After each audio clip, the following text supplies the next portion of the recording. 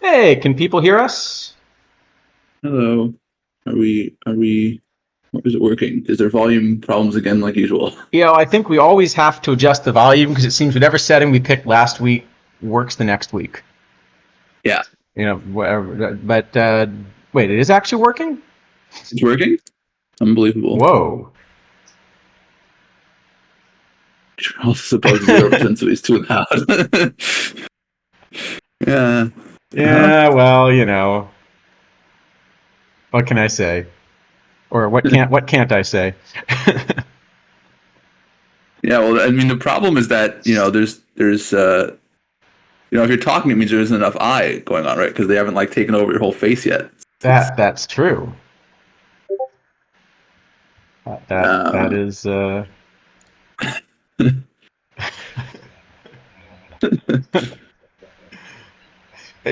kidneys. Instead of DMing, you can actually join the stream if you wish. We do issue an open invitation to various organs. yeah, exactly. Um, Well, then I mean, the thing is that then we're gonna have real volume problems. Yeah, if kidneys is also just a loud thing happening in general. So, you know, no. Yes. A bit. yeah.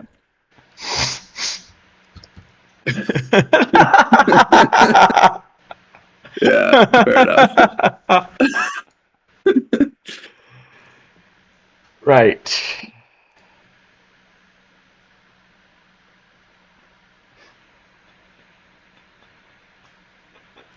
Okay. What was you had another one too that was what was I forget you had an old one that was pretty funny. The old entrance sound. Wait. Oh. Now I forget what it was.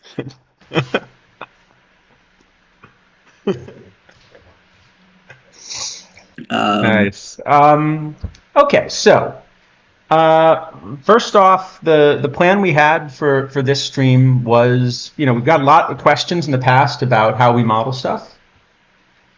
So we thought we'd actually play around with, let's just build a model from scratch and kind of see what happens. I don't know how far we're going to get. I don't know how good the model is going to be, but we'll kind of take a look at how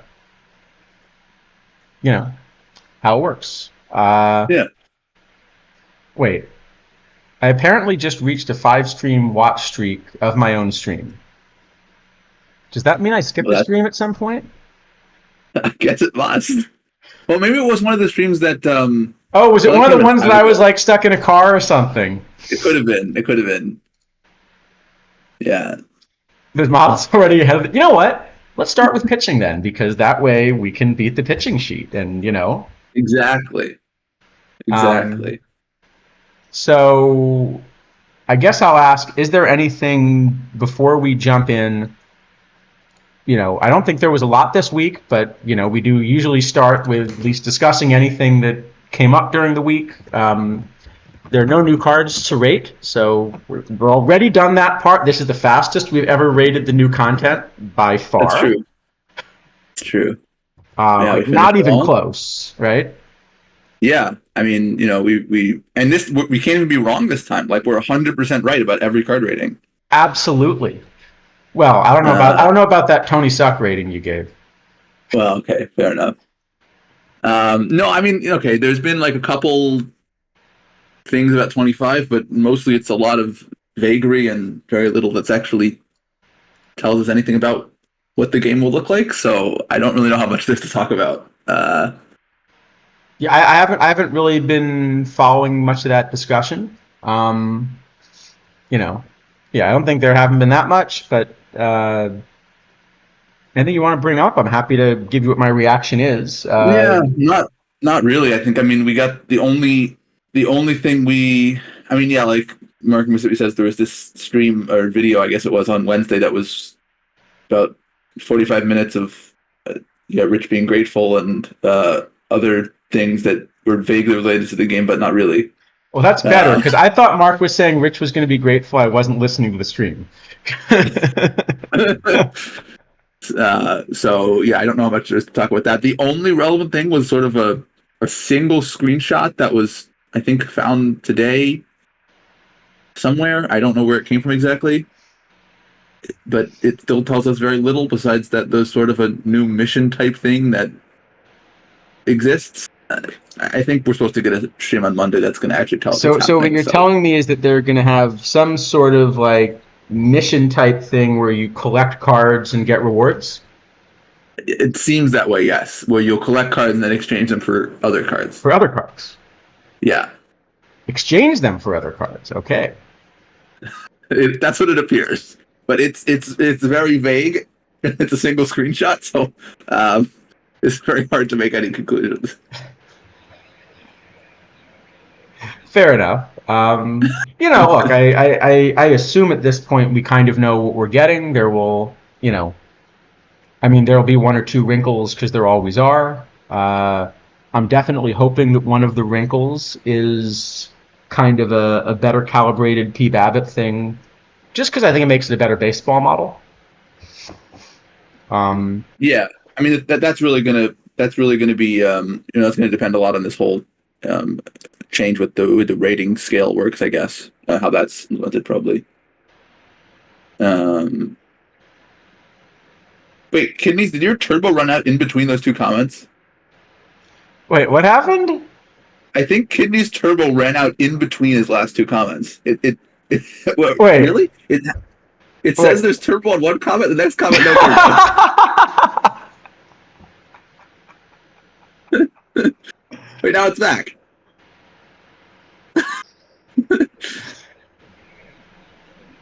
Okay, well, I guess we learned something about Twitch today. It takes them like a few seconds to process an auto renew.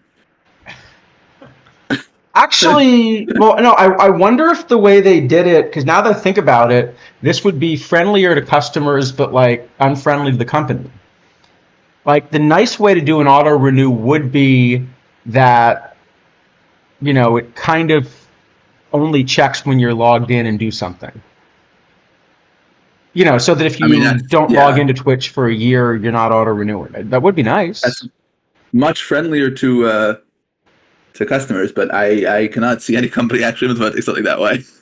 I can think of one company that actually does not encourage its people to auto renew their premium services. Really? Yes. Okay. You can't think of any? Yeah, okay, I thought of it now. Took me a second. Fair enough. It is not EA Sports. No. I'll give you a hint. They have a premium service that involves some sort of like plus. Yeah. But it doesn't auto renew. Oh man. Yeah. That's true. Kidneys is doing a very good job of stalling. Yeah. Well, actually, I did have one other time waster I'd love to get help with. Now, I will admit that the reason I really want to get help with this is actually because of Spore. So this is something we were going to do last time, but for some reason the stream ran long. We never usually have that problem, but I couldn't imagine how that happened.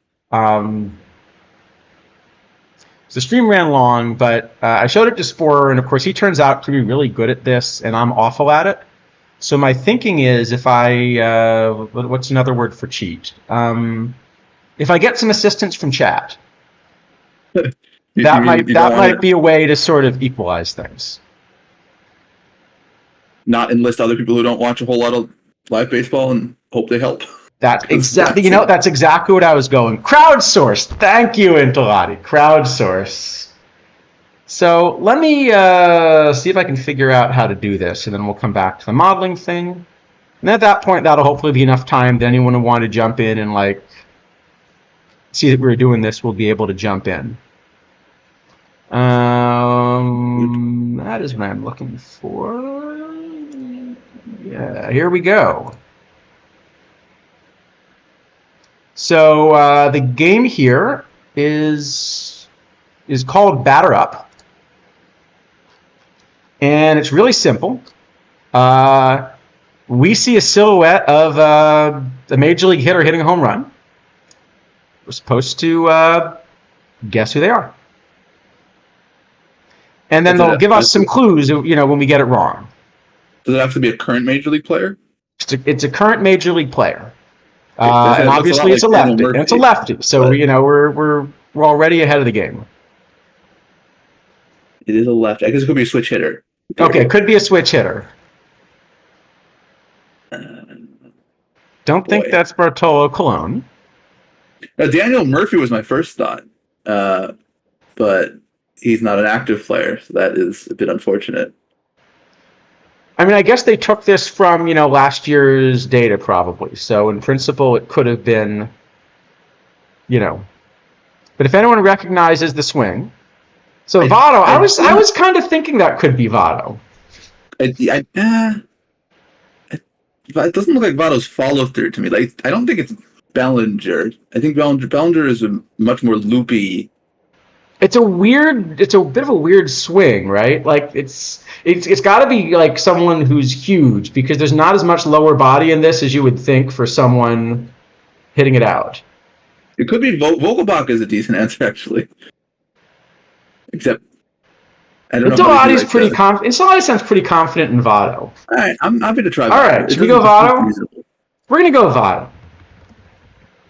Joey Votto. Let's do it. All right, so we now get information. It is someone from the AL East. Well, it's funny. They already put him on the Blue Jays. Yeah. So someone from the AL East.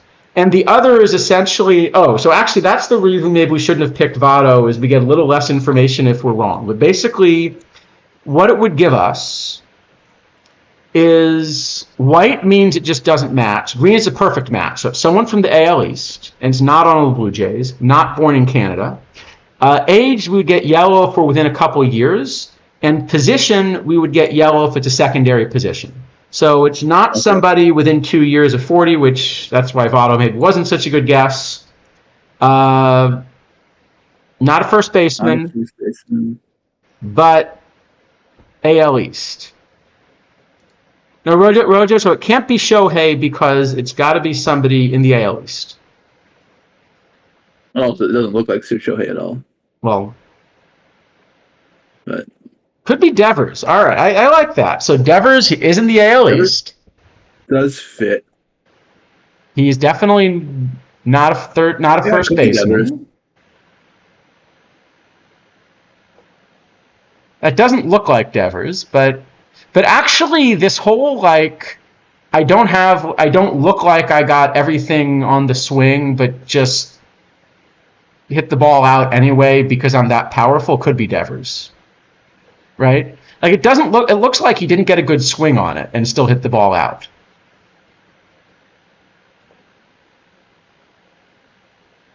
Would Devers have a secondary position at first base? Did he play? I don't think he did. He play? I think he played just third. I don't know. I only think of him as a third baseman at least, or DH, I guess. All right, what do we think? This is where we gotta beat out Sporer here. Seems reasonable. All right, I'm seeing Devers and I'm seeing Gunnar. You like either of those, Isidafo? Looks more like Devers than Henderson to me, but I really don't know. All right. Should we try Devers? Sure. All right, we're going Devers. Oh, I guess we also know that the number, let me see if you happen to know what number they wear, yellow would mean the matching tens place. So it's not someone with a single digit number, but I actually don't know what number Gunnar wears. All right, we're going Devers? Sure. Yeah, I think Devers seems reasonable. All right, let's do it. No. Okay. Also not from the Dominican, but within a couple of years of 27, not a third baseman. So definitely not Gunnar either then. All right, well, we got three AL East teams left. So between 25 and 29, right? That's what that means. Between 25 and 29, 25 and 29, and not exactly 27. Okay. I don't know it that well, so that's not going to be. I don't know the ages that well, so exactly 27 is not super helpful. So what teams? It's a Ray, an Oriole, or a Yankee. Or a Yankee. Do the Yankees actually have anybody like under 27? The Yankees don't have a lot of left-handed hitters to begin with. Could be a switch hitter. Maybe a Ray.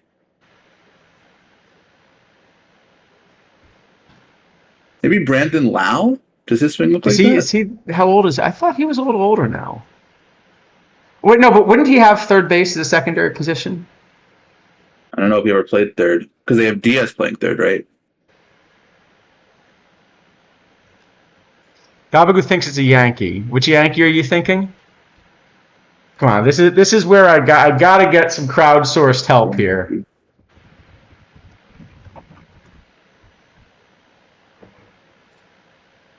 Austin Wells, I have no idea.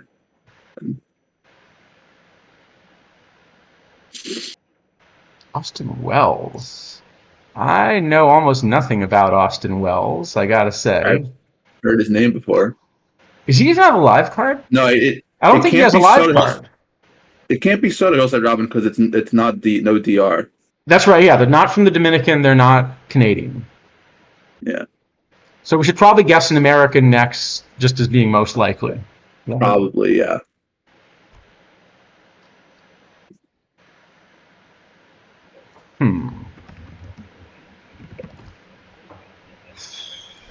All right. So who's on the Rays that would fit? You think it is Lau? Okay, so he's a lefty. You don't think he'd have third base? I guess that was my question.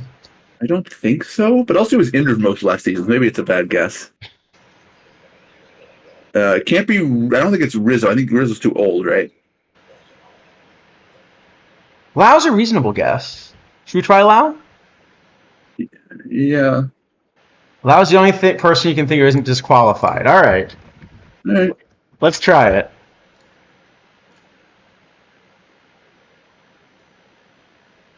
No. Okay, so it is another 29-year-old American. Also doesn't play second, and we've got two teams left. Okay. Well, we're narrowing it down slowly but surely. Well, we're running out of teams in the AL East.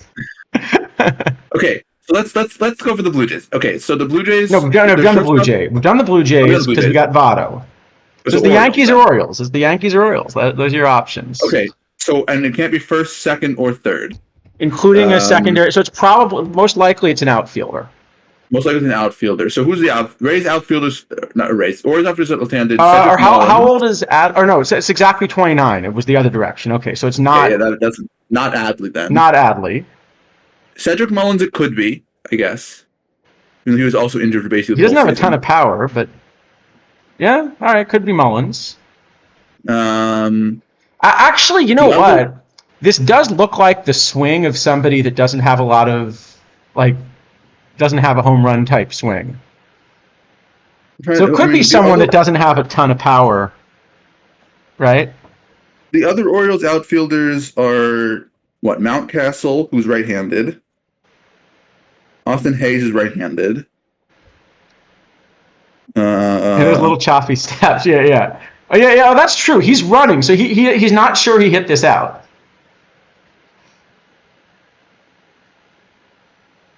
What about the Yankees? Yankees left-handed outfielders. Do the Yankees have left-handed outfielders? I can't think of any.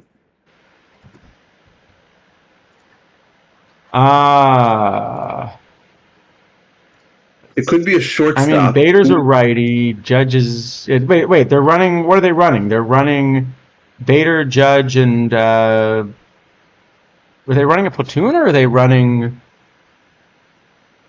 I actually don't know who they're running. Okay, it also could be a catcher, I guess. Could be a catcher, could be a shortstop, but I don't think the shortstop's on either. Oh yeah, Oswaldo Cabrera. That's right. Thanks, Snowman. Shortstops on both teams are right-handed, right? Oh, Mateo, I guess. Mateo's a switch hitter. It could be Mateo. Oh no, DR. Oswaldo's a switch hitter, right? Yeah, but it's also Oh, I think we're running into he's too young and not American. Okay. not American. Yeah. I like Mullins then. It's the best one I can come up with, at least. All right. Should we go Mullins? Sure. Got him. Oh, nice. Oh, it's against the Yankees. That's It's funny. It's against the teams we were down to. All right. All right. We did okay, but that's not going to beat Spore today, I don't think. Should we try? Probably Should we not. try one more now that we're warmed up? I mean, let's do it. We Yes. helped a lot by getting the division on the first guess. That really helped us. All right. Well, you'd think it helped us, but it took us 4 tries. That's true. It does take us 4 tries. All right. All right. One more try. Yesterday's batter. This looks like, a bigger, slower guy, I would say. Yeah. With a ton of power. Yeah, exactly. Keep doing digging one and clip that one for Spore. I like it. Yeah. Well, you might just keep guessing Derek Jeter until we get it in 1, but that might take a bit. Okay, actually, that's a real quick bat. I think it's someone like Soler.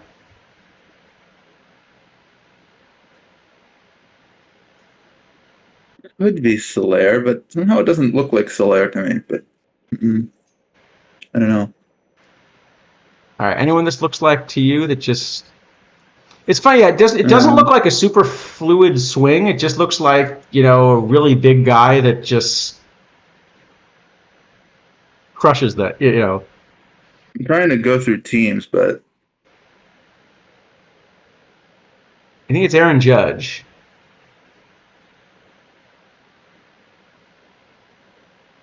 And he's kind of like, Isn't Judge- all right. no, I think Judge opens up more than this. There's a little leg lift, but it's not a huge leg. Like, it's a guy that doesn't need a huge leg lift to, to crush the ball. Doesn't Judge open much more, and then sort of it doesn't. Stanton, I think, is even just. Stanton is so close. I think Stanton would be obviously. No, but the thing about Stanton is it has to be someone that hit a home run last year. Well, but the thing is, I don't think it can be because Stanton starts so close. There's no way this.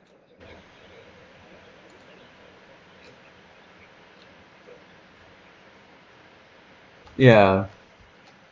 Maybe it is. I don't know. It's hard to tell. Let me think.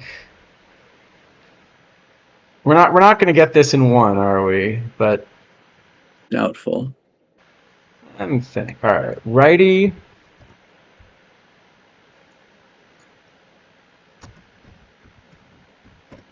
All right, we can just find a righty who hits a lot of home runs.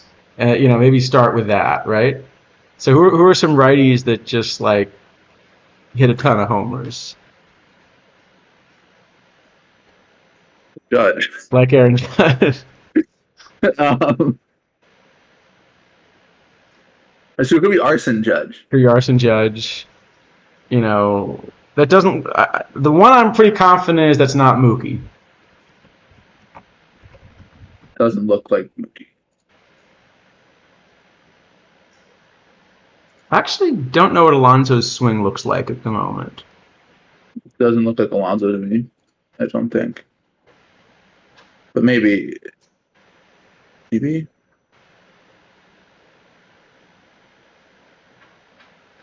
Sorry, we just got one from the AL East. It's got to be someone from another division, right? That's definitely how it works. Yeah. Oh, that's got to be how it works. All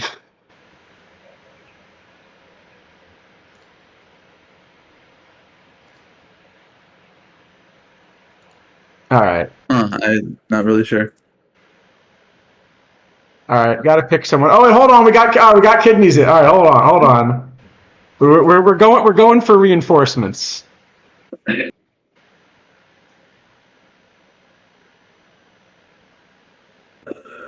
Oh, did you leave isidafo? Oh, wait, did I don't think I left Isidafo. Oh, but he probably has to switch over to the other version of the call. Wait, All right. did I get the Does call it work? wrong? You did the first time.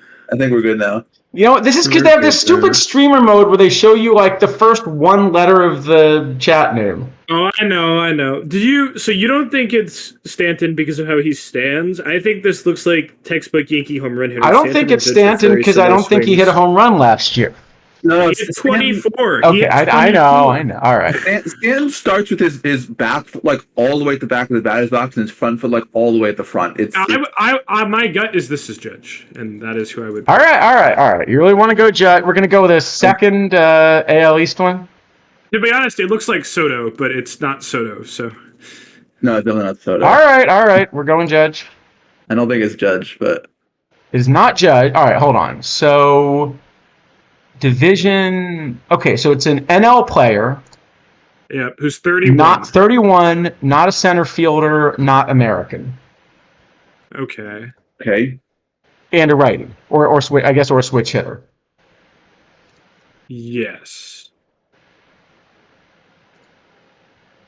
I mean, the Soler that you went to first doesn't seems like he fits that at least. I think he's older, but He does fit. Well, he does fit Soler that, is though, right? immediately who I just went to look for is isidafo, because he's NL righty, big swing. Yeah. Well, he's 32 in 12 days. But that means he's But 31 I today, assume right? This is up to... Yeah, totally. So Well, is this when it happened, or no, this is just yesterday's. Okay. I want to go Soler then. Should we go Soler? Yeah. Well, he's not 31, right? He's 32. It's debatable. Yeah, it doesn't You know can do what it. that they use for age. I mean, come We'll on. get other info anyway out of this. It's fine. Go for it. Yeah. All right. I don't think I've ever seen Soler hit a baseball. You said that you wanted somebody who's watched baseball. That's not Okay, Soler is 32. So not the NL West. So it's the NL And also East, not NL Cuban. Central. Yep. Also not right field. I mean, it could be Acuna, but the swing looks. Oh no, not. I was going. No, The Acuna's outfield not doesn't look. old. And he'd be right field. Yes. The swing doesn't look. That's not Acuna. Okay, but apart from all the Who's reasons, it's not. 31 in the But NL? apart from all of the reasons, it's not Acuna. Could it be Acuna? He does hit a lot of home runs. That's kind of true. I mean, we've friend teams. We can just. I mean, it could be like any of the other Braves that hit a ton of home runs and are right-handed. Like Eddie Rosario, who's 31. Ozuna? Left-handed. He's a lefty. He's a lefty. Ozuna's a righty. He's 32. All right, the Braves catcher Sean Murphy, not He's American, old enough. ruled out. First base Olsen, left-handed. Second base Albies. Left-handed. Well, he switch hitter, but I think he's too young. He would be too young. He's nowhere near 31. Yeah, he should stop being switch hitter, but he's a switch hitter. Like De La Cruz, if y'all have been following baseball stat Twitter, De La Cruz should not hit right-handed ever. He's awful. Wait, how old is Lindor? Lindor. He's about is 31, probably right? about the right age. That's not a terrible guess. Let me go look. I don't think Lindor is a one-handed follow-through, though. No, Lindor's too young. Too young. Is he not 31? I thought he was. Okay. He's 29 still, by the way. That guy's insane. I don't think people understand how good that player Nice, is. very good. Yeah.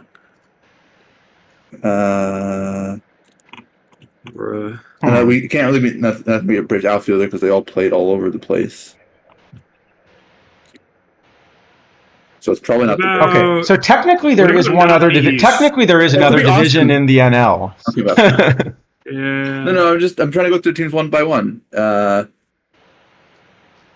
Orlando Arcia is too young, probably, but also I don't think his swing would look like that. Maybe I don't know Orlando Arcia's swing at all, though. He is too young. Okay, I'm pretty confident saying not Braves. Yeah, not Braves. There are teams in the NL Central still. We haven't even talked about them, right? Well, the NL Central doesn't really exist. All the teams are too bad. I mean, there's 31 and not American is a pretty small list. Also right-handed, right? Like Yeah. that's not too big of a list to go through. So Well, I didn't quite want We to got do the like a central. just like, data mining search. I mean, we could, but you wanted to actually see, but Charles, none of us watch baseball unless isidafo knows. So Yeah, but we get all of this help from chat. I figure like between all of us, we should be able to crowdsource a win here and where beat Javi score on Baez one is of on these, the right? Tigers. Also, Javi Baez's swing doesn't look anything like this. Yeah, Javi Baez. The plate when he swung, so I mean that's not Javi Baez. So. Yeah, he's not off balance. He's. Yeah. Yeah. Okay, This is a really good swing, by the way. This is one of the better swings we've seen. next team. I guess what's the next team we should do? Phillies. They have some power hitters. They have a bunch of lefties. We have a lot of lefties. All lefties. It could be. Okay, Miascon's not American. Yeah, I was going to say Turner. This is also a Turner lefty. would have actually been a good fit, except he's American, right? Right. Yeah. He's a little young too. Wilson Contreras. That fits, doesn't it? Doesn't that fit? Fits everything we have, I think. Yeah, I think so. Does he also count as an outfielder? No, he's a catcher. No, but he might have he's catcher. secondaries. All right, he's left field, so he would be fine. He would be fine. All He's right. catcher We left going field. Contreras? Yeah, that's a Let's good do one, it. Cage Wisdom. It's a good one. Oh, I got it. Oh, nice. Nice. That's a sweet Nice. swing, by the way. That's not a bad pitch to get hit either. Yeah. I mean, it's not Slide like it over. the best pitch, but that's really well done. All right. Is that the best we're going to That's do, a or do we great do hit. one more? What do you think?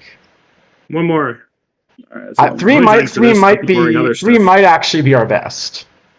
All right, let's do it. All right. Last one. I got 3 on the first one, by the way. Remember how I said he looks like he's running fast out of the box? It was Mullins. That was easy. All right. I also deleted it This by looks putting in like a Jared no Duran. doubter.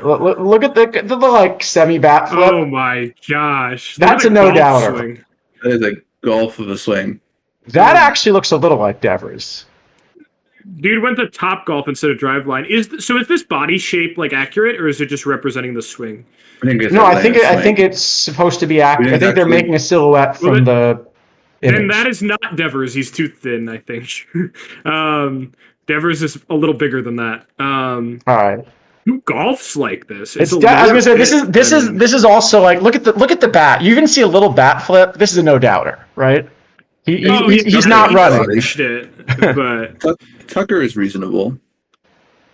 Kyle Tucker. Oh, Kyle Tucker is a good one. Nolan Jones isn't a bad one as well. We could do either of those, to be honest. I like Tucker for this actually. I think Intellitia is a good guess there. All right, let's do it.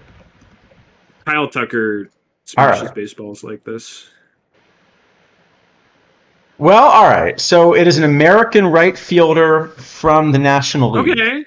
No, that's actually Okay. pretty good. It's an American that's right a lot of fielder, info. National League, lefty.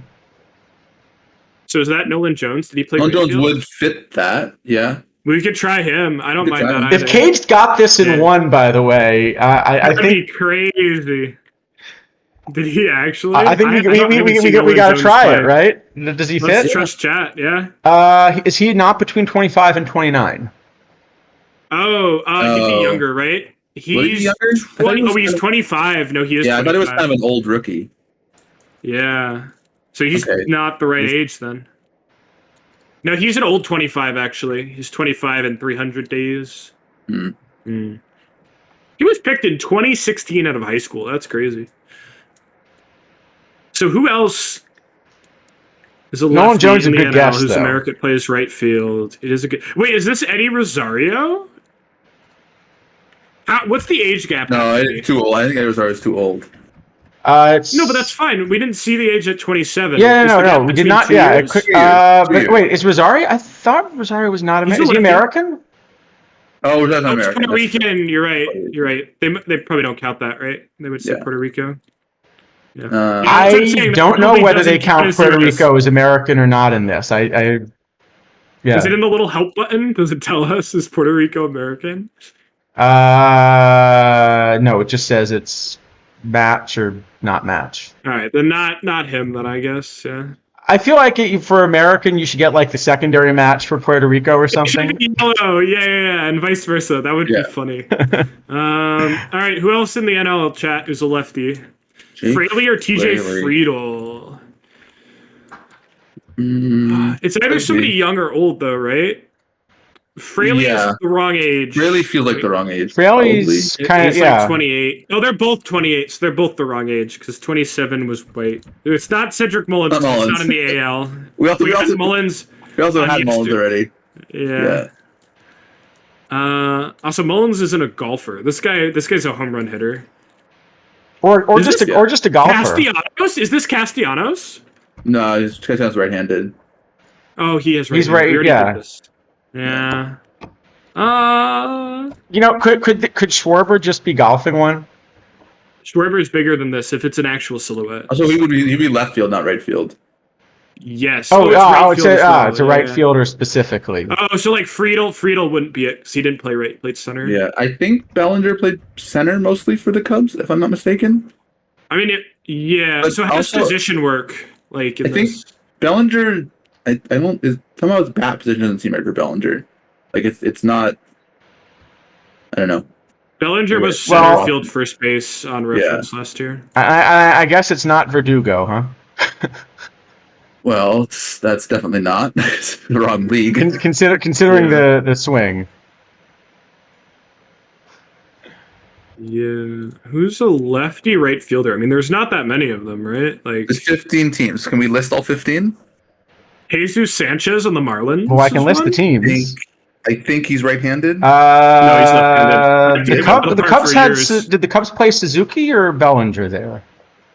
Suzuki's a right-handed Suzuki's a righty. and he played there. Yeah. Well, he's also Suzuki's not American. It's not Suzuki. Yeah, I'm just not thinking. Suzuki. Oh, and Maybe Jesus Conforto. Sanchez is Dominican Republic, so it's I like Conforto. Conforto seems like a reasonable guess. Oh, that's not a bad one. Where did he play last year, or where is he now? Because it's their current team, right? I guess the he current played team. Giants last year, I believe. There's no way Conforto homered last year. Was he being injured then? Was this one of Jake McCarthy's 2 home runs, guys? Is that the angle? Jake McCarthy with the no doubter? Yeah, I was gonna say there's definitely a no doubter from whoever hit it, right?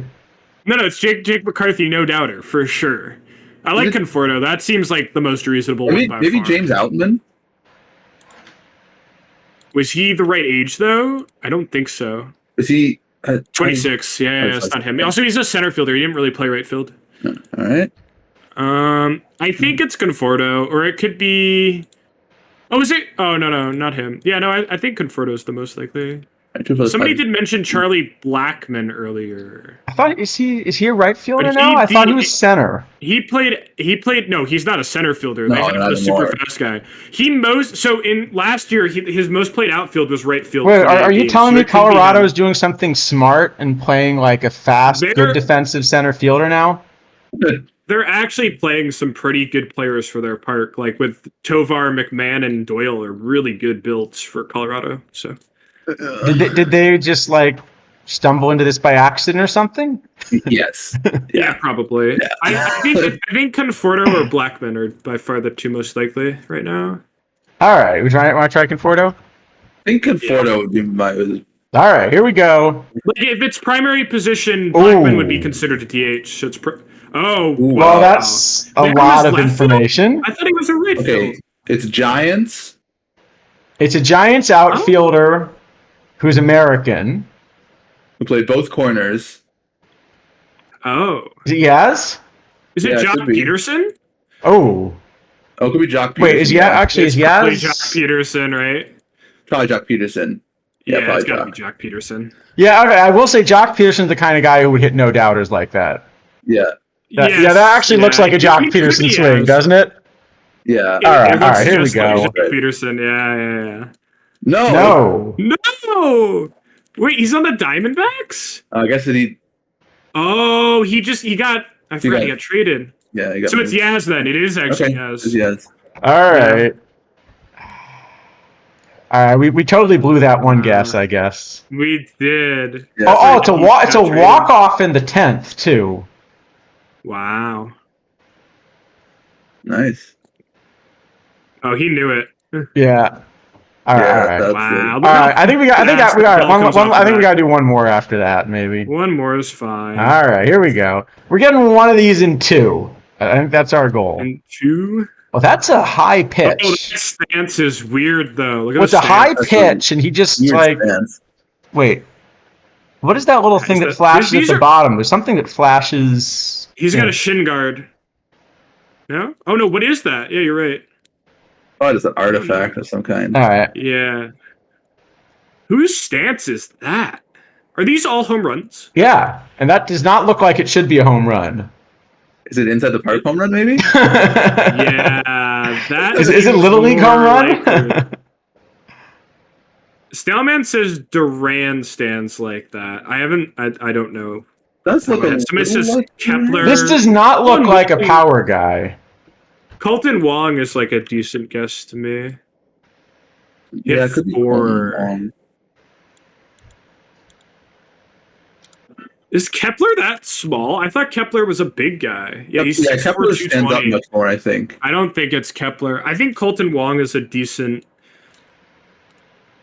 He didn't hit a lot though, so you'd have to be. He's also not running like the Mullins one where he takes. I think I like Duran better than Wong if we're gonna.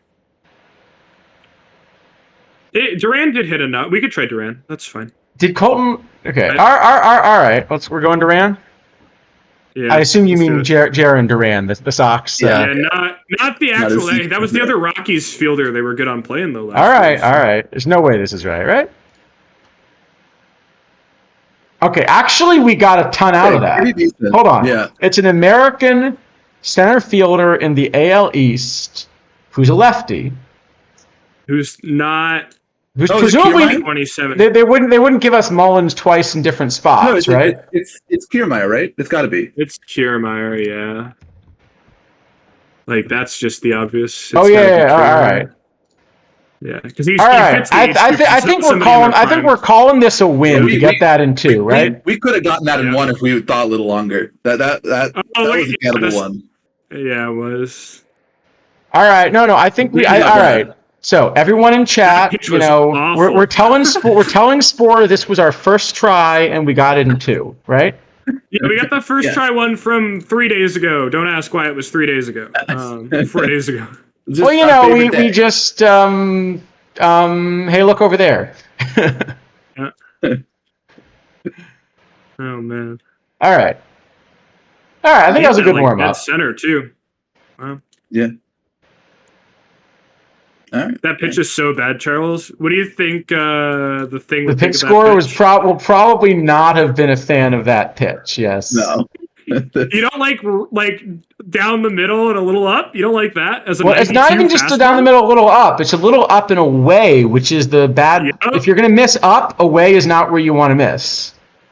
Yep. Right? That's what we were looking at last time. It's in that diagonal stripe of this ball is going to get clobbered. Yeah, and beyond that, it looks like a relatively mediocre, not much life even for a 92-mile-an-hour fastball. It's just kind of nothing. No, it's pretty straight. It drops down just a tiny bit, but it Well, doesn't. we got a Detroit highlight. See? Yeah, exactly. Who's throwing? Trying to see who's throwing that. Every Detroit highlight. Looks like Matt Manning, I think, throwing. I'm just saying that he almost got whiplash out of that one.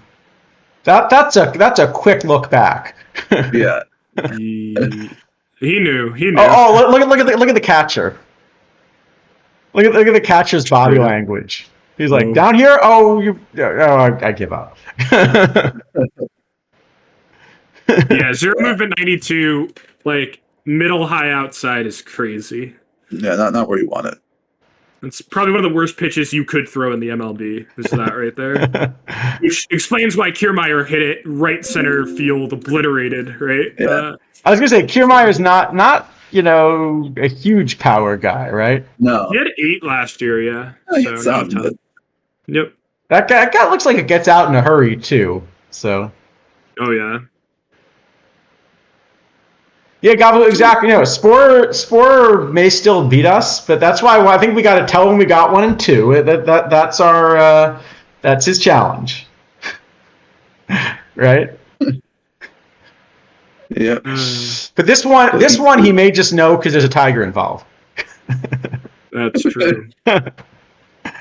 Yeah. Oh yeah, I remember that one. You got Cage Wisdom says you got number 1 and number 10 in one. Oh. All right. Should we take a look at that? Let me see. Archive. Sure. Number 1 or number 10? What do you want to do? Let's do 10. Sure. All right. I don't know because I don't want to give up on the whole. That just looks like he's. Oh, look at the hair. Where is it? Hair flip as he runs. Look at it. The dreads go. Oh. Yes, it's in the silhouette. Yeah. Right. See? That's really funny. Is it funny? I still don't know who this is. Oh.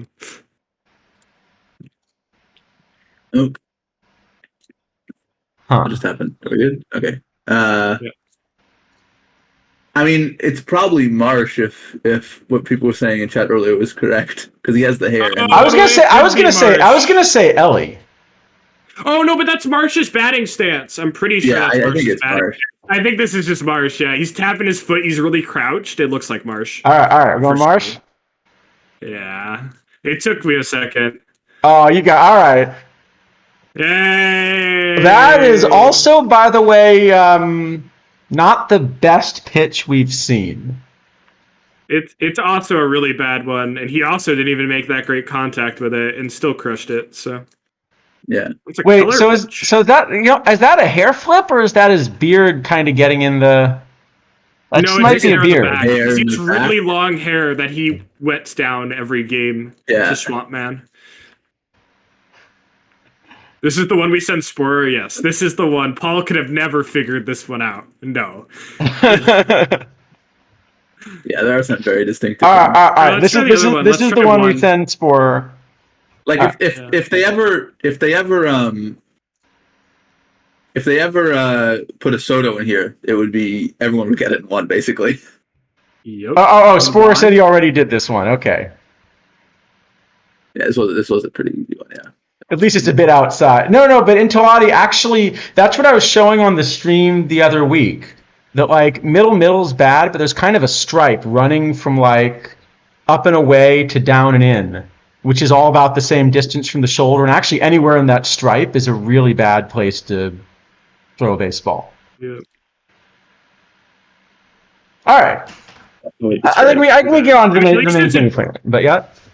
At least it's a two-seam that cut away, but he very clearly was aiming right down the middle with a two-seam, and that's not normally what you want to do. I thought Keller had more velocity. No, I don't think he is. Look where the glove is. I think he wanted it low. It's high. He wanted it high. Did he want it high? When did he drop the glove? I think he drops it and then he brings it back, but you see frame probably high right at the beginning. Oh, yeah. I see. He's dropping it because he'd be like, I missed the spot. Yeah. I guess I'll start from low to frame it. I think it was supposed to be up and in, Charles, and it ended right down the middle and a little outside. But that's all right. I will also say that, I'm sorry, but if as the catcher you feel the need to frame a ball that's right down Broadway, your framing skills may not be up to par. Well, he didn't know it was going to be right down Broadway. It wasn't supposed to be. Just saying. Yeah. We could try the other easy one. All right. I don't know. I think getting it in one's as well as we're going to do, but all right. We can't do better. Yeah. All right. Well, look at number 1. We're definitely not going to do better than getting it in one. Well, that's like a lefty Sammy Sosa with the hop, right? What? Who is this? That's like the Sammy hop, isn't it? Is this only from 2023, I assume? Yeah. I mean, he's got his hands down almost like Ted Williams, and he has long hair. You can see it go up and down when he pops up, right? So, who is this? I don't know this person's stance at all. No, and the hop is a. By the way, his swing is incredible on this baseball. Like, that's a great swing. I I have Look, no you can idea. see the ball in like one of the frames, right? Yeah, just briefly. Yeah. It's not. The hair is too long for Harper, right? So Harper doesn't stand like that. I don't know. No, It's such a Harper's not weird like that. stance. It's a very weird stance. It should be very distinctive. I just don't watch enough. I know. I baseball. mean, like to somebody out there who actually watches baseball, this is like immediately coming to them. Yeah. The Oh, hop. Snailman says it's Verdugo. Does he have that hop? He ought. Yeah, he would showboat like that. It could Yeah. definitely. Oh, be that, Verdugo. that is true. All right, we're going Verdugo. Let's try Snailman because he had the Oh hair. as yeah, well, there right? you go. Yeah. I didn't know he stood like that. Oh wow, he deletes that pitch. By the way, should you show the notice all of these distance on pitches are like in the same like spot, basically. Well, here's the problem. Lance Yep. Lynn is pitching. So if we had known that, it would have been, Wait, that's a breaking ball that like starts in a horrible spot and breaks to an even worse spot. Yep. Lance Lynn gave up a lot of home runs this season. Just a few. What a great swing, though.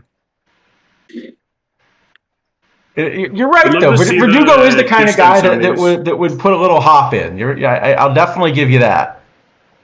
Yeah, but it's so clearly his stance too. There's not a lot of guys who load like him, but he has the timing down clearly here. So Look at that front. That front foot is weird. no, it's fine. He gets it. He rolls it a little bit on the swing. If it works, you know. No. People do all sorts of weird stuff. Everybody who swings well swings the same way. Like he's just timing. You see him tap it. It's really weird timing, but yeah. Yeah. But no, I mean his swing is beautiful. I mean, it's so good in this. At least against righties. Yeah.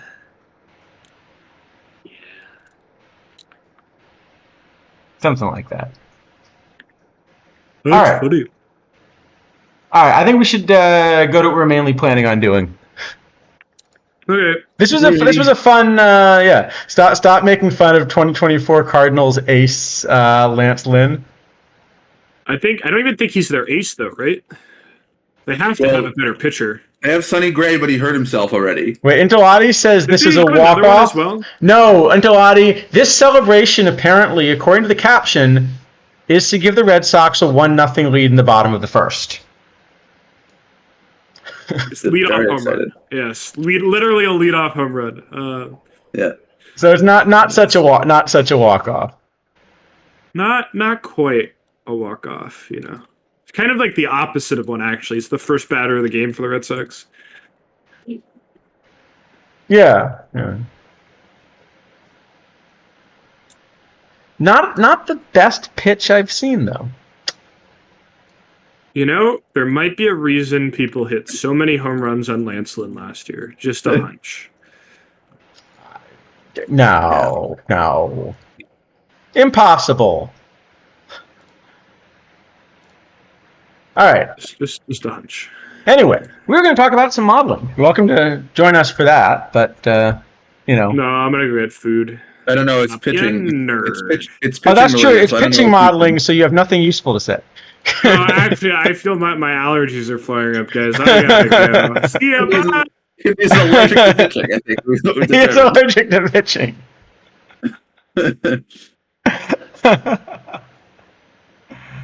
Man. All right.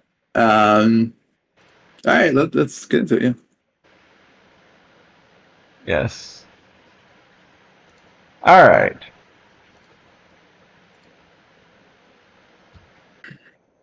So, because he went to Ole Miss. There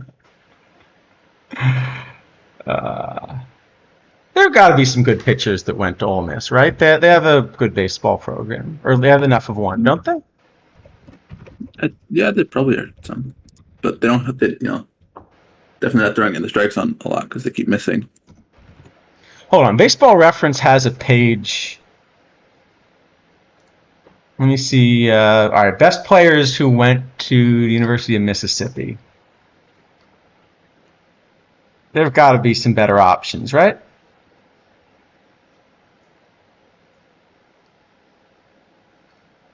I would think.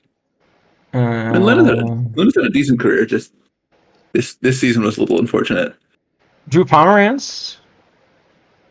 No. Maybe not. No, it looks like Lynn is it.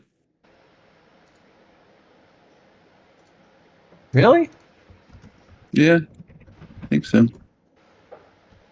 I mean, they've had a few pretty decent seasons in the middle of, with the White Sox and the Rangers at some moment. I'd definitely take his career over Pomeranz if that's the two options. Let me see. All right, well, here you go. Career win leaders who went to Ole Miss. Lance Lynn's number 1 with 136. Jeff Facero.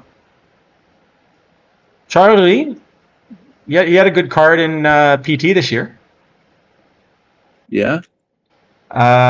Joe Gibbon, Drew Pomeranz. So, yeah, actually, it's not a huge list, is it? No. I guess not. No, Lynn's this last season was quite poor, but he had some good years. Okay. We'll have to ask Mark in the chat, right? He's definitely an Ole Miss guy. You gotta be careful. It's, definitely options. They have more hitting options, I guess. I wonder if. Yeah, Mississippi State. That's true. They probably have more. Well, Mississippi State won a title recently, right? So they.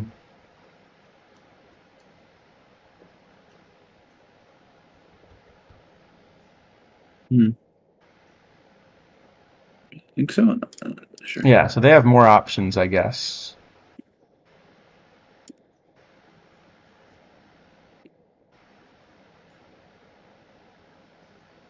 Yeah, I'm not seeing a ton, especially recent players. A few older ones. So, G. Walker, he had a long career.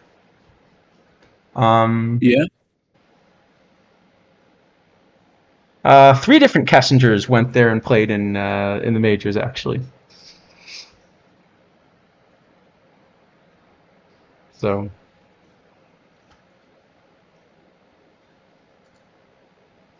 Yeah, Mississippi State has some good ones. But yeah. Okay, so they have more of a history then. Yeah. Looks that way. All right. Well, I think we did a good enough job of embarrassing ourselves with our lack of baseball knowledge, especially me. Exactly. So, but we're sending Spore the one that we got in 2 as a challenge, right? Yeah, I think that's We just needed to warm. We just needed to warm up.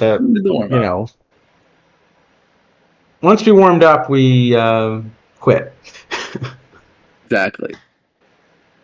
I think that's a plan. All right. So, anyway, what we're planning on doing was taking a shot at building a model and kind of seeing what's involved. So. Yes.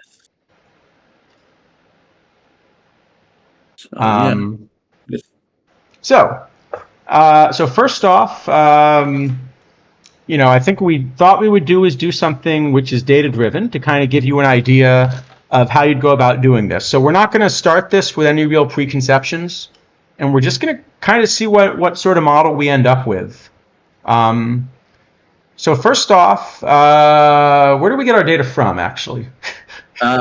Jimbo Dan was very helpful in giving us some bronze data to look at, so big thanks to him on that. Great. I'm trying to see if there's a good way to do a shout. I don't have the shout out thing set up. Yeah, so I believe this is from the Daily Up Late with Bronze, which for those who don't remember all the names like me, is a let me see what the format is. Yeah. It's modern open, no park. So it's just like open bronze, nothing going on beyond that. Okay, so it's just standard open bronze, modern era,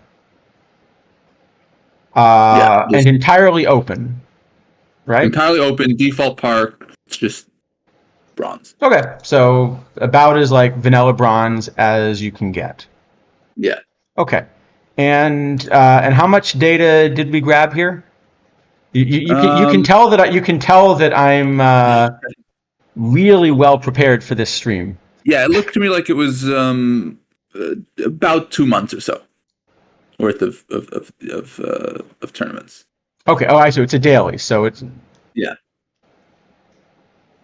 So, Mr. Jehovah, you can only get data from tournaments which you are entered into, and you do it by actually we probably should show that because that is something people may not know. But I don't know if you can get the game up quickly, Charles. If not, I can just sort of describe it. Let me see what I can do because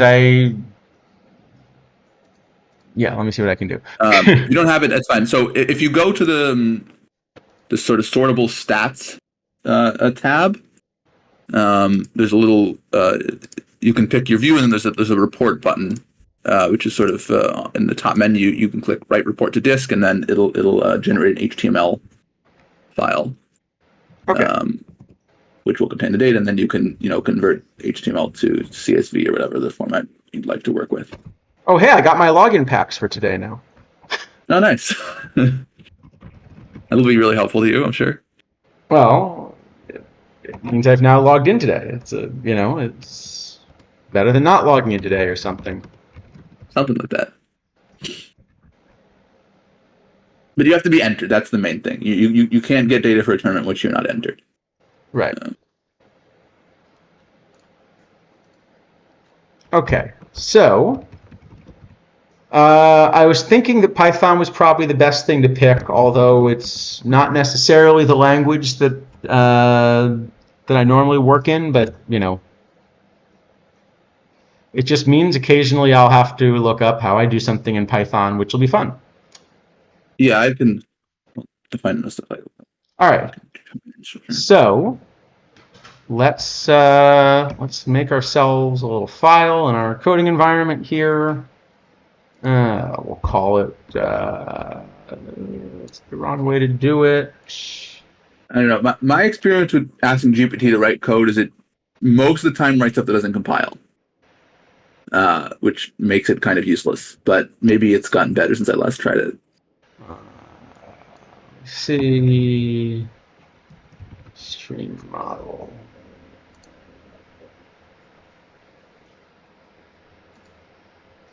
I'm also using an IDE I'm not familiar with because it's very important anytime you do something on stream that you should have as little familiarity as possible with your toolkit. It just makes it more entertaining.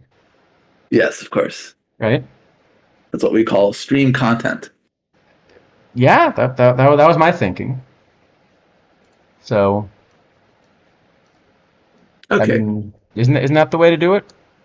Yes, absolutely. Hold on. Why that didn't do what I thought it was going to do. I'm going to be saying that a lot, but I wanted to be able to put that side by side with that. Okay, I think we got this to work. All right, so I guess the first thing we should do is let's actually just take a little bit of a look at what our data set looks like, right? Makes sense to me. All right. Seems like a plan, at least. Oh, wait, is that other next thing in the back or whatever? I'm just trying to get the ratio right so that that worked? That worked, okay. All right. Let's see what we're going to want. So we're probably going to want NumPy, pandas, I guess. Yep. We'll do it that way. I would think so.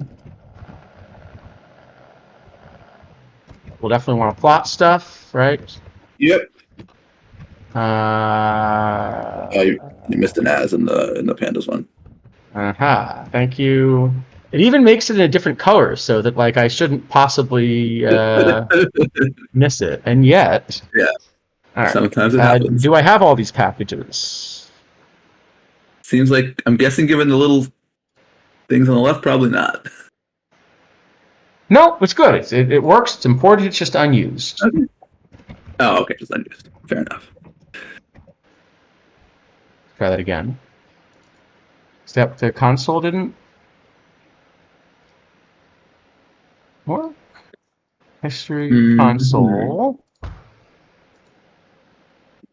Error occurred while starting the kernel.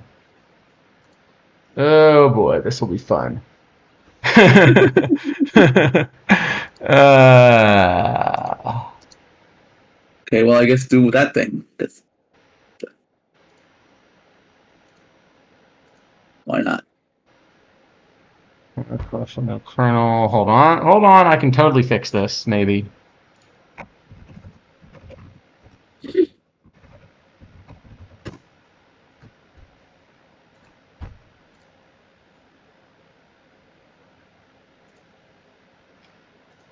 Always more fun when you do it live, right?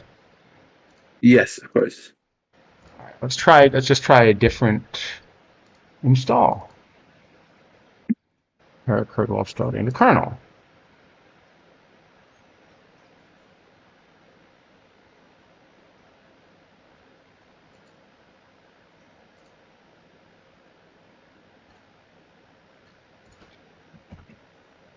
It worked. All right. Excellent. We have done it.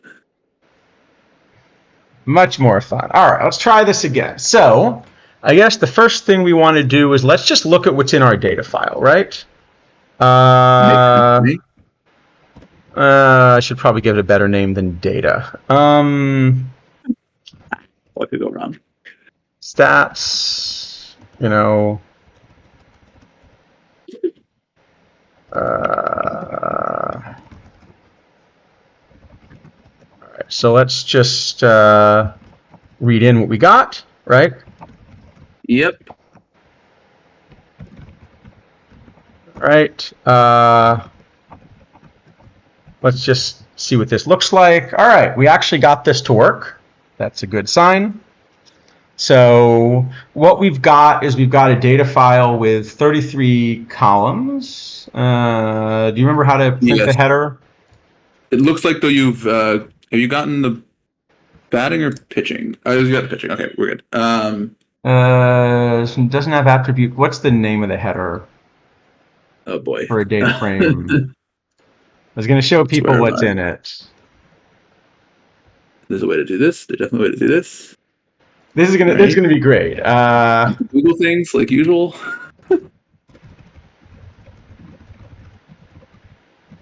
Yes, just head. Thank you. Yeah.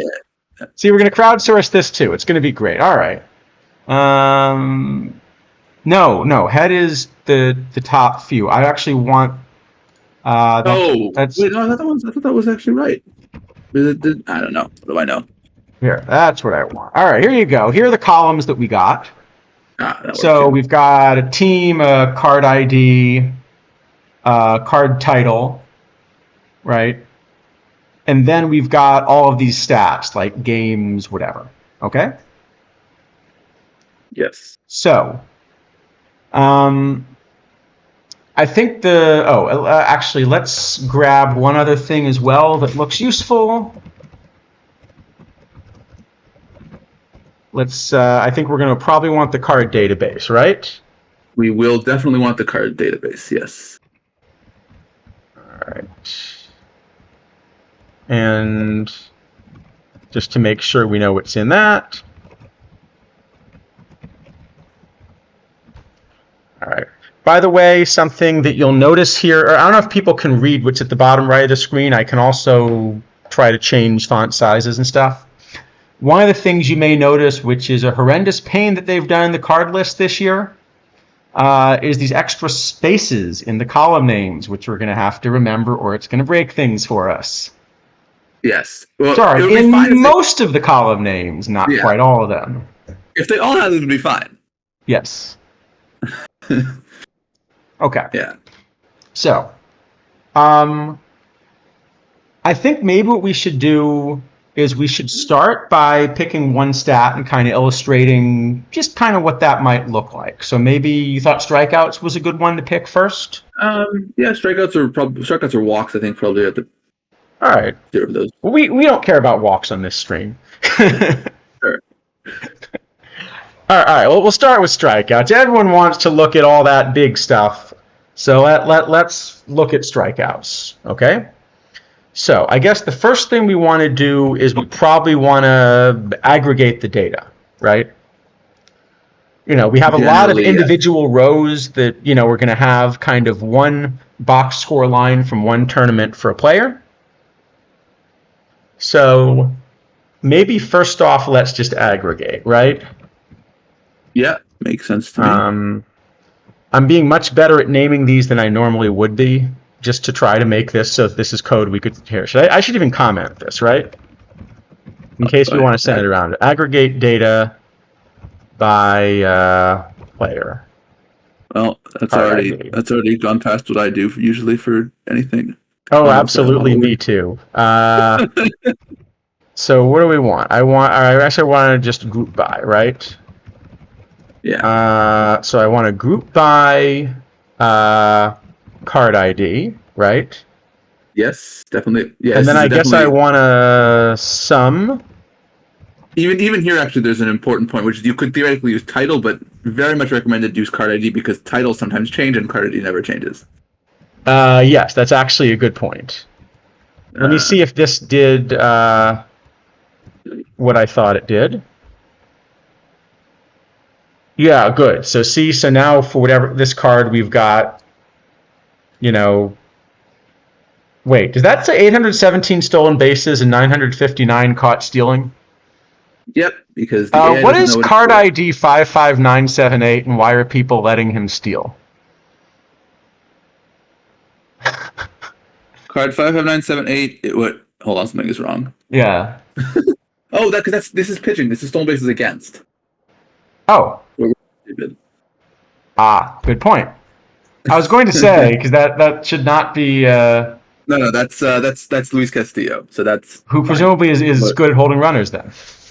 I guess so. People are trying to steal a lot against him without much luck. All right. So don't run on Luis Castillo. Very good. Do not run on Luis Castillo. All right. So we got our aggregated stats, right? Now we're going to kind of merge this with the cards so that we have some card info, right? Yep. Merge data frame. And then what I want. The naming conventions are slipping, but that's okay. I do it too. Should I pick a different one? No, it's fine. What should I do? I mean, this is the same kind of stuff I do, except it doesn't even have whole words. It just has like initials usually. Yeah. Let's see. And I guess they have different. It's this, right? It's called card ID. It's with a space in front, I believe. Aha. Yes. With a space. Yeah, my memory for some of the ones with spaces is good, and other ones it's not good. So. Wonderful. Yeah. Okay. Let me just see what's in here. All right. Well, that's actually not bad. And there are 112 random unnamed columns because I probably merged this wrong, but whatever. No, I think those are in the card list too. Does the card list just have 112 like blank columns at the end? Something, yeah, it's got a lot of junk. Why? Why would you do that? Because game good.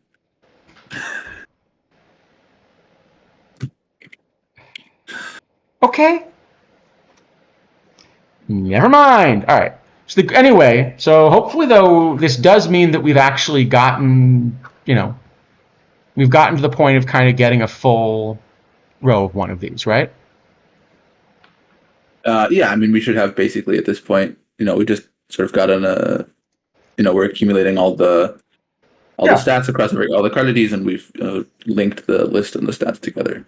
So let's now actually see what a little bit of this looks like. Okay. So maybe let's compare strikeout rate with stuff, and we're going to assume that higher stuff just directly gives you a higher strikeout rate. Right. I mean, I guess the first thing we need to calculate strikeout rate. That's the first. Yes. Good point. The first thing to do. All right. I think it's also probably an important moment to mention that I would very, very highly recommend that when you're doing anything with the data that comes out of the game, sort of only take the sort of raw counting numbers as input and calculate everything else yourself. So when something like, on base percentage that the game gives you, it's better just to calculate yourself, because then you can be very confident that there's no weirdness going on or with rounding or other things of that sort. So we have a batter's face column, we have a K column.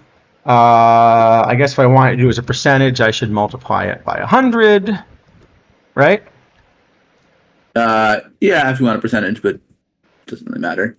Okay. That looks pretty good to me, right? End up dividing by 100 at some point, anyway, probably. Yeah. Get rid of a few of the extra statements so that we can. All right.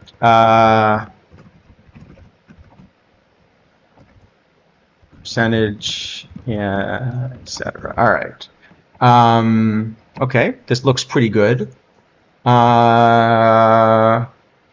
You know what? Maybe let's just plot a little bit and let's get an idea for what this looks like, right? Yeah. And of course, I mean, when we're doing this, there are going to be some weird outliers, because there's some guy who's faced 3 batters. Well, we can fix that. We can fix that, but let's maybe do that in a second, right? So what do we want? We want stuff, I guess.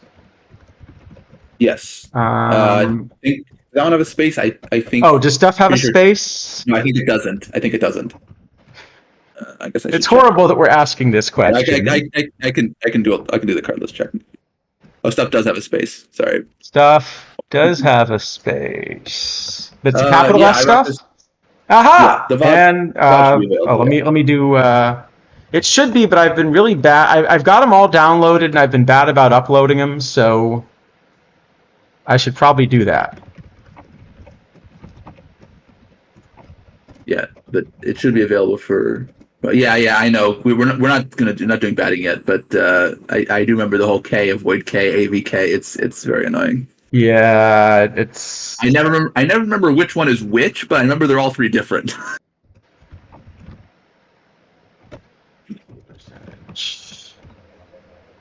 Do I need to escape percentage? No, I don't.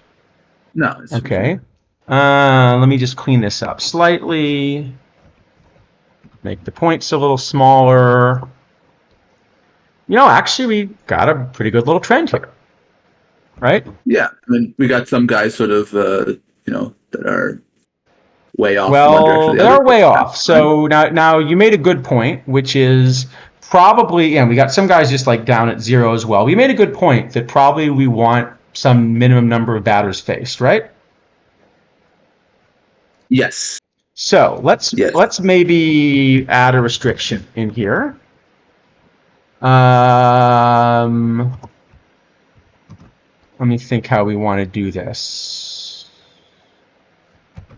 I'm probably supposed to make a copy and place here or something, but Yeah. I wish I had pointers.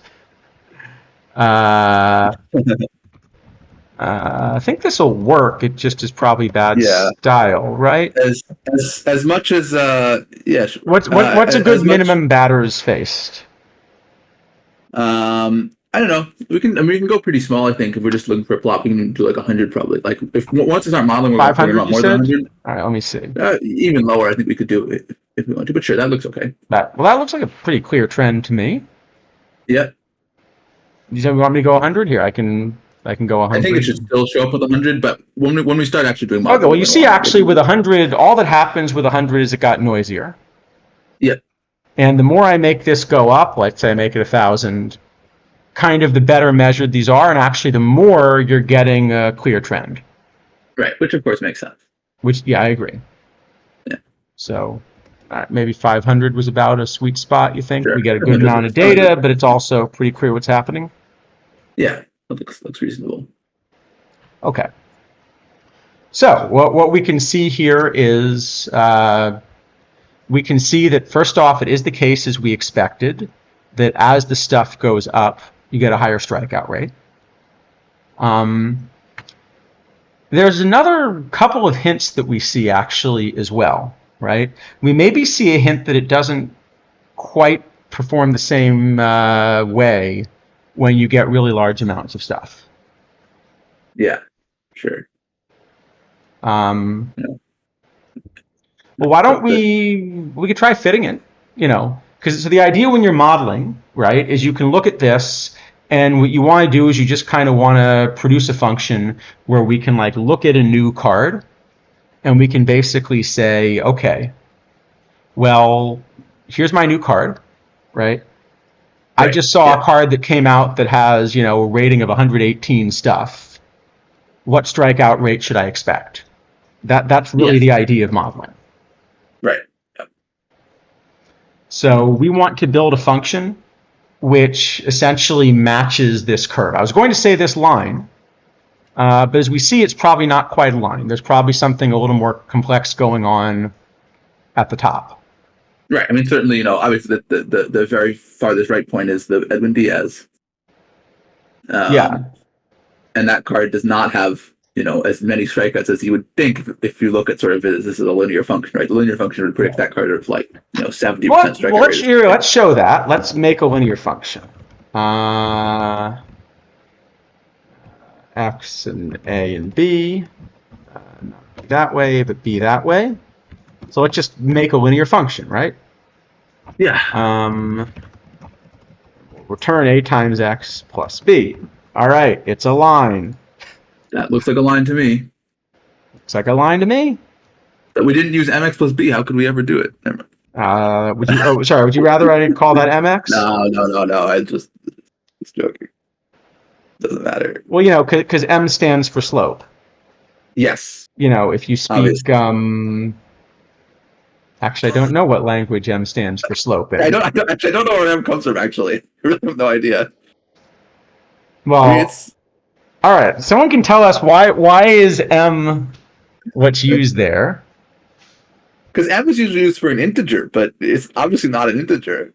Well, N's an integer. In all cases. I don't know if M is an integer. N is definitely an integer. M is very often also. It's like another. If you have another second integer, it's M. Very often. I guess, yeah. Yeah, but it's not an integer clearly in this case. No. At least it doesn't have to be. So I don't know. I don't know where the M comes from. Actually, let's do it this way. Maybe let's just use like curve fit. In part because it's not going to work, I think, later on, and that's also a good lesson. And so it's a nice lesson when you discover that curve fit doesn't work. Right? Sure. Yeah. But it could be. I mean, D would have made sense, right? I could have understood D with this logic. The first letter changed in some other language. Okay, but what other language? Yeah. Right, like D would have made sense if you want to do that, right? Like D would make sense in like most Romance languages, right? Yeah. Where the M comes from, I don't know. What has changed maybe in German? German, you think? I have no idea. Hamlet, we need help. We finally actually have a reason we want Hamlet in chat. All right. Sorry, where was I? Right, we were going to sort of fit this line, right? All right.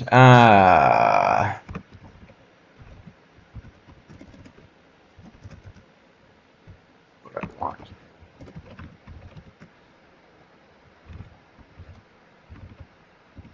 I guess I want to fit the merged of stuff, right? Sorry, I'm a bit distracted trying to find out where M comes from, and it seems like there is uncertainty. Really? Okay. They're not quite sure. Huh. Okay. And there's various other questions, why isn't MX minus B? All right, fair enough. Could be that too if you really wanted. Well, plus makes sense, right? I mean, it's just the same, but yeah, I can understand why you would pick plus. Yeah. Okay. Anyway, Get some right. attention what's going on here. Let's see.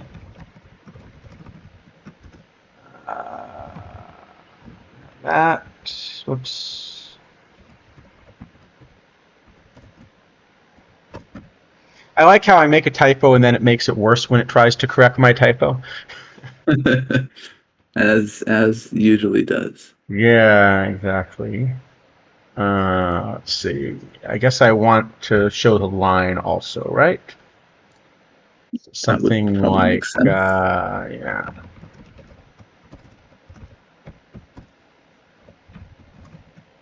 Uh,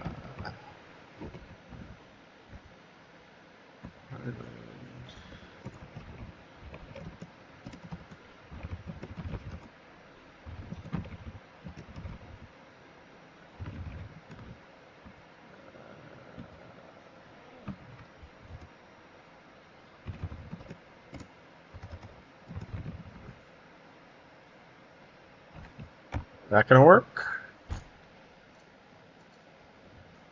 Oh, that would explain things. What? You have an underscore in one, not the other. Yeah, let's try that again. There Missing we one go. required Oh, positional wait. argument. What am I doing? I love debugging this live, right?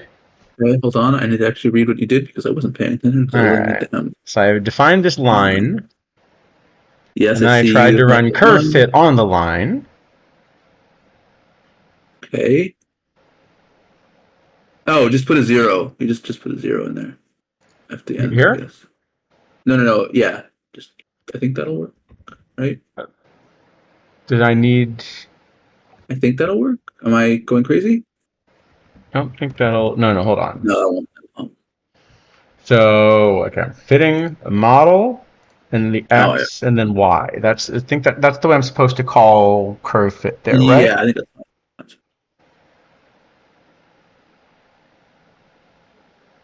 Actually, you just get rid of the B in all honesty. Like, why is the B? The B's not even necessary.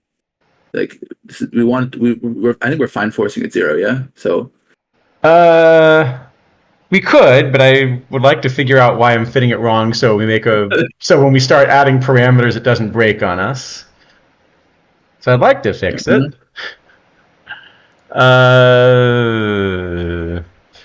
What is the wrong syntax here? So this is the problem with coding live, is that coding live involves debugging live, which is not so fun. yeah. But we'll make it work. In the meantime, if anyone in chat has other questions, have people in chat kind of seen this before? This point that it's not really linear. You know.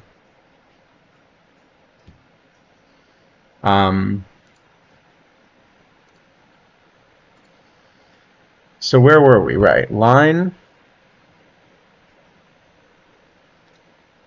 A times x plus b is what it should return.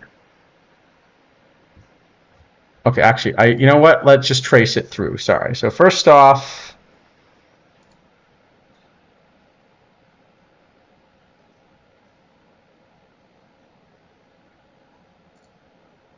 oh, do I have to give curve fit an initial set of parameters? Is that the issue? I mean, I think you can, but I don't think you have to. I would have thought it would just default. I think it just defaults to 0. Right? But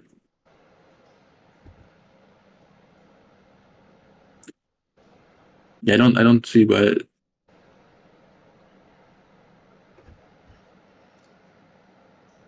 No, that really should work, right? It looks fine to me, that part. Yeah. So why is this not working then?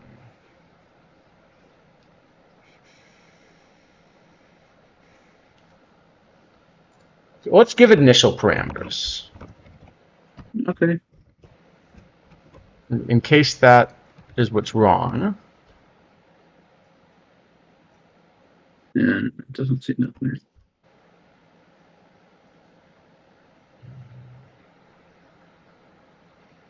Oh, aha. Now I see it's the problem. plot. It's the the plot that's plot. breaking. Yeah. Okay, hold on. So You're just being stupid. Okay. line, stuff, range. Let's No, try you just that. need Let's try that. It works, or rather, well, it doesn't breaks. work, but It works. we can see what's now. Okay, so the good news is we can get our fit here. I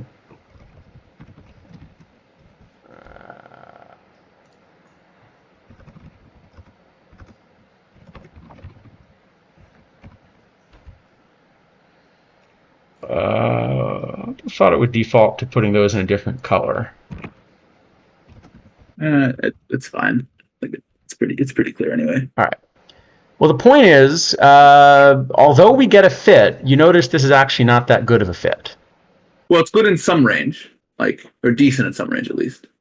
No, but it's actually kind of pretty significantly under predicting. Yeah, it's still missing because it's getting Right. sort of Well, because the skewed. behavior is not quite linear, right? So what's happening Right. is it's looking at these few points at the top and saying, well, it can't really be that steep, right? Right. Here, I can make this easier to show. No, yeah. I mean,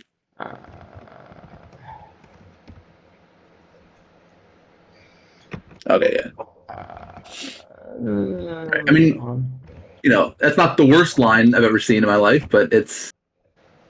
But you can see it's clearly not the correct Definitely fit. not correct. Yeah. It's clearly not the correct fit. Right? Yeah. Okay, so I think we're going to want to adjust the model a little bit. And, there are a few ways we could adjust it. I don't know how you want to do this. Should we just kind of show what we think the right answer is? Is that the best way to do it? Well, I mean, I think maybe the first way to do it is just, let's see what happens if we just get rid of Diaz, right? You can see Diaz is way off in his own land. Like, what happens if we just get rid of Diaz? Sure. That's a good point. Let me see. Merged, yeah. All right, here. Let's try it this way. Merged DF is greater than 500. And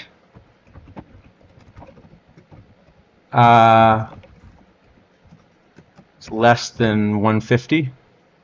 Sure. All right. So for people who don't use Python a lot, just to explain kind of what we're doing, I guess, these DFs are called data frames. They're basically just tables. Yeah. We're just in this line 19. We're just sort of putting restrictions on what we're allowing to stay in our table. So it's better, but this is still not a great fit, actually. Right, and we definitely improved it.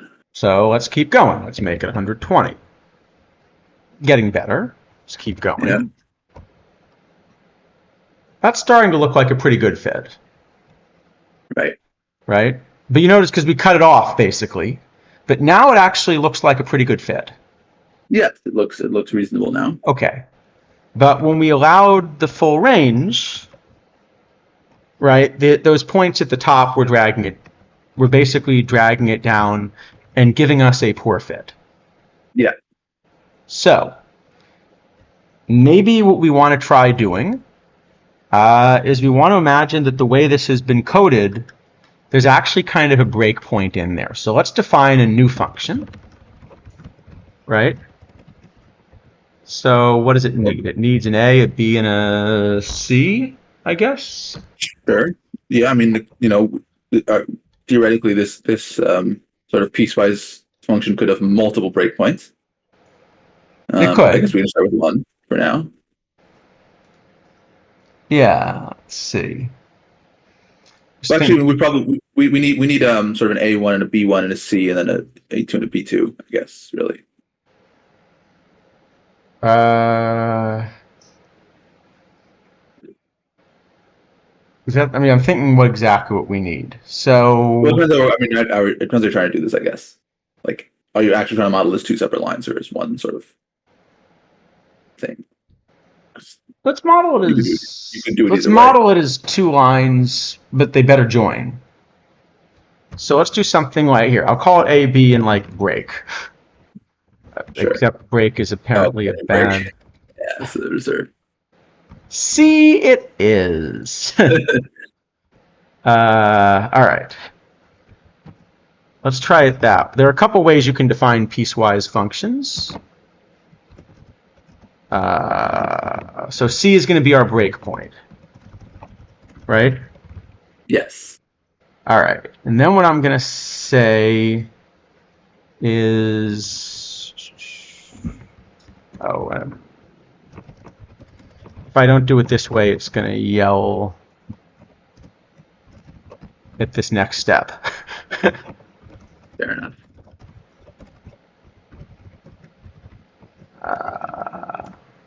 All right. So now we're going to say y below the breakpoint, right? You're right. We need C and breakpoint.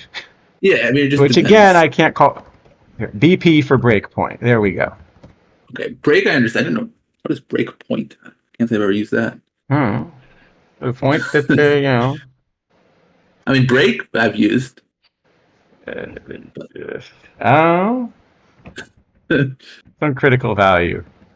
All right, Yeah, D. right. D it is. No, I mean, like, why is it? I don't know. Okay, whatever. All right. Okay, so we're going to say is that, well, let's let C be the value at the breakpoint. So if it's below the breakpoint, it's C minus like A. That'll be the lower slope times, or I guess it's really plus, well, I'll just define it as positive, plus A times X minus the breakpoint, right? Sure. Yeah. And then Y, if it's not in the mask, is going to be C plus B. B will be the other slope, right? Yeah. And that should define everything, right?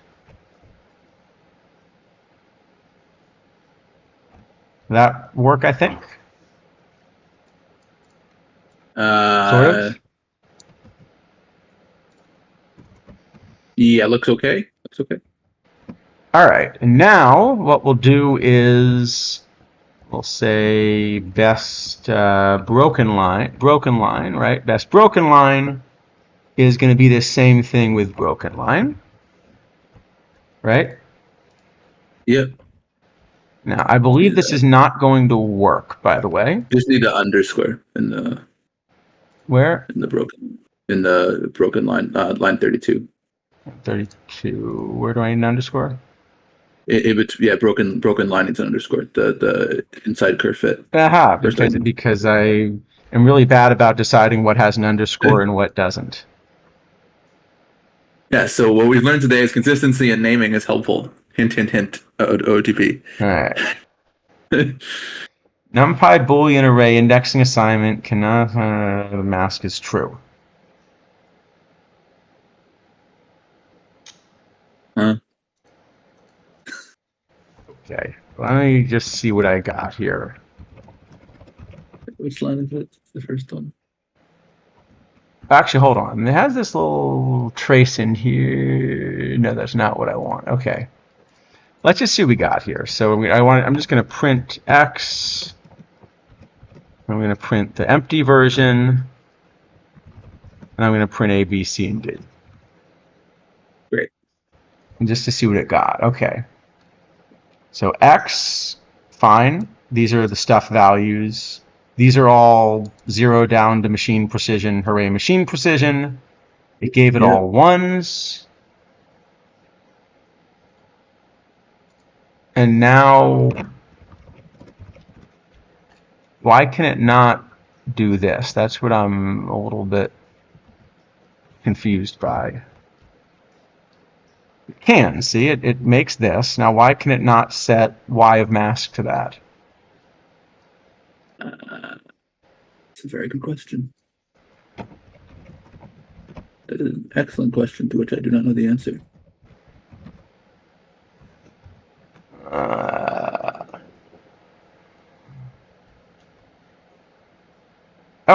Because Aha. Because there is actually nothing in y of mask.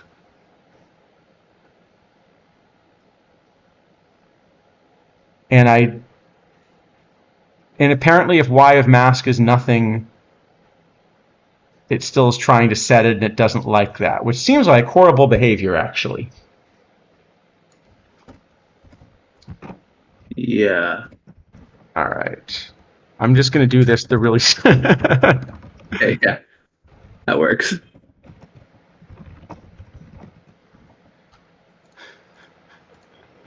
Should probably do the other one too. Yeah, I was going to say it's going to happen at some point. There's got to be a better solution to this, right? It works.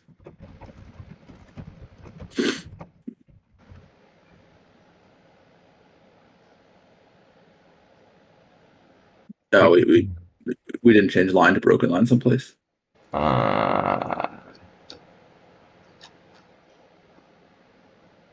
Which one is it? It tells us which.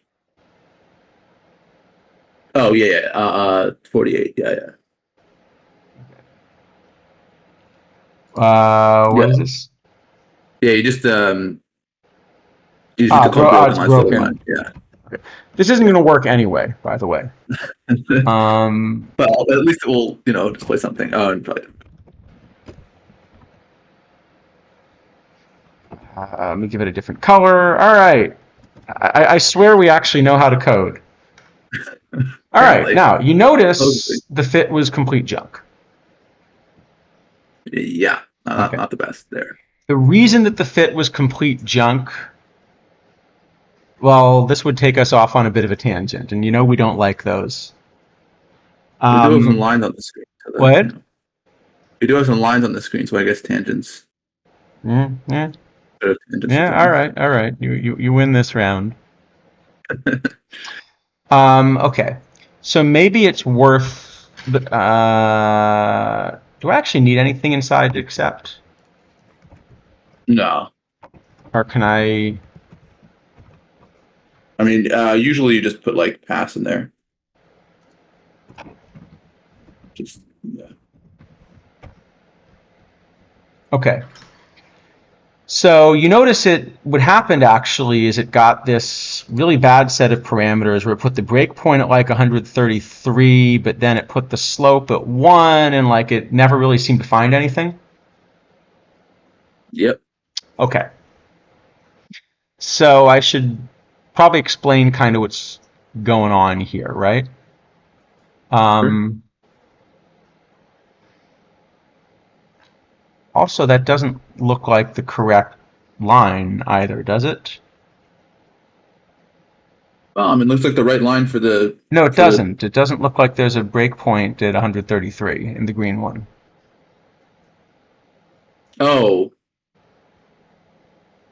Okay. Oh, that's true. Okay. So what I was going to say is what's happening is curve fit, I think, is a Levenberg-Marquardt integrator. It's kind of doing this. So what it's doing, actually, I can show you what it's doing this way as it goes through. So what it's doing is it's taking an initial guess, okay? And then it's essentially, so here's the initial guess. See, it starts at all ones. Then what it does, you see how it's making these tiny changes in all 4 variables? What it's doing is it's basically taking 4 derivatives, and it's doing something like Newton's method to basically try to calculate where to jump to next. And then it's doing this, essentially until it converges. Right. Yeah, okay. Makes sense. And you see how we get this warning that it gives us, that kind of it couldn't really... The problem is it never converged. So what happens here is Newton's method essentially guarantees that you're going to find a local minimum, but it doesn't guarantee that you're going to find the global minimum if you have a complicated parameter space. And here we have too complex of a parameter space for rolling downhill to actually work. And if you jump outside the bounds, it basically just says, okay, we're finished here. and tends to do so silently. So we got a lousy fit, basically. Okay? That's one way to put it. There are a few ways that we can try to handle it. So one thing we can do is we can give it a better set of initial parameters. Okay? Sure. So we can give it some initial guess. Okay? And if you give it a good guess,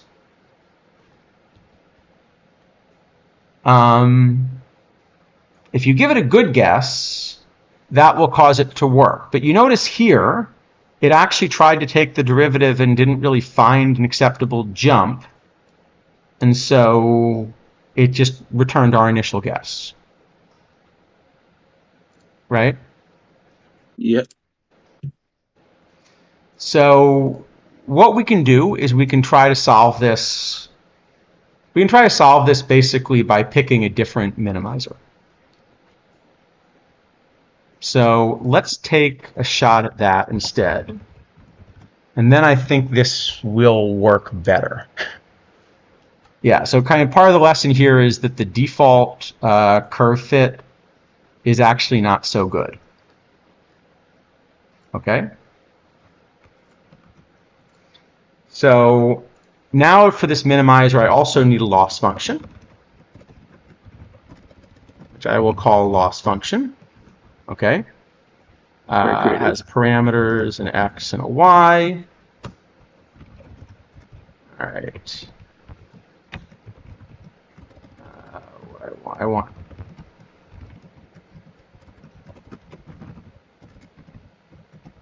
broken line.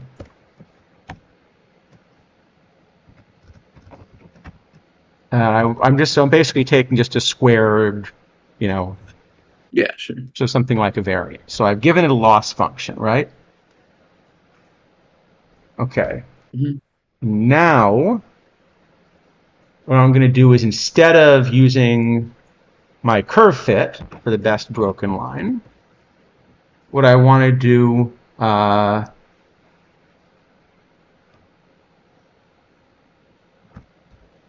is I was thinking with the, yeah.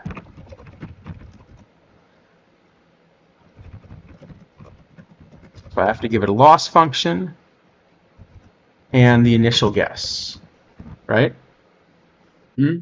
I think that's the, and I better,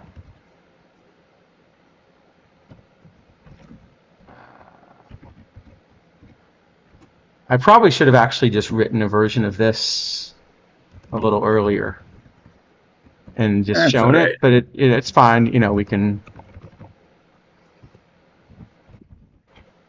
Yeah, this I guess this does give people an idea of what's involved if we do this. See if that's the right syntax.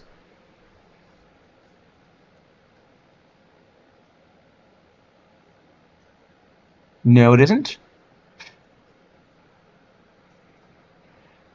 I did work out a version of this before getting on stream just to make sure it would work. Because it doesn't work when you start doing it. Yeah, let me see what we got wrong here. But I'm trying to, reconstruct it rather than equals.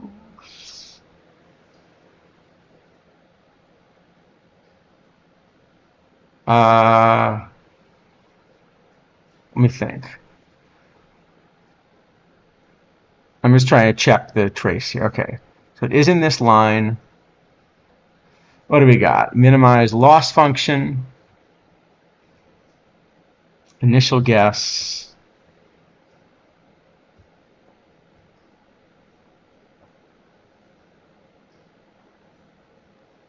so why did that not? That really should have worked, right?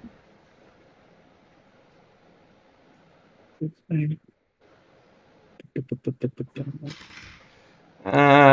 me think. What am I missing here? Oh, does initial guess have the wrong number of parameters? Is that the problem?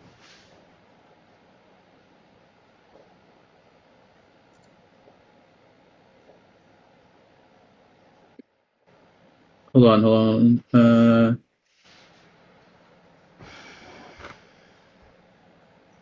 Oh no, you're just feeding the wrong thing to broken line in the loss function, right? Because it's not gonna. Yeah. Hold on. Is that? This should be fine, right?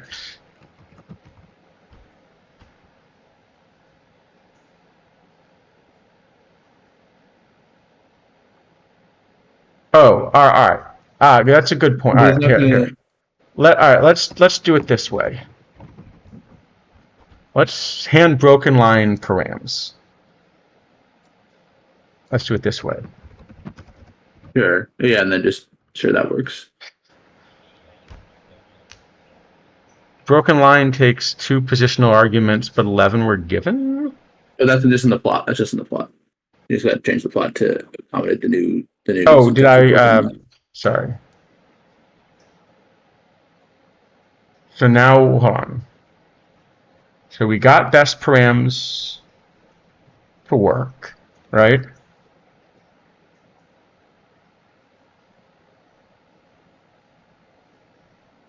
Message. Operation terminated successfully.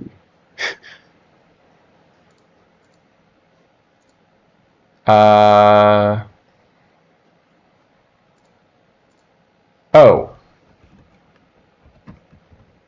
Is that what I... Yeah, ha. Okay, I see. Yeah. So it's, No, but you still. it's that's what I want? I should, it's the other way Just around make it. now. Yeah. Well, also just get rid of the dereference. Because it's now... Yeah. Okay. Except it still didn't work. Oh, also you're starting to block. You probably should get rid of this Twitch affiliate text and move it somewhere else because it's starting to is it? run over. Yeah. I can hide that. I can hide that. All right, try this one more time. So we have our initial guess, right?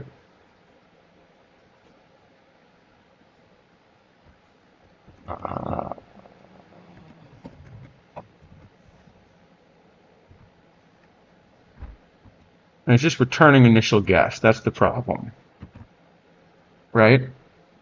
Mm-hmm. So why is it doing that?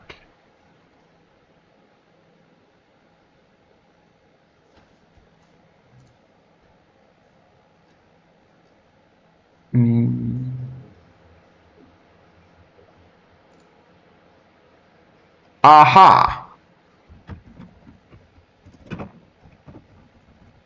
Oh God, this is really that dumb.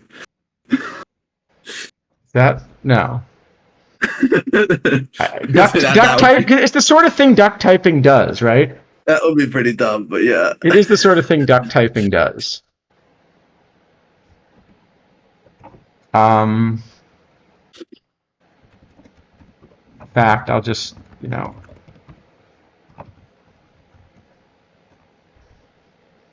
Yeah, see, it's just returning the params back, so we're not actually getting it to minimize anything.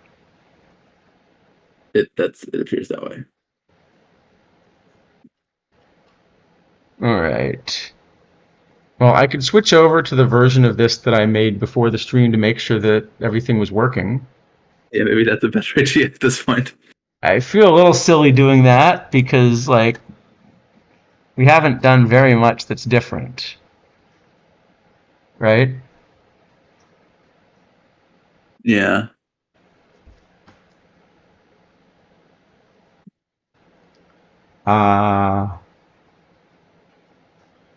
In fact, I can think of very little that we've done that's different. I guess I'm just curious what that does to. It shouldn't matter. No, I'm just thinking about like anything that can kind of break the. Yeah, I guess.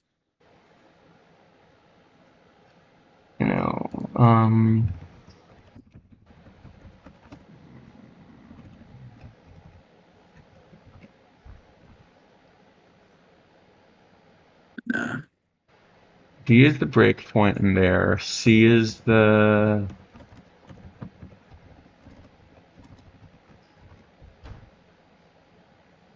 No, it really is just returning the initial guess. Right? Yeah, it probably just isn't even doing anything really. So I can try to get the step through minimize. Right? Yeah. All right. All right. Well, I'll take one more. I'll take a shot at this version of it real quick. See if that works better. But I'm not sure what I would like to figure out what I did wrong so that if people are following along, it'll work. Oh, we just look for the differences between the two different. Well, this worked better. Yeah.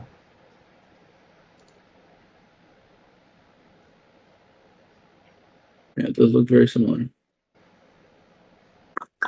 Yeah. It does, right?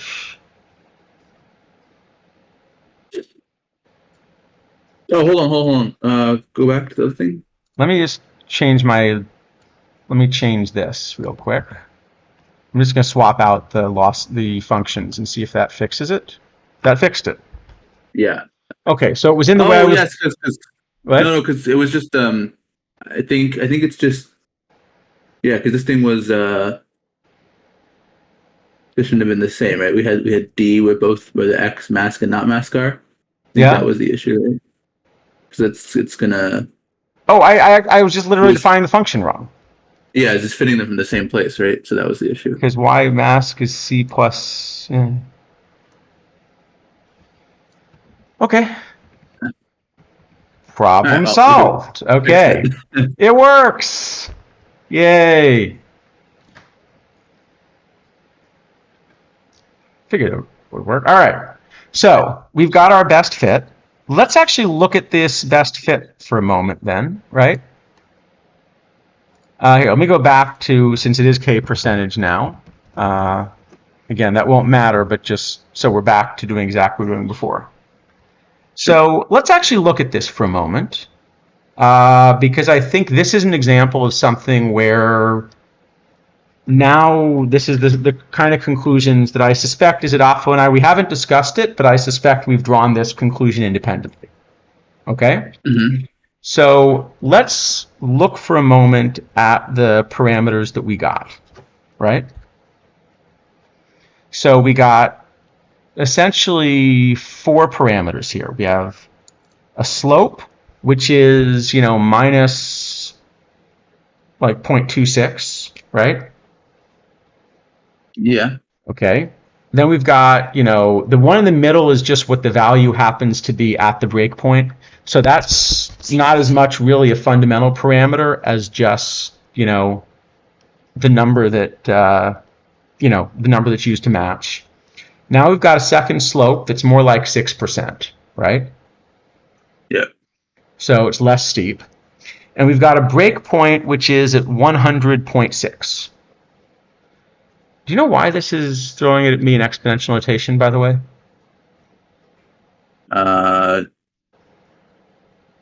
Because it's better? I don't know. All right. I'm not sure. Okay. Anyway, so there's a breakpoint in the code that we're finding. There's a breakpoint in the way that strikeouts are done. And you notice the breakpoint is at 100.6. Right? I did notice that, yes. Okay. So when I look at this, I think about it and I say, okay, well, some human went in and actually wrote this code, right? I don't think a human would really, feel that like 100.641 is a natural breakpoint for stuff. But 100.641 is my favorite number. So you might think that that's normal. But if it were me, I would probably actually just put the breakpoint at 100. That actually feels like a natural thing to do. That seems ridiculous to me. I can't imagine why anyone would pick such a number as 100 for anything. But I might just choose to do that. So what I'm going to do, actually, I'm going to keep my broken line for later, okay? But now I'm going to define my K rate, okay? And I'm going to take out this X break, and I'm just going to force it to be like exactly 100. Sure, why not? Right? And I'm a little disappointed for losing my favorite number in the process, but... Yeah, well, you can't have everything, right? I guess not. All right. And we'll plot... where is it? We'll plot K rate in here instead. Okay?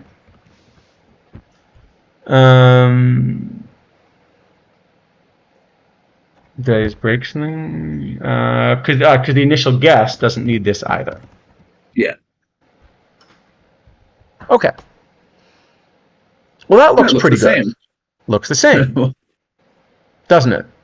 Yeah, but yes, it looks pretty good. I mean, clearly, there's still some that are not exactly on the line, but that's all right. We don't need them all to be exactly on the line.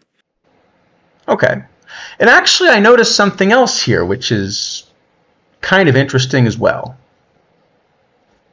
Okay. So you see these best parameters that we get, right? Yep.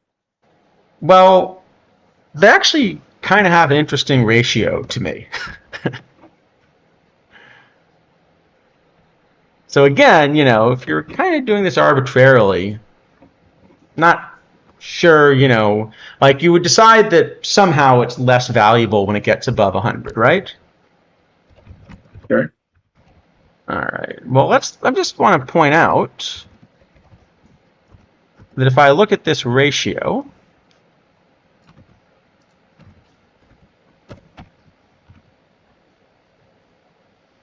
I probably want it the other way. Okay, it doesn't come out as closely in this version as it does with better data. Well, it's going to be worse with strikeouts because of the reliever situation. Yeah, but with better data, this will actually come out very, very close to 4, is what I was going to say.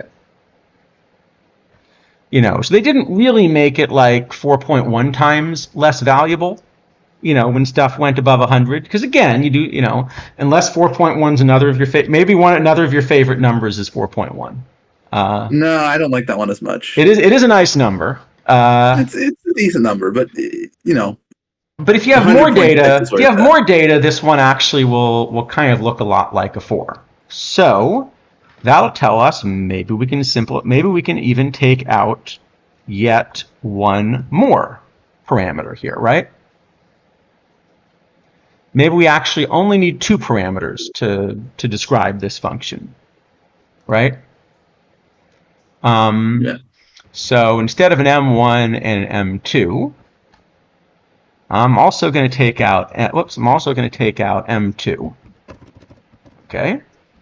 And I'm going to say that M2 is M1 over 4. I'm going to do that and type it correctly.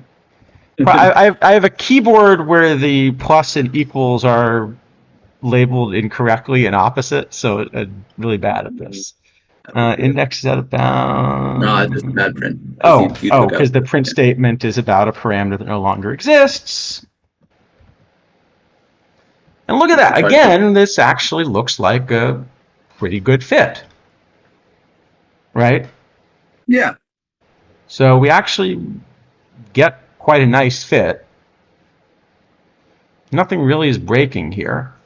All right, here, let's go back and zoom in, the way we were looking at this before. And our broken line is giving us a pretty good fit. I want to extend this up where we can see the whole range now.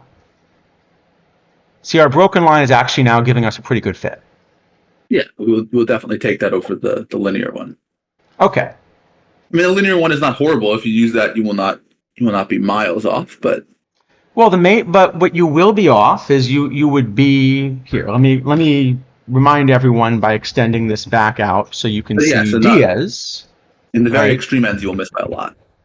The main difference would be if you didn't find this break point, you would think that a card like Diaz is this incredibly good card because he's going to strike out over 40% of the hitters in bronze. And so you'd model him as striking out 40% of the hitters. And if that card really did strike out 40% of the hitters, I think we would all immediately play him. Well, there's also another reminder to this. This is also including Diaz. So this is even lower than, like, if you just sort of made a linear fit off of this sort of very populated area, I would think Diaz is even better than this. Yeah, that's true. Just take the green thing and extend it up here, and you'd think Diaz strikes out like half the hitters he faces. Right. Okay. And this is the same reason that we were kind of mentioning that, like, if you first start making a model for Silver Date at the beginning of the cycle, you'd think that Bob Feller was the best pitcher in Silver. But the actual thing that was happening was there's a break point in here, which if you didn't find the break point, you would overestimate Feller's ability to strike people out. Well, Bob Feller was one of the best guys in Silver for doing testing with, but not actually for. Yeah, well, in the same way that Diaz is a really useful point here, right? If you didn't have Diaz, it would have been hard to pick this break point up. But Diaz really clearly shows you that there's a thing that has to be found. Yeah. Or at least that there's something going on, that this is not just a sort of a straightforward linear setup. All right. So, good. Well, we're a quarter of the way there, but now it's going to be easier because the code's working. Okay. No, I mean, because what we're going to do, so here's the plan for what we're going to do. In fact, let me make some new code here. It's going to be good. This actually is going to be efficient. We're going to call this what? I know. I don't know if we should do that. That seems dangerous. All right, we're going to call it Warbot Stream Model. Let's call it that, right? Call it our bronze model. You know, it's not really our also bronze model. Let's call it that way, because then we can even give this out. Okay.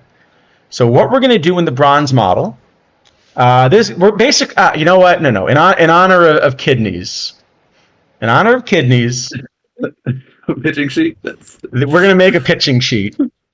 We're going to make a bronze pitching sheet that we can actually give everybody. So here's the idea of what's going to go in the pitching sheet. I'm going to remove most of this. So what we're going to do is we're reading the card list. Okay? So far all we're doing is we're reading the card list. Okay? Great. Next, we're going to do, right, so we're going to read the card lists. Restrict it to eligible cards. Okay. Sure. All right. I typed all this out before, didn't I? We didn't. I mean, the card list stuff we don't. Yeah, we don't. All right, I didn't. All right. Well, let's just do it this way. Yeah. What's it called? It's called card value. Is that what they call it? Yeah, I think so. Is less than 70, right? Yeah, I'm just checking. And I guess we want it to be a pitcher, right? So I'm going to define a pitcher to be. Well, we might as well leave the non-pitchers in. I mean, okay. It's not gonna because I mean we could have some two-way guys, right? Like some we might care. Oh, what I was going to do is I was just going to restrict it to everybody. Oh, with some pitching ratings that exist? Yeah. Sure. That's fine. 70 and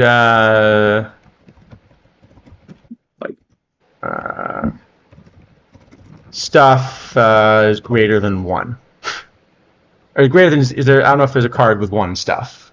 Let's make greater than 1 stuff. Most of the non-pitchers also have 1 stuff, like random sim players have like 10 or whatever. But you want me to greater than 5? I don't know.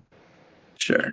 I think we will sadly miss Wayne Gross, but the game won't actually let him come in anyway, so it's probably all right. Let me just make sure we've got this. Okay, so we've actually kept. So we've kept 1981. We've kept Ben Zobrist. Build a line at Ben Zobrist. Does he have more than one stuff? Apparently. Cal Abrams has more than one stuff. All right, let me make this 5 stuff. No. You should make, because we should keep Wayne Gross in because it'd be funny. We can see how he performs with this. Okay, we got rid of 120 all Zobrist. zeros. We got rid of Zobrist. No, we need to keep Wayne Gross. All right. You know what? How about greater? All right, greater than 0 it is. That's fine.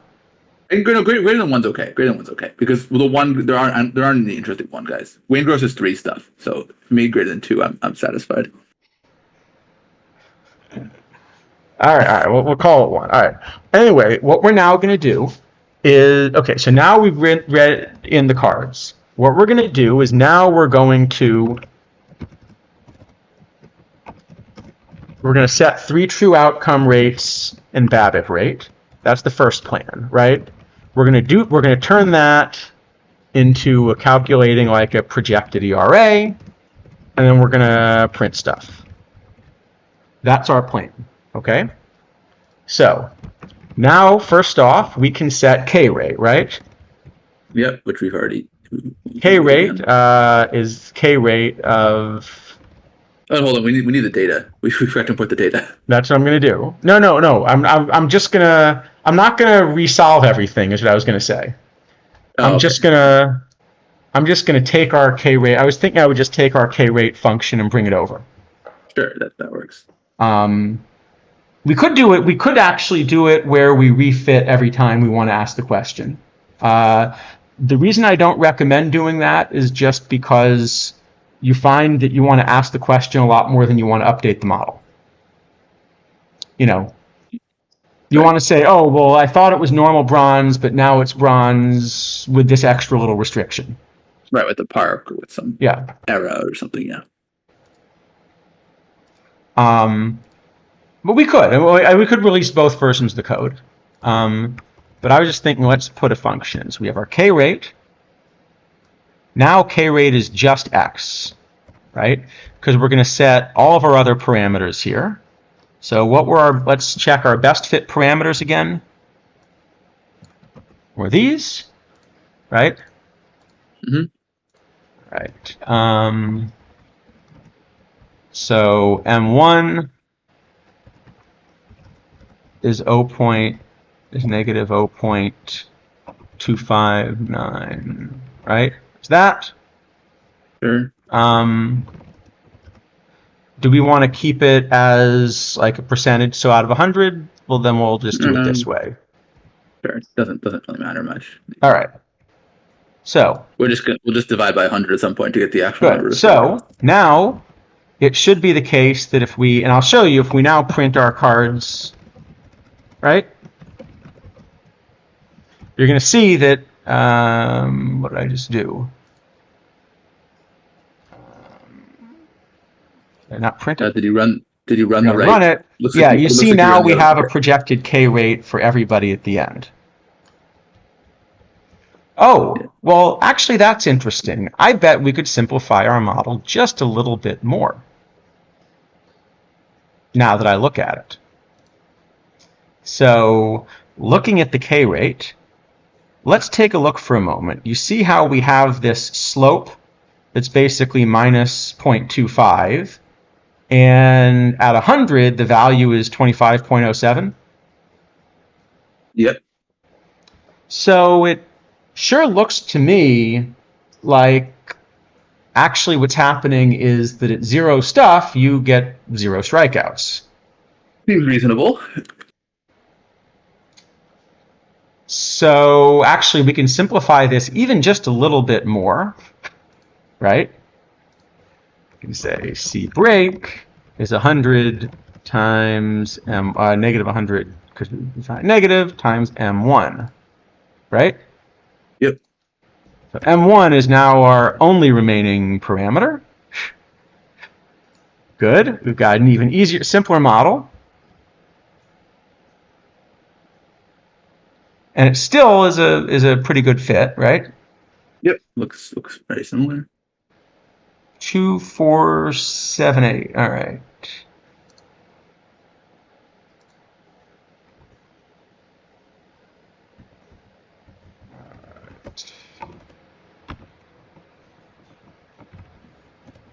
Three, C break is... All right. And that's better because now we don't think that Ben Zobrist actually has a negative strikeout rate. We just think he doesn't strike out very many hitters. I mean, probably we'd want to say that one strikeout zero, because I don't think zero stuff is actually possible. But it doesn't really matter. Well, yeah, I guess that's a good question. Would Ben Zobrist actually strike out nobody? Do Jim Unknowns ever strike people out? Yeah, but in all honesty, I don't know how Jim Unknowns are dealt with. That's true. They're not quite zeros, are they? They're not quite zeros. Yeah, they're not quite zeros. Okay. So anyway, we've got our K rate. Good. One down, but I think it's going to get easier from here because now all we have to do is repeat the same procedure. Yes. So let's play the same game. If we haven't completely bored everybody by this point, are there any questions from chat, by the way? Yeah, this is probably a bit intense. This feels like the kind of stream that people are going to more watch a VOD than watch a live stream. Likely. That's all right. So but that's good because in the VOD you can skip over all the parts where we flail about debugging our code. Exactly. Or something like that. Exactly.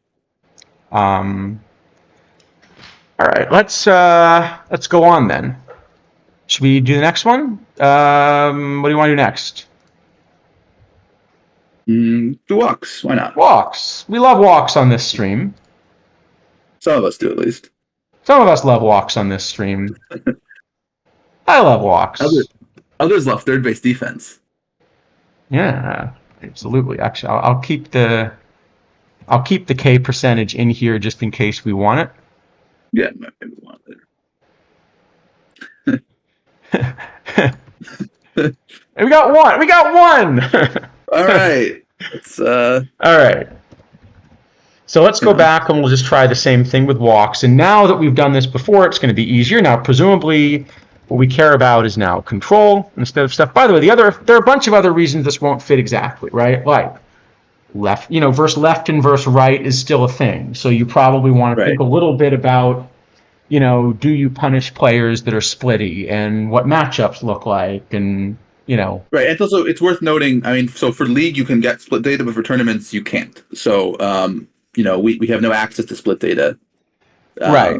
So in doing this, what I do when I model it, when I'm modeling it is I just assume that, if you have a 70 rating one way and a 90 rating the other way, that the 70 rating behaves as the 70 overall rating does, and the 90 rating behaves as the 90 overall rating does. That's what I end up assuming. Yes, I will say for pitching, the way I do with splits is different for pitching and hitting. Let's say because hitting you have more control over which, like when you're picking hitters, you can control a lot more which kind of pitches you're facing than the other way around.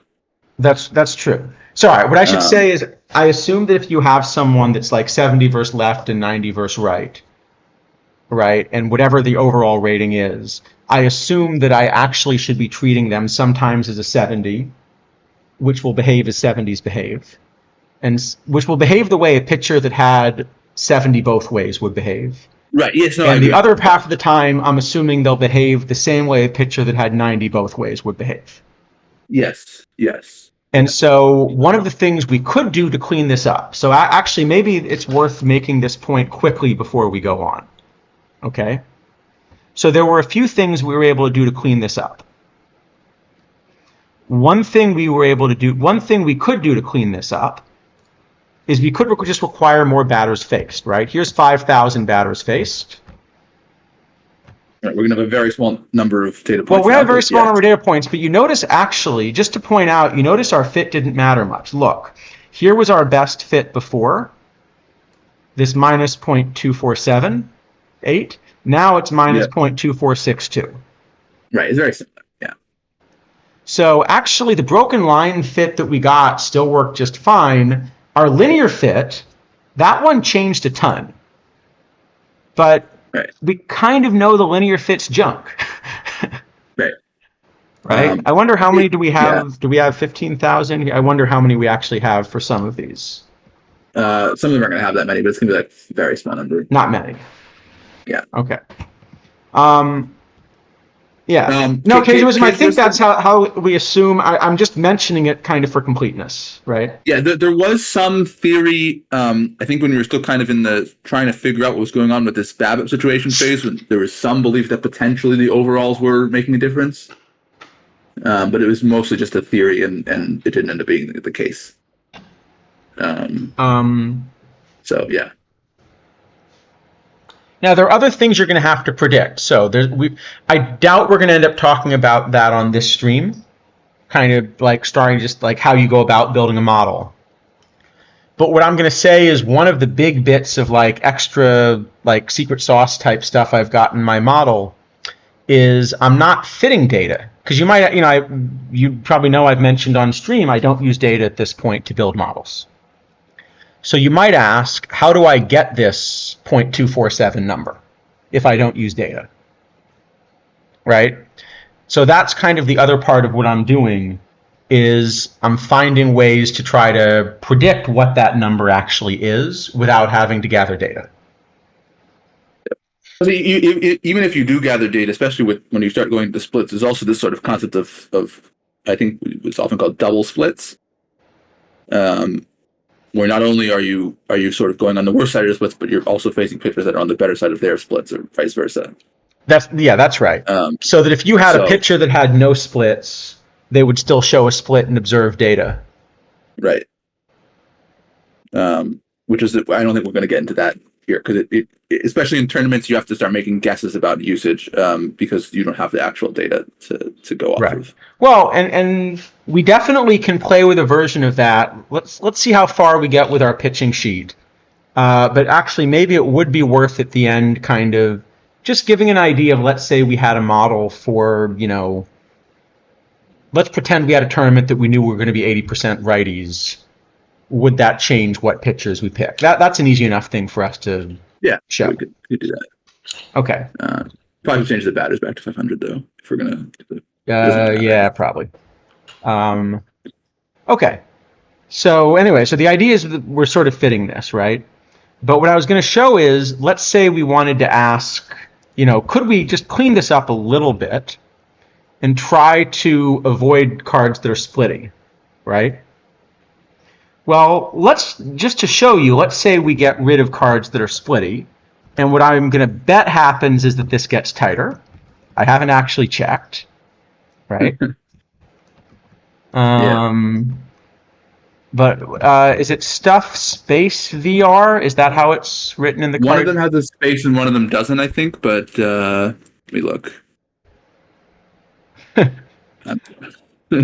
Yeah, these are all inconsistent in the database, right? Yeah, VL has no space, VR has a space. Okay, and so what I want to say that the VR one, is it np.abs? Is that what I want? Yeah, I think so. Is it an np.abs or is it a... I think either abs works. All right. The Python I think works too, but it doesn't really matter. Otherwise, I want minus... And you said it's stuff, no space VL? No space VL, yeah. VL. All right. Oh, no. I mean, no space at the start. There's a space between the F and the Okay, V. so it's a stuff space VL, but it's no... this. Yes, that, exactly.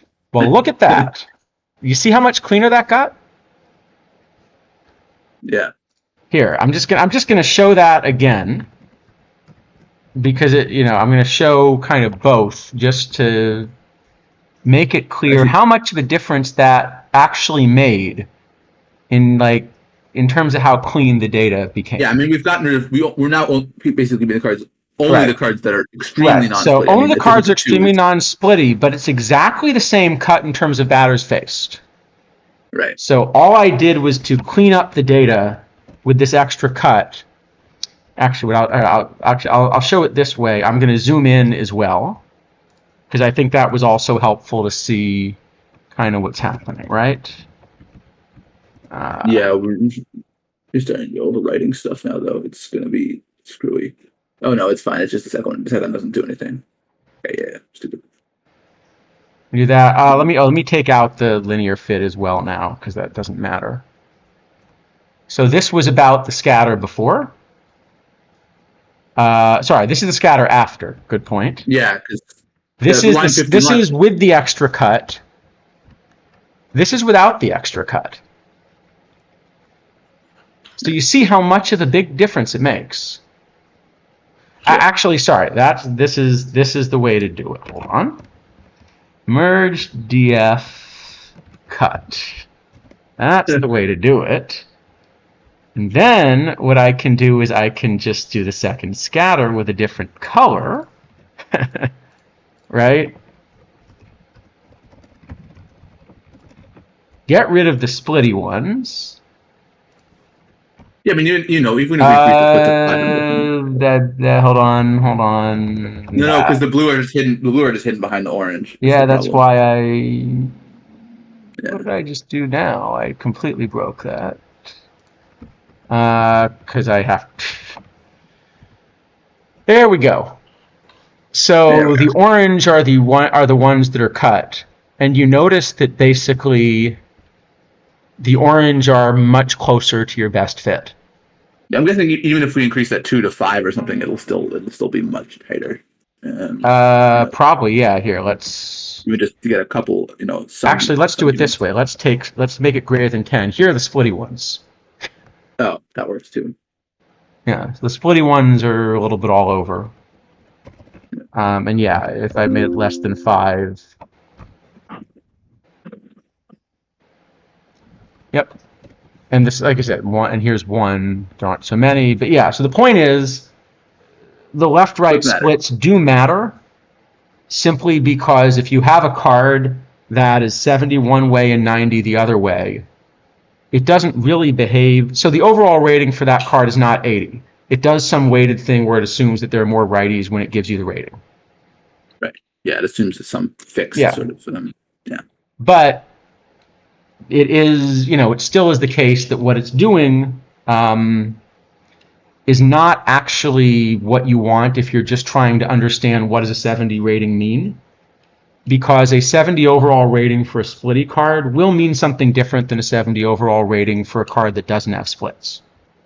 Right. I mean, sometimes it's better. I mean, there are cases where you actually prefer a splitty card if you have a very splitty opposing handedness meta. Oh, absolutely. I mean, that's why I said different as opposed to better. Right. Yeah. In fact, if we look at the splittiest cards, right? What we actually see is that they're outliers in both directions. Some of them have lower K rates than expected. Some of them are higher. Yep. But the point is that they are splitting. Okay, good. So we've done stuff. Let's keep going. Let's do some walks, because really that's what the stream's all about, are walks, right? That's all we care about. So we're doing exactly the same thing. Walks, each at least 100. Okay. Do we want to add the additional cut for splits, or do we want to ignore it? What do you think? I think we just ignore it. All right. Yeah. Good. Just put data in. Okay. Let's. Does this have a quick comment out? That's what I wanted to see. This must have a quick comment block. There we go. Figured it would. So now we're going to look at control, right?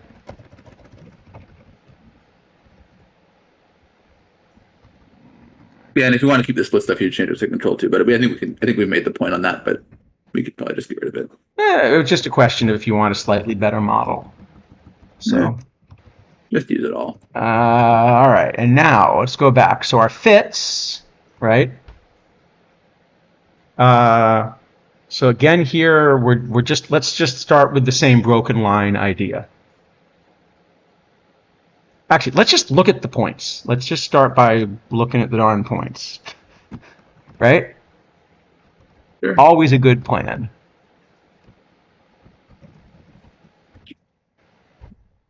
Here we go. So here's what we get for walks. Again, you get kind of a tight distribution. I should probably label this as before, right? That would, yeah. Should I not label it very well?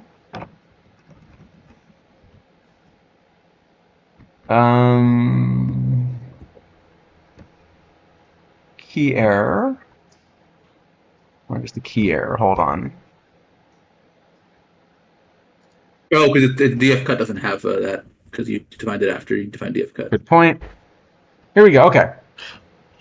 So here's what we get. So this time, as we might imagine, control actually makes the walk rate go down. So we get the opposite sign. That's fine. This also looks like it might be a bit of a broken power law, except the break here probably is somewhere between 40, 50, something in there.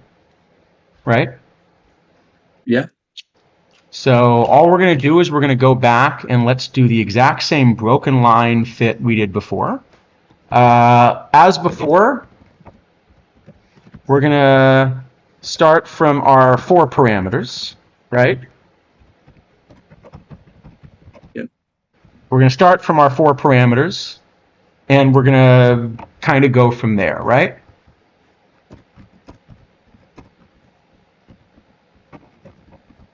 Except this time we're now doing this for control. And we're doing it for walk percentage. Okay, broken line, params. Oh, because this is now back to broken line, right? Yeah. All right. And now I want to plot our line again, right? I gotta just change the K rate to broken line. Yeah.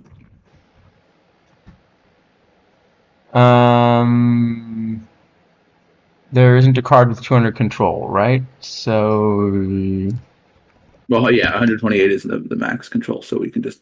No, it's just I had the way I applied the line. I need to.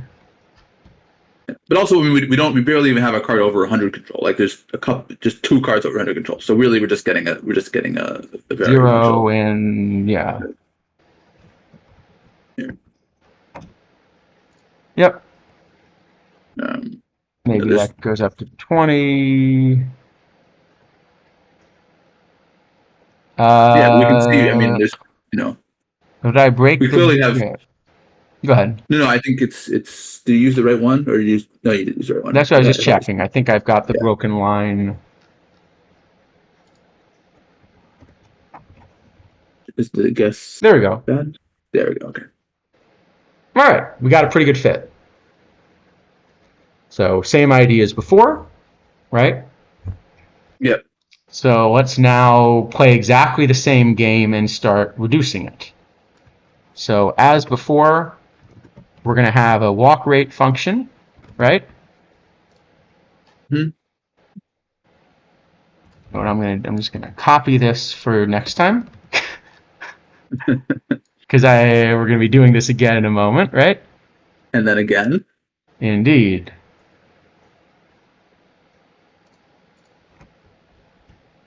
Right? So, try this one more time.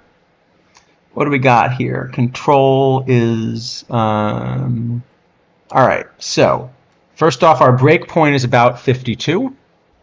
Right, and again, there's some amount of uncertainty in here. So this is also easier to kind of guess where they're going when you have more, because a breakpoint that's in bronze isn't just in bronze.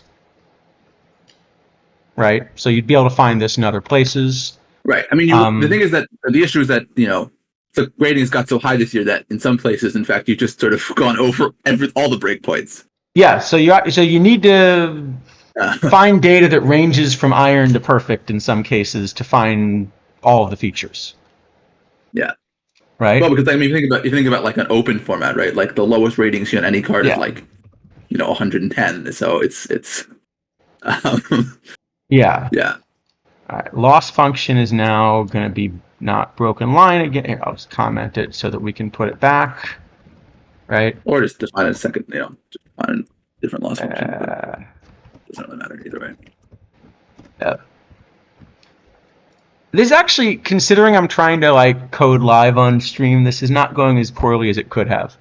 Yeah, it was a little rough at the start, and we sort of settled into a. We're doing okay here. All right, so same idea here, but now we're going to say, okay, so now we think the breakpoint is, we're going to put it 50, right? Actually, yep. I can actually leave 4 parameters in here because one is just going to get ignored. So actually, that's the nice way to do this. So good. So I've set it to 50. Okay. That looks pretty good. Okay. We can also start looking at like slope type things again. So maybe we should look at the ratio again, see if there's anything that we can simplify out of that, right? Mm-hmm. If that kind of makes sense, right? Yeah.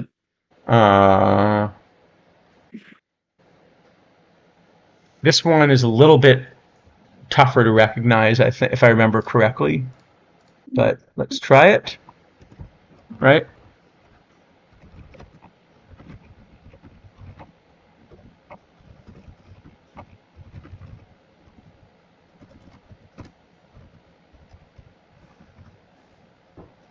No, it's not bad. Here, I'll go the other way instead.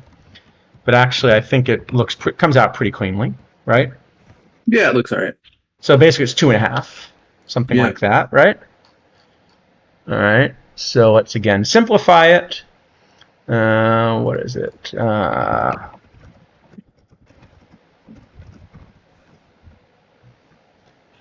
Right. Again, so the fact that it says the third parameter is 1 really doesn't matter now. Yeah. All right. So we're getting a pretty good fit here. Is there anything else we can kind of play with? Well, there is actually one other way we could think about simplifying this if we wanted to.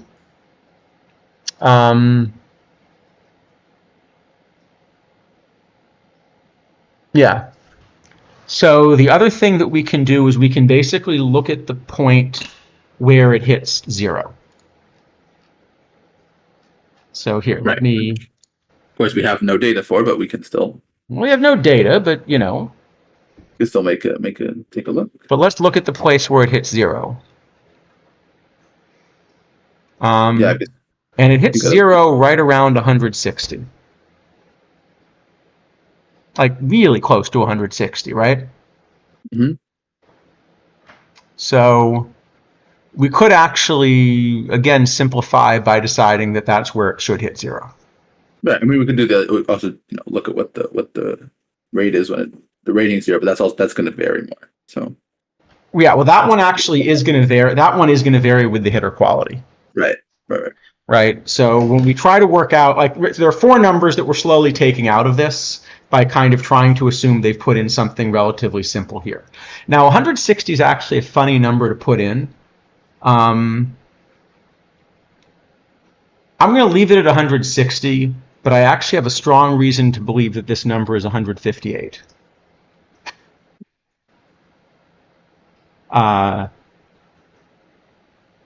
But let's just leave it at 160 for the moment. Okay. I don't know if you also believe it's 158 or if you have the same. This one I haven't. This one I let float more. I think, if I recall. Yeah, I mean, it doesn't really matter because you don't get close to it. Right. That's sort of what yeah.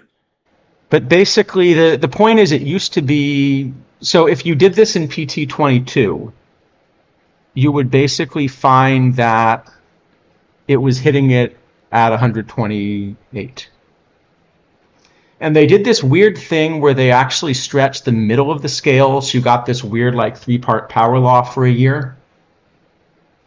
And they basically took the middle 10 of the scale and they made 50 to 90 what 50 to 60 used to be for a year. And then they evened that out in PT24. Yeah, I don't remember that far. Too much trying to remember all different numbers, but yeah. Sure, I believe you. let's call it 100. Let's call it 106. It's not going to be a big difference, right? Yeah, won't matter much. But if we wanted to make it 160, we could even do like a little bit more math in here if we felt the need to do it. Alternatively, I mean, I don't know that it makes that much of a difference, right? We got the thing to fit. So if we believe this fit, let us know in chat if this doesn't look convincing to you, and we'll, yeah, I mean, this one in particular, because it's actually impossible to have, like, when we're looking at for strikeout rate, it is theoretically possible to have the rating. For walk rate, it's, this is an impossible rating. So in some sense, it doesn't matter. But all I'm going to do is I'm going to put the walk rate back in, right?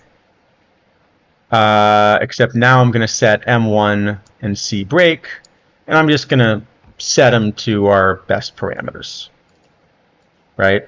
Because we can do it this way just as easily, right? It's not going to make a big difference, right? Yeah, it's good enough. All right, we got a C break. All right. So far, so good. Okay. And now, same idea. We have our K rate. Now we're going to give it a walk rate as a function of control. And again, see, now we got a K rate and a walk rate for all of these cards. Wait, that looks bad. Looks like it's converted. Looks very bad because Ben Zobrist should not have a 0 walk rate. Did you miss a minus someplace? No. I think I must have missed a minus someplace. Let's go back and check what we have for walk rate again, shall we?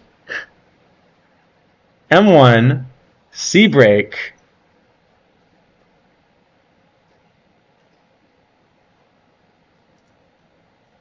C break is 11, right?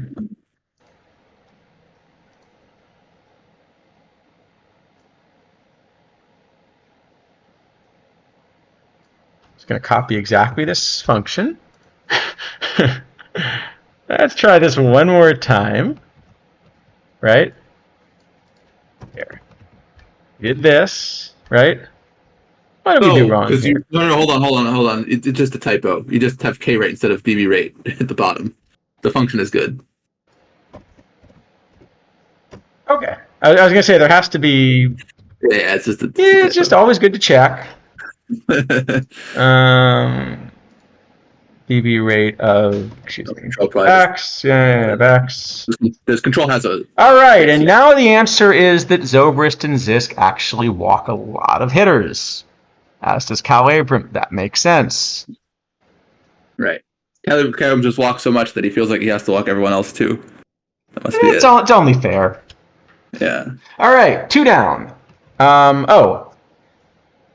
Well, we could probably do one more. And then I was going to say, I realized we could do a TWIP draft. Oh, if you have one, sure, we could do that. I'm pretty sure I signed up for one this week. Hey, one of these weeks, it's going to happen. Uh-huh. I swear. Keep saying that. I mean, I know we're running out of weeks, but, This really is the last shot. It is, yeah. Glory's last shot and all that. All right. Let's do homers and then we'll do it. I mean, you can't really do 2 true outcomes without a third, right? Right, and of course, the fourth true outcome, P. Babev, as everyone knows. Yes, absolutely. So we're again going to allow. We're then going to allow our homer rate to do exactly the same thing, right? Mm-hmm. We're going to take a home run percentage, which is home runs over batters faced, and that's going to be. Is there a space before the PHR here, right? Because you used to do this for movement, but I think now that it's separated out, we clearly want to do it against there's a space. PHR. Actually, yeah, there's a space. Well, let's do it this way. But actually, we can plot it against movement and actually show really clearly that it is the PHR and not the movement that's doing it. Yes, though PHR, it does make up majority of movement. PHR. Yeah. So that I guess is what we'll see. Yeah. Right? Okay, we minimize loss function. Loss function is using Homer rate. This is Homer rate. Is that all we need? You can relabel the things if you want, but it doesn't really matter. And the plotting. And the plotting, yep. Yeah.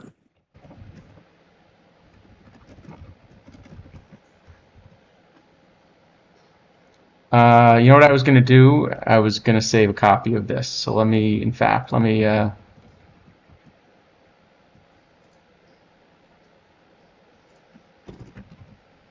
just because if we want to be able to hand people code later or something, it's probably nice to have messy but commented out stuff instead of oh whoops, I deleted it for you. I've been told that's good practice, but do I do it? No.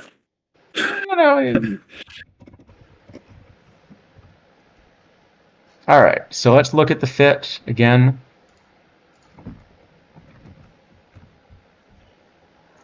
All right. Well, that's kind of interesting. So I see a few different things here that are interesting. One of them is that the broken power law is not giving us much help. Right. This is no longer walk percentage. This is home run percentage. This is PHR rating. By the way, just to show you, let me just put movement up here for a moment, right? Just to show you that it's a messier cloud. It's not that much worse, but it is a little bit messier cloud. Right. If we do this for PBAB, it's going to be much worse, which we can. Absolutely. But it is a tighter cloud with PHR. Yeah. I guess also we can zoom in a bit now. So don't have to go all the way out. Yes, we can zoom in to what, 100? And probably maybe. Homer percentages like start at, I don't know, 2. Yeah. Yeah. So you see that we're like literally explaining one data point with the broken line. Mm-hmm. So as a general rule of thumb, if you add a parameter to explain one data point, it's not so good. Or I guess the way I usually describe it is my rule of thumb is that if you can put your thumb over a data point and it changes the answer, you shouldn't believe that answer. Yeah, I mean, if we sort of fix it to 50, we're gonna 2 or 3, but yeah. It is literally a rule of thumb. It is a good rule. So I think in this case, actually, probably the first simplification we're going to do is actually to take the broken power law out and say that M2 is equal to M1. Sure. Okay. By the way, what we should have been doing as we went along here is I should have been calculating some kind of variance to see if we were really making the model better or worse. In this case, I sort of know the answer because I've done it, and I can tell you that this is not making the model worse. But in principle, we probably should be like not just eyeballing it, but actually checking. Yeah, but it's good enough. Eyeballing works okay. Actually, this works okay, yeah. So, right. So here, actually, we right now have, well, means we also don't have a break. So the break is useless as well, right? Yeah, I mean, we could just like here. I can say like if I said x break equals 0 again, you'll see that won't change anything. Well, you could set it to any number, it won't change. That's what I mean. Yeah, it doesn't change anything about the fit. So we're already down to 2 parameters, right? Can we even do a little bit better here? Well, C break is now fit at 0, right? So it says at 0 you've got like this 5.9% Homer rate. Is that right? And it goes down like at 3.7% per 100. Yeah. Yeah. So I guess the one thing we could check is we could check at what point it hits 0, and if that's an interesting number. Oh, look, it also hits 0 at 160. Amazing. Amazing how that works. It's almost like there's this bound at 160, which is the limit of the scale. And then they just don't actually go up to 160, but it's almost like 160 is a limit to the scale somehow. And if you actually had 160 home run prevention, you would not give up any homers. Well, that sounds useful, doesn't it? Maybe we should print cards 160 home run rating. Or maybe not. or maybe not. But that means we can again simplify this even just a little bit more in our home run rate, right?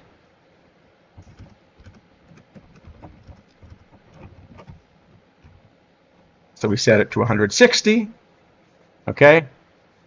And now we've actually got everything where we only have one parameter, which is this intercept at 5.889 whatever, right? Sure. And so all we're doing here is we're saying, okay, C break is this number, and we're done. So we're going to move our home run rate over. And now we've got three true outcomes. Yep. We sort of picked the intercept at 0 arbitrarily. We could have picked really any part along this line. I just picked it 0 because it made this calculation I just did a little bit easier to see. Yeah. There's no reason not to, but just to point out, But you notice that the number for control was about 160 also, and it might well be 160. Again, at that level, there are other things that are probably larger effects. Yeah. In particular, the ratings don't exist. Yeah. All right. So, no, but I mean the difference between assuming the 0 point is 159 point whatever and 160.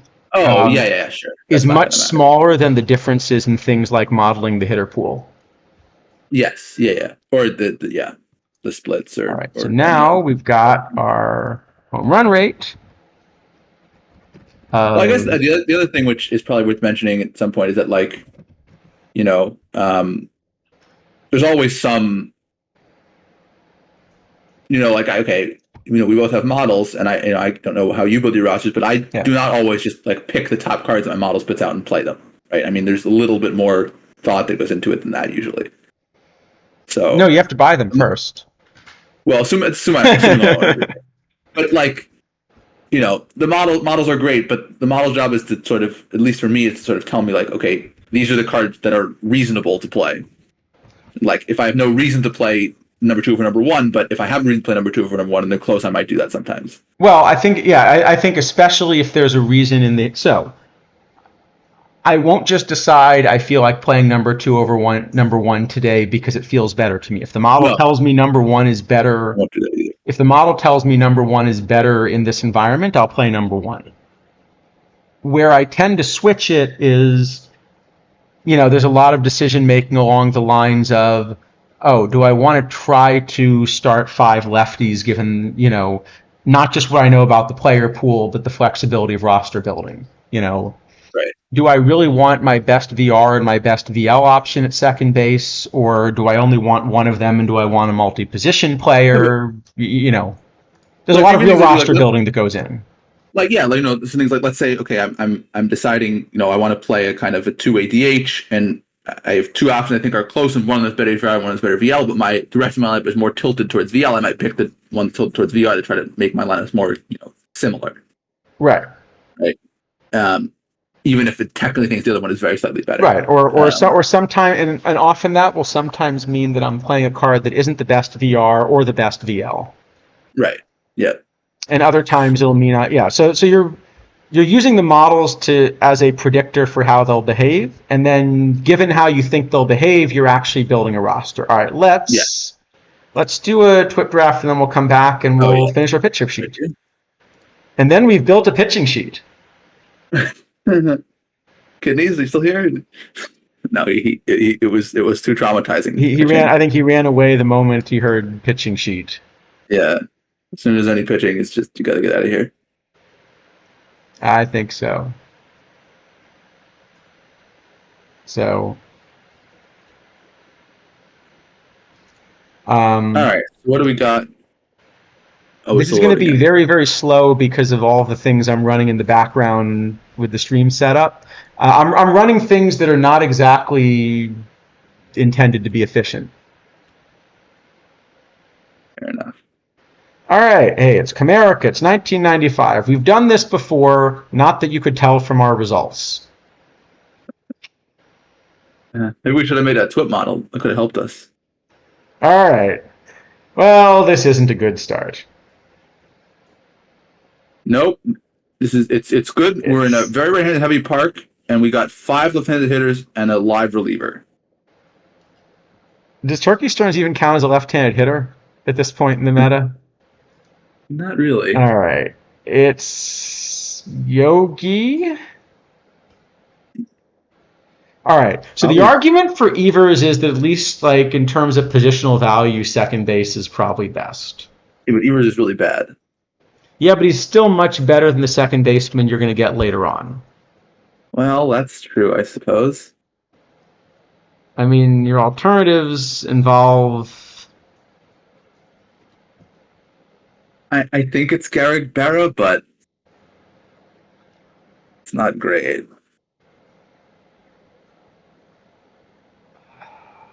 It's definitely I not think great. it may be... I was going to say it's Evers Hamilton. Oh, nice. That's good. So my thinking here is basically... I want at least a player that's playing every game. Although the way our draft goes, our catcher will play every game of the tournament. Yeah, one of them. But my thinking was just, I might as well take the positional scarcity. I guess. I mean, Evers is just really so bad. He's I guess Garrick awful for this park, yeah. Garrick is also not great at this point.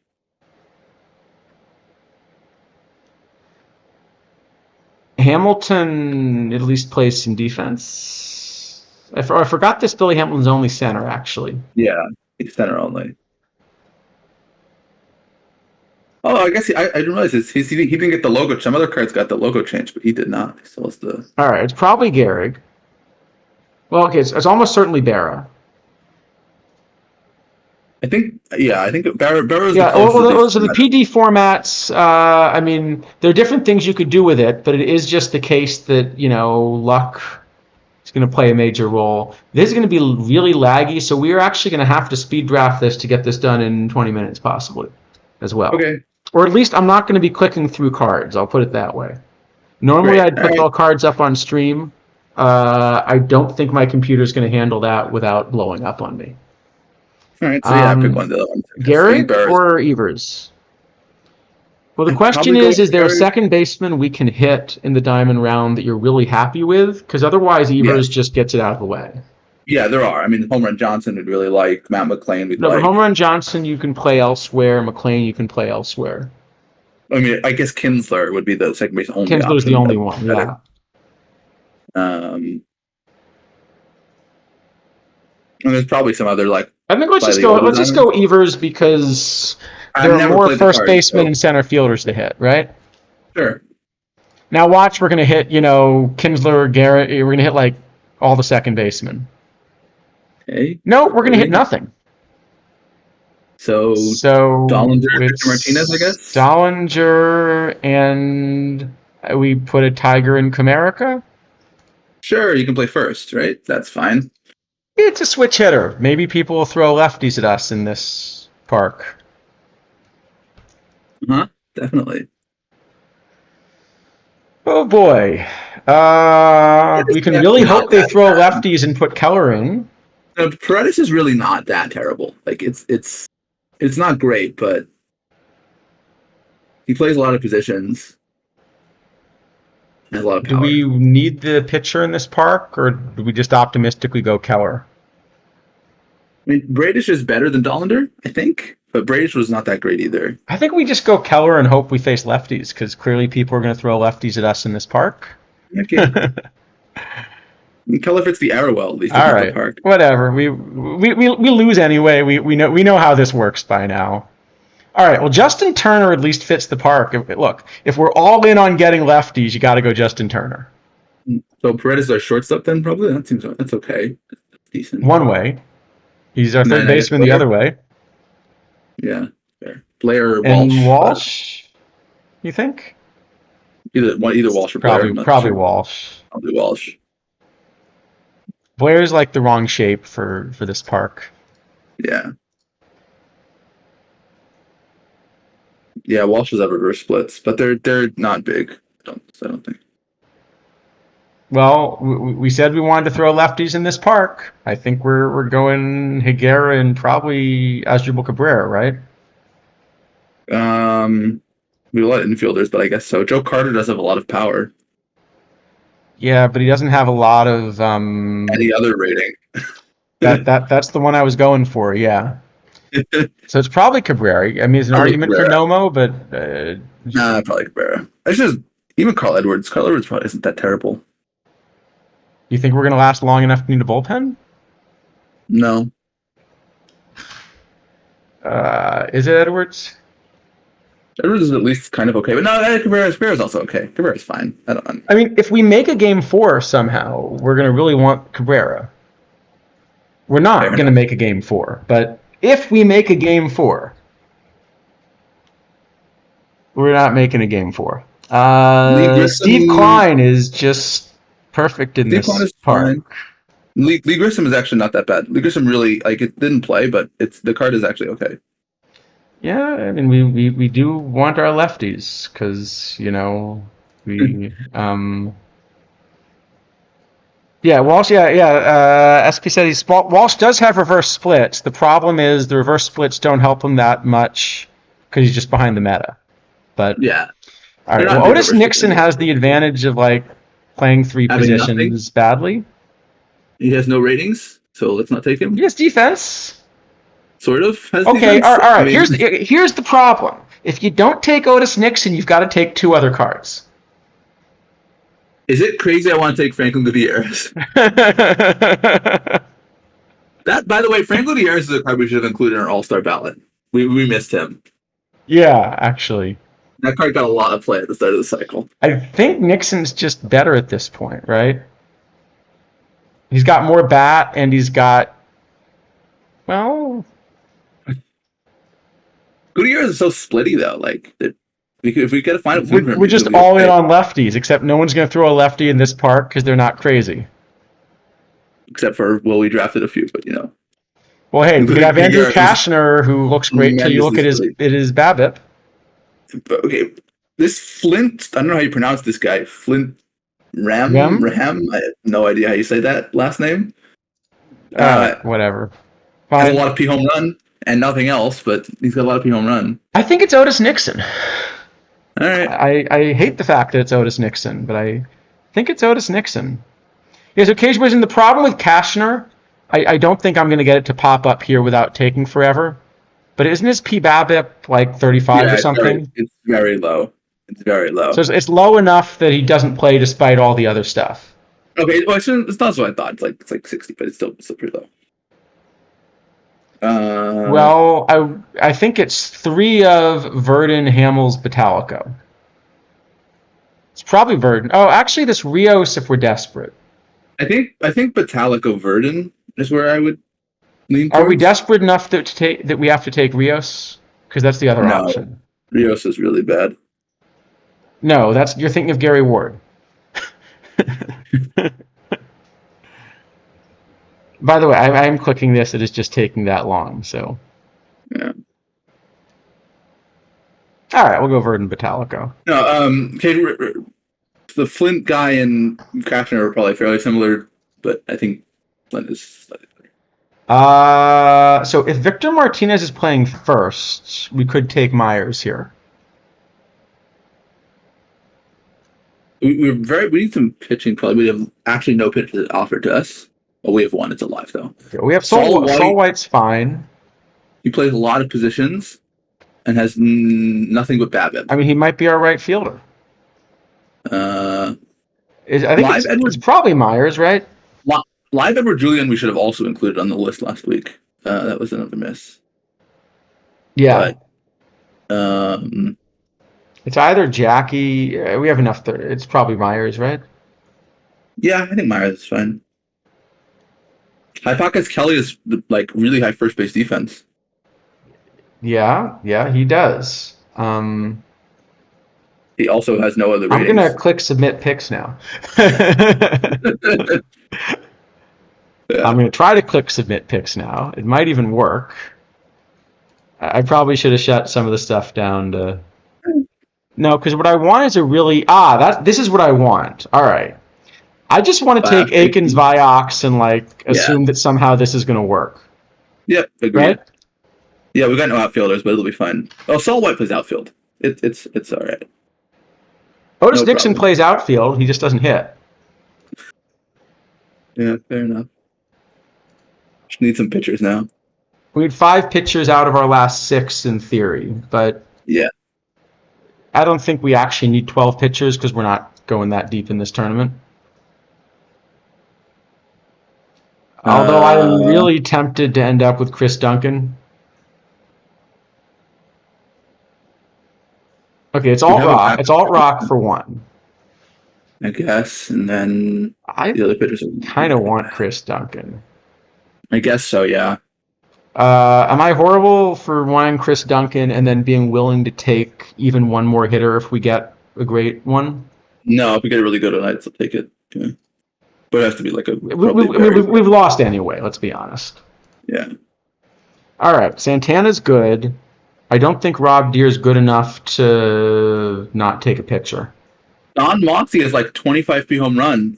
That's a good for this. That's that's what you want in Comerica in 1995 in a lefty and a right-handed home run park, isn't it? Yeah. Okay, this DL Hall. All right, I'm not going to be able to click, but I remember he had some P BABIP, right? Yeah, DL Hall's okay. Perdomo is okay. Clemente is okay. No, but I think there's no reason to like burn a pitcher yet if we. Andrew Vasquez, I think, is also somewhat decent. I guess I can look him up. He is a Tiger. I think I take Vasquez over Hall. It's more P home run. It's like 60 P home run for Hall and 90 for Vasquez. Yeah, and there are lefties in this park. You're trading some stuff for some P home run, which probably is good in this. Although Hall has higher overall, and you know that is the most important rating.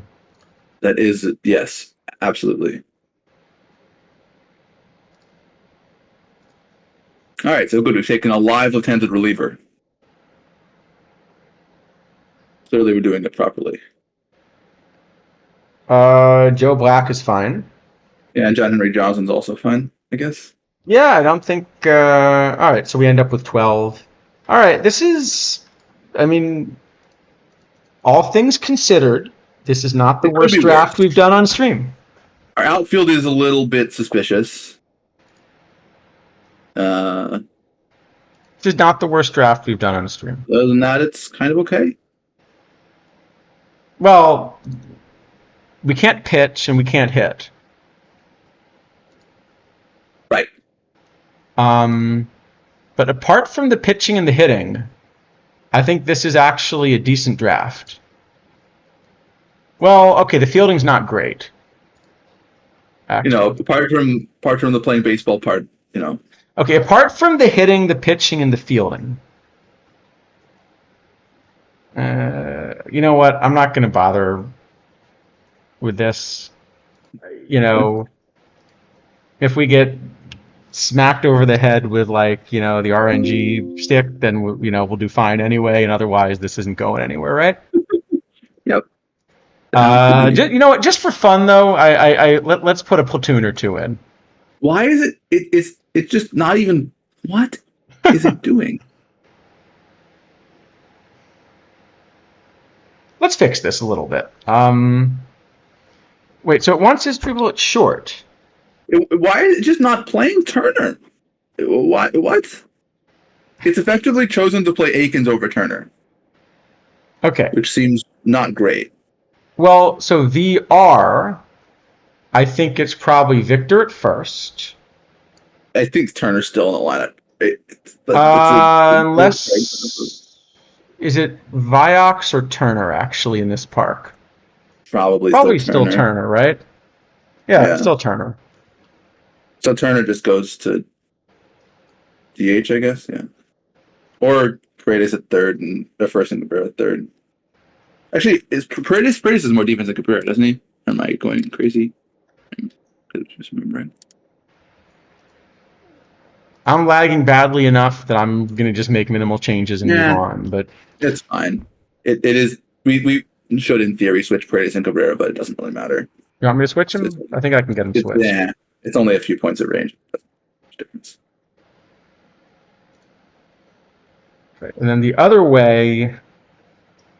Well, now we definitely need to play Turner. Well, we're definitely not playing Akins. Let me start with that. Yeah. The other way is definitely not Akins. Actually, I think it's even the same lineup then, right? Yeah. Same. Yogi's not splitty enough to want to do anything else. No. Yeah, looks good. Yeah, and as splitty as Duncan is, he's not splitty enough to make the lineup the other way. No. All right. No, I mean, I'm gonna hit submit before this thing crashes on me, and then let's get back to the modeling, which is the part we can actually do well on stream. Sounds good to me. Because actually, we're almost done. We've got 3 of our 4 true outcomes. All we're missing is the truest of outcomes. You know, p-BABIP. Right. Because and then we're gonna condense all these things into some kind of ERA estimator, but yeah, it's the end of the cycle. That's the way it works with a small stream. Why not, right? Mm-hmm. So, all right, time for the fun. p-BABIP. All right. The most important of BABIPs, the p-BABIP. The prime BABIP. All right. Let's see if we can get this to work. So we're going to define a p-BABIP rate. Okay. Yes. Same idea as before. Okay, we're not setting these. We're not setting these. We're actually going to fit it.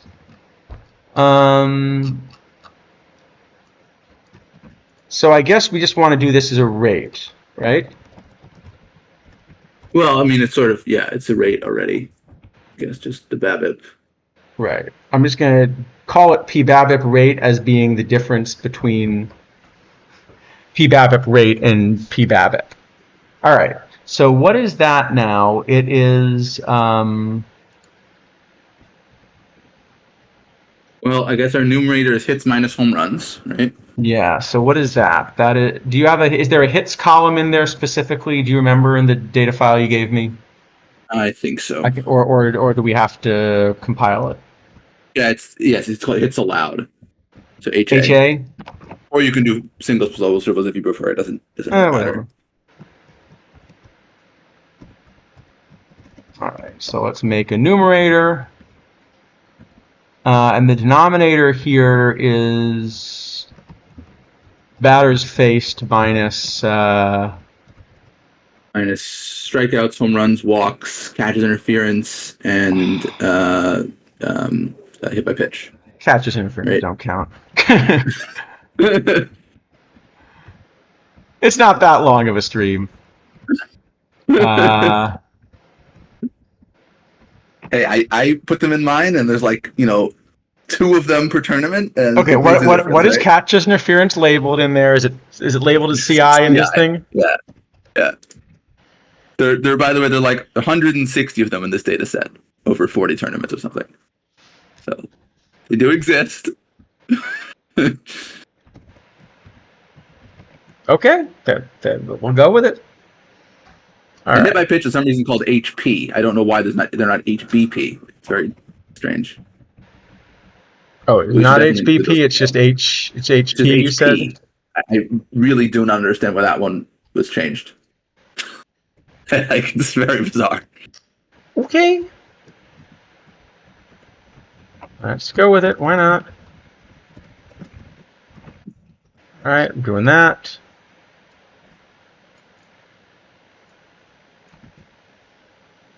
Commenting all that out. swear at some point I'm gonna get. This is what I get for picking an ID that I don't actually use, right? Yep. Odds this works on the first try? 0 or much less than that? Well, it depends. Are we an OOTP scheme where ratings less than 0 wraparound or not? Let's see. BABIP, rating from the card list. BABIP rate. Loss function needs PBABIP in it. And probably should change this. And now this will clearly work on the first try. And we change the axes too. Oh. Too late. I almost got there in time. Yeah, you know what? That's actually pretty close to the first try. Actually, this is not, as these things go, this is not bad. Yeah. Let's actually, we can probably,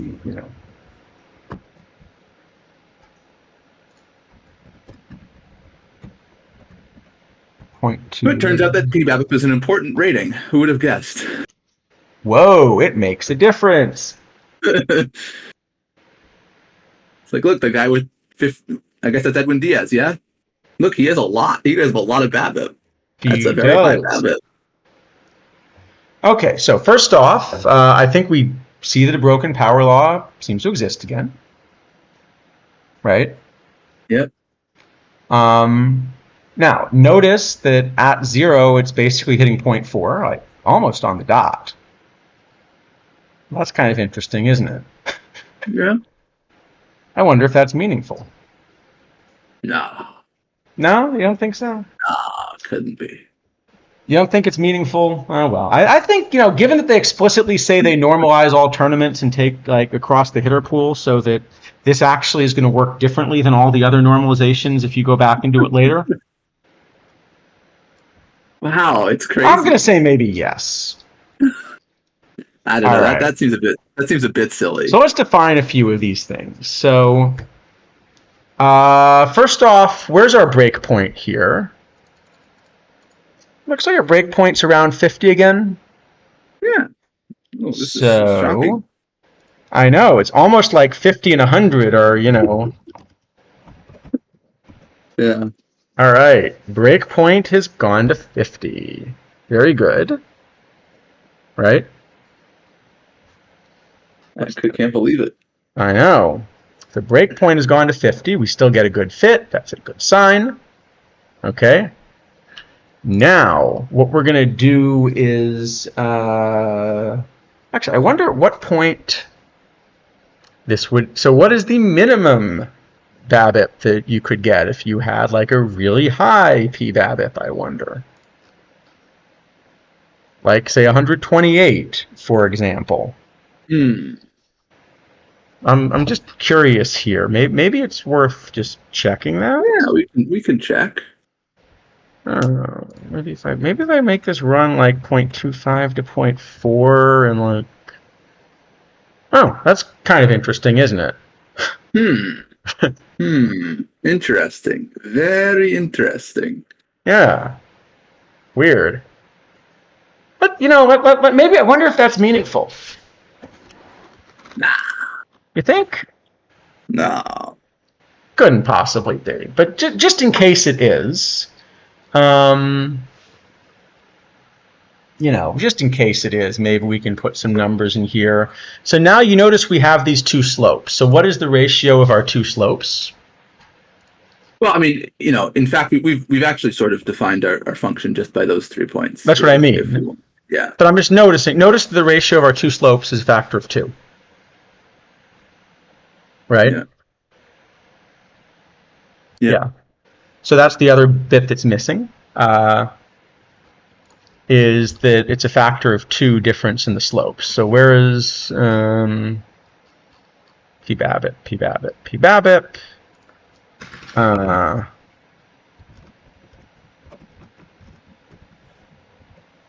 Okay, that doesn't change much. Oh, that makes it go even closer to 0.4. Shocking, right? Yeah, this is crazy stuff. So C break, that's the break number is 0.4, right? I guess it's minus M1 times 50.0, right? Oh, Yeah. that looks even better. And did that define everything? I guess we have to hit this 125 is the last one, right? So the 125, we hit 0. So what is the missing number here? Is what? Yeah. What? Sorry. I'm sorry. Yeah. What is the missing? What have I not set? X break. M1 is what I need, right? Yes. Which is just the 50 to 128. Right. Range. Yeah.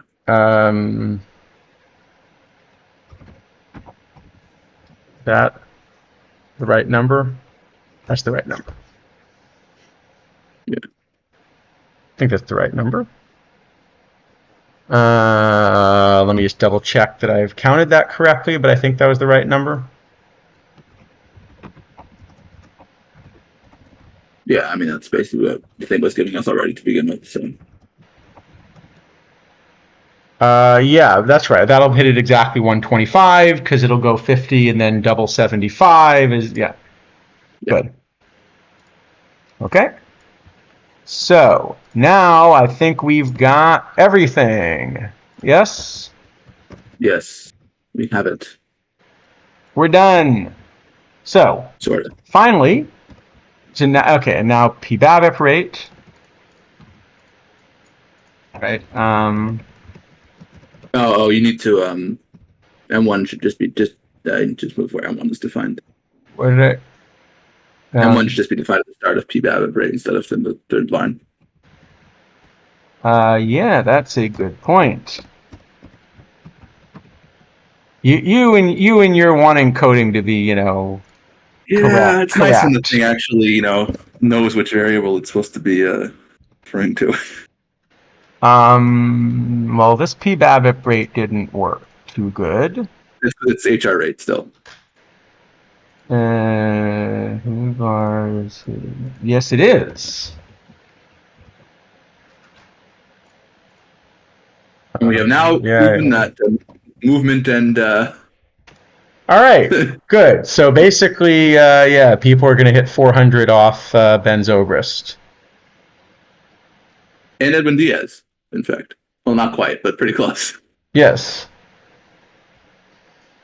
Something like that. All right. So now all we have left to do is to actually turn this into some projections. So now we get to do a little bit of baseball-y stuff, right? Wow, baseball. Amazing. All right. So I suggest that we're going to make 3 different lists here, just kind of for comparison. Okay? List 1 is Idafo's rough, very, very rough model. Oh, yeah. Okay. My model's real good. Real good. All right. So you made a but actually, Isidafo, you made a point, right? That's what should we call yours? I don't know. Multiplication model. Multi ERA. Yeah.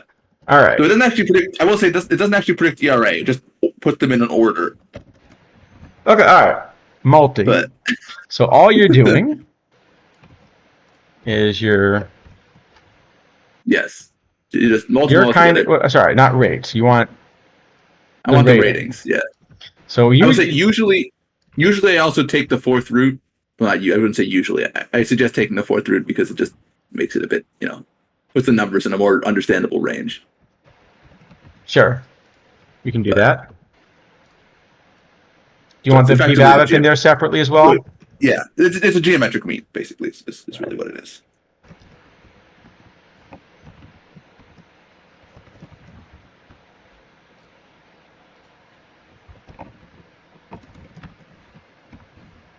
Is it NP dot? Is that what I want? What's NP dot power? No, you just have I think you have parentheses in the wrong place. Isn't there parentheses? Am I? It's a little harder because I don't have the highlighting. Yeah, there's that's, there you go. It's not in NumPy.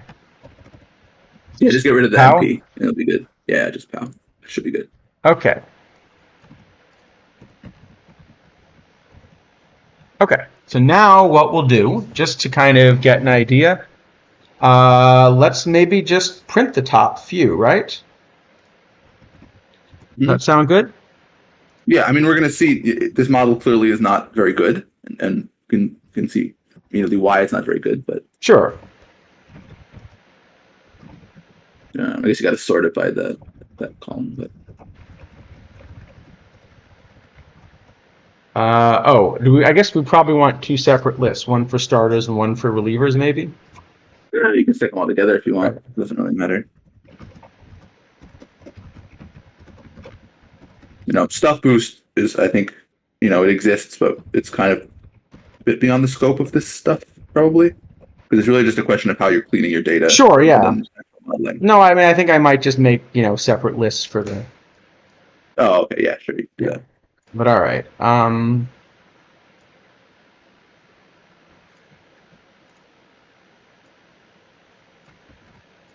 So what do I want? I guess I just want something like that, right? All right, so here are your top 10. No, Cliff Lee. The goat. Yeah. The goat ends up in there. So, I mean, it's not bad, right? As he should be. Yeah, sorry. But, I mean, what that model does is it basically says all the ratings are equally important. Which, of course, is not true.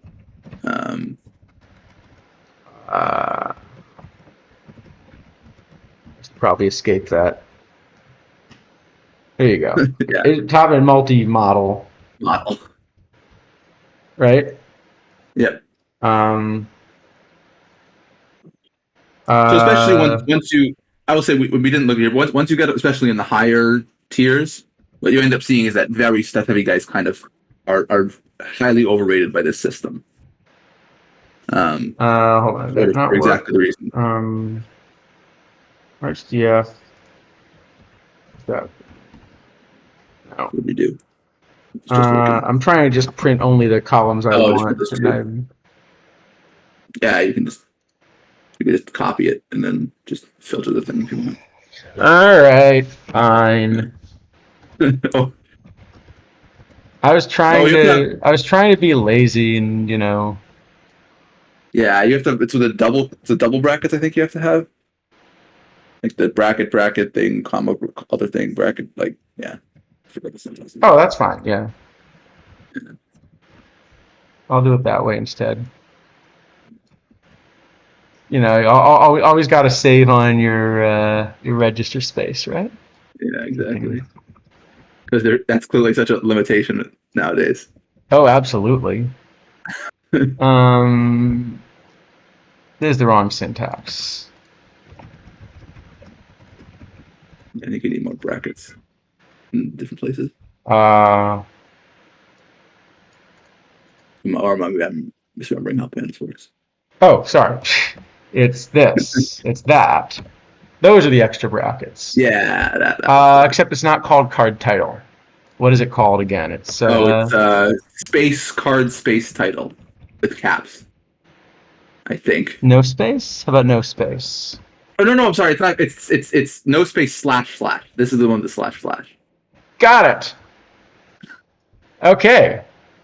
Here you go. Yeah. We did it. All right. So that's probably not such a good model. Let's do a little better, shall we? No, I mean you can see that it's not. If you play by this model, you will not you will get some of the right pitchers. Oh, absolutely. It's not horrible. No, I mean it's actually worth a point. I mean, what this is kind of telling you is that basically there are two things that you can kind of do when evaluating cards that we're both doing, right? One is we're looking at the shape and trying to figure out which shapes play, and that's where you need a little bit more sophisticated model, like the kind of thing we're starting to build here. Right. The other is that we sometimes just look at a card and say, this is understated. Right. What you're seeing here is you're seeing cards that are well statted. Some of them will still not play because the shape's not very good. Right. And you could do this with addition too if you wanted. It's substantially worse because, basically for the reason that we've shown with these sort of broken lines, like the. Yeah, here we can actually we can show exactly what that would look like. The very low or very high ratings are here not as helpful as that would predict to be. We can show exactly what that would do. Yeah. So now this is really overrating stuff, but fortunately it puts Cliff Lee up there as he should be. Yeah. Well, because it doesn't understand that PBABIP is more important than every other rating by a lot. Right. Well, part of it's that, and part of it are all these breakpoints that we saw, right? So all of these very simple systems have come in and said a point is a point. Right. Right? But what we've learned is that actually there are these breaks in the data. So a point isn't a point, right? Edwin Diaz has twice as much stuff as some of these other pitchers, but he doesn't strike out twice as many hitters. Right, and you can see, in fact, the range for the number 2 to number 9, number 10 here is fairly small, and Edwin Diaz's whip everything. He has many, many more total weighting points than all the other cards. Right, but if you said actually stuff's not so important, beyond a certain point, right? There's a point at which stuff mattered, but then we lose it. All right. Yeah. Let's make a little bit better model, shall we? Let's do it. All right. So try number 2 is going to be the traditional sabermetric version, where we'll just make FIP. Great. All right. So this would have been good if PBABIP were not a thing. All right. Or at least decent. I mean, it still has some issues, even if PBABIP is not a thing. But does anyone happen to remember the current FIP constants? We could just use 13, 3, and 2. I mean, it's close enough. Or I can look them up if you want.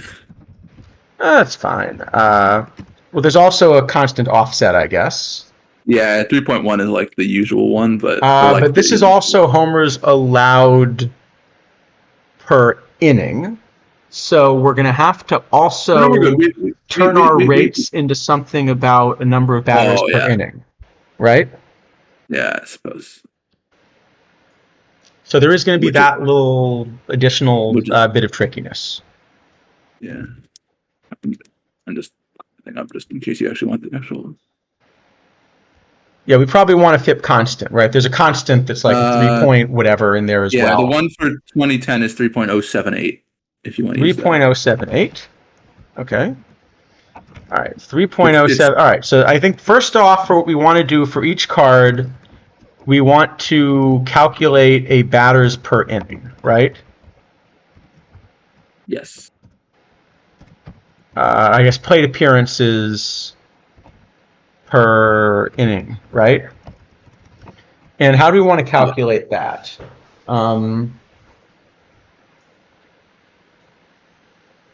Well, I mean, the one way to do it is just to fix it for everybody. We could. We know that's not quite right, but Right. But yeah, I mean, in theory, sort of it's some fixed thing plus however many runners you allow on base. Okay. You know what? Let's do the following. How about this? Outs per 100. Let's start with that. How many outs do you get? Yeah, that works. Okay. So that's going to be like a strikeout rate plus homers and walks don't get you anything, right? Right. So it's going to be a 1.0 minus PBABIP, right?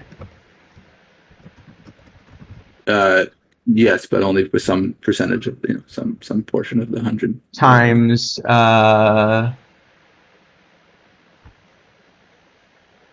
I guess 100 minus K rate minus. Now we've left out hit by pitches here because there is a hit by pitch rating, but we don't know what it is. It's a hidden rating. It's very unfortunate. Yes. So usually what I do is I just assign every pitcher the overall average hit by pitch rate. Yeah. Okay, that's reasonable. Is my home run rate times that? Okay. I actually I don't know. There's one other little thing in here. Sorry. So we have our home run rate. Well, but also you can sometimes get a double play. So there's like a double play rate in there as well. Yeah, but again, it's you can model this, but well, I guess the question is how many outs do you get per like BABIP failure essentially? Yeah, so what we want to do probably, because there's no reason to think that like one pitcher, you know. Yeah. Yeah, if we just average it for the defense. Yeah. So we'd probably want to find like the overall both double play and hit by pitch rates in our data, and then sort of use those. Yeah. Something like that. Do we have any idea what that is? I don't have that number. No, I don't have it available right away. Oh, hit by pitch rate. Hit by pitch rate, I can definitely get fast. Give me a sec.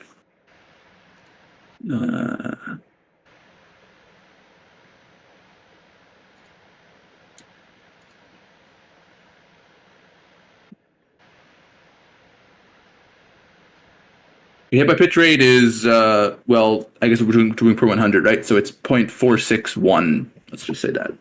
Hit by pitch rate. All right, so it's a 0.461 per 100 for everybody. 0.461. Yeah, 0.461. Oh, I said 0.0461. Yeah. Sorry. Okay. Okay. Good. And double play rate. Double play rate. It's going to be a order one. It's going to be something like 0.85-ish per game, it looks like, of that order. Per game you want? Well, no, I actually want it per batter? Per 100, I what? guess, right? Okay, yeah, 2.428 per 100 batters. All right, so I'll just add this as an extra outs per 100 for everybody. In principle, It should scale with PBABIP. And with walks, strangely. And with walk. Actually, yes. Yeah. All right, well, let's just put it in here, in there. Okay, and now plate appearances per inning, right? Well, plate appearances per out is 1 over outs per 100. So it ought to just be 3 over, right? 3 over that. Right? Sure. All right, let me, before we go on, I just want to print and make sure there's a reasonable number. This is not. This says we are getting 0.04 plate appearances per inning for the bad pitchers and like so we're off by a factor of 100, I assume. Yeah, we did multiply 100 at some point. So where are we off here? Oh yeah, because it should be 300, right? Because we're basically.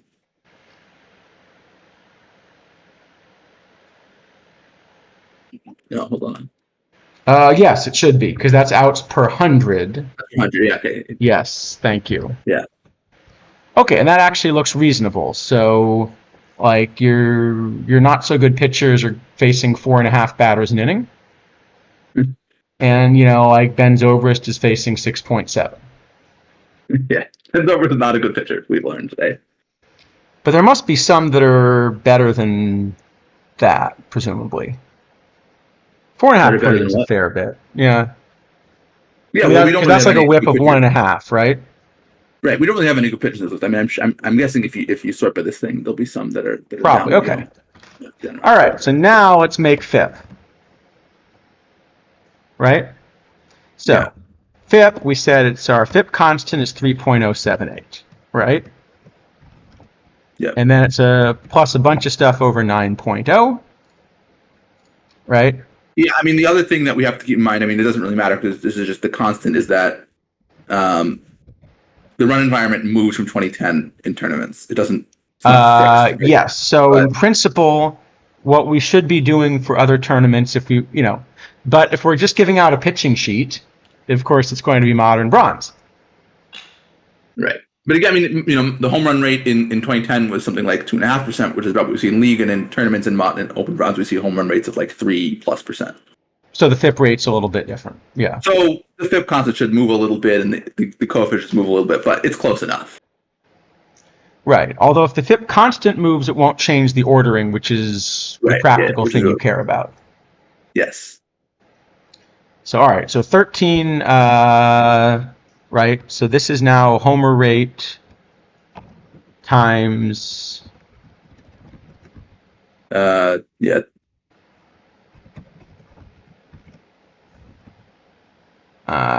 Over 100. Actually, I actually kind of wanted to keep that number divided by 100 now that I think about it.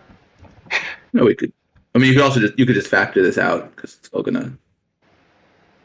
Yeah, actually, you know what I'm gonna do?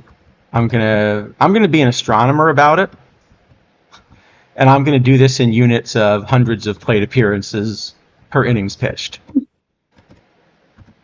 We've never seen an ugly unit we didn't want to define. Right? Yeah, and they have to find what to name it after. That's very important. Then we've got 3 times, what is it? I mean, this is how all the SI units were created, right? They're just like this giant cluster. Oh of yeah, base units. yeah, sure. And then they're like, oh, this has gotten too long. We need to find some random guy. Name this and the hit by pitch rate you said is 2.428. No, you said is we actually put it in there so that we could do it for someone. Okay. So that's the hit by pitch rate. No, hold on. Hit by pitch rate shouldn't be here. It should be in the. Oh, it should be here. It should be here too, but it should also be in the outs per 100. It's not going to make much difference, but in theory, it should be. It is. It's in the denominator here. Oh, it's just off the screen. Yeah, Gotcha. Sorry, but you know what I did was you got it right. What happened was I lost the walk rate in here. Sorry. So 3 times that. Actually, these are all going to be multiplied by the 100 per. So yeah, you can factor the thing. Yeah. Yeah, I can try to do something clever.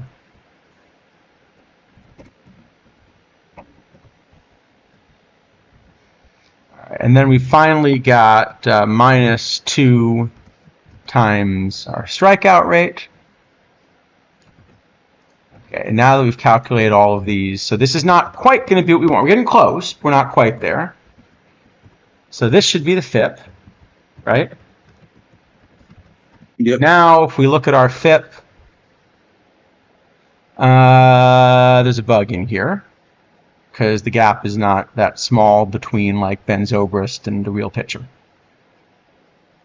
So I think something in the clever manipulation is off.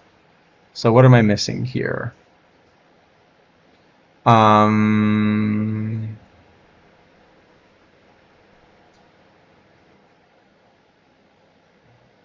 Because this is already per inning, so I shouldn't be dividing by 9 again. Oh no, that's the number's going to be huge then. That's not going to help. That's linear anyway.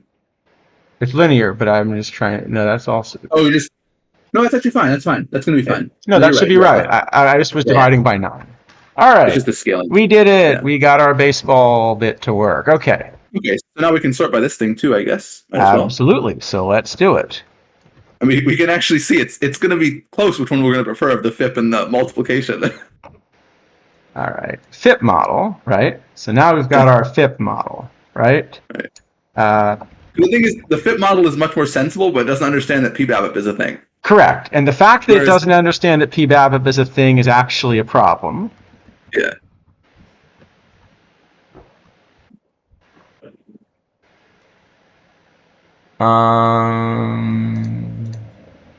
Sorted.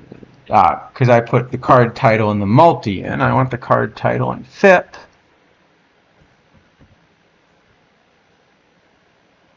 Did I not sort this? Sorted by FIP. Oh. Here we go. So now by FIP, here's the answer we get. Edwin Diaz is still great. Wow, amazing. Cliff Lee is great. Matt Anderson's also pretty good. Sean Marshall's good. The GOAT is up there. Dontrell Willis is up there. So if we were using last year's game engine, no. It wasn't actually thinking the position players were okay. I was just printing everybody alphabetically. So that's why the position players were mixed in there. Well, okay, what this says is that if we didn't have P. BABIP, Edwin Diaz would be a ridiculously overpowered card, which I think we all agree. The problem is that the P. BABIP makes the card much worse, right? So it says that even though we've now properly accounted for the fact that Edwin Diaz, doesn't strike out 50% of his hitters. He only strikes out 35% of hitters, right? Even though we've now figured that out, he's still really good except for the BABIP part, right? Right. So the sort of funny thing that I think is saying is that it's better to sort of just blunder around in the dark as long as you know all the ratings than actually do good baseball with missing a rating. Well, so I will say if you had to take one of these two lists, that's an interesting question.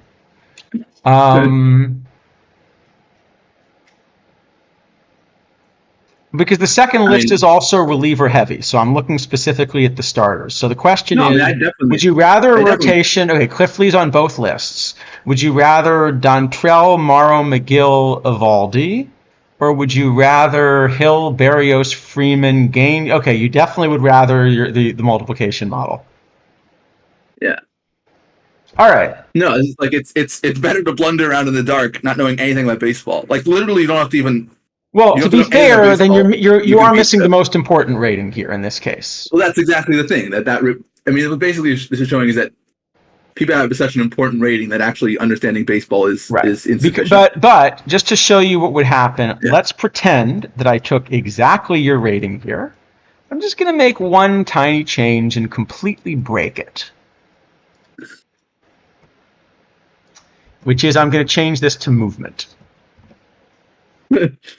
Yeah. Because that's what you get when you mouse over the card. Right. And now we have basically the same list as the FIP list. Correct. Not exactly the same, but similar. But you have a very similar list, yeah. Yeah. And the couple differences are probably ones where you prefer the FIP list because it's a little bit better. Yes. No, you'll always prefer the FIP list to that list. Correct. The movement list. Yeah. So, missing the most important rating matters. All right, so now it's time to add in the BABIP. We've calculated it. Let's use it, right? Yeah. So our projected ERA is going to start from the FIP, right? We're going to start from FIP. That makes sense, right?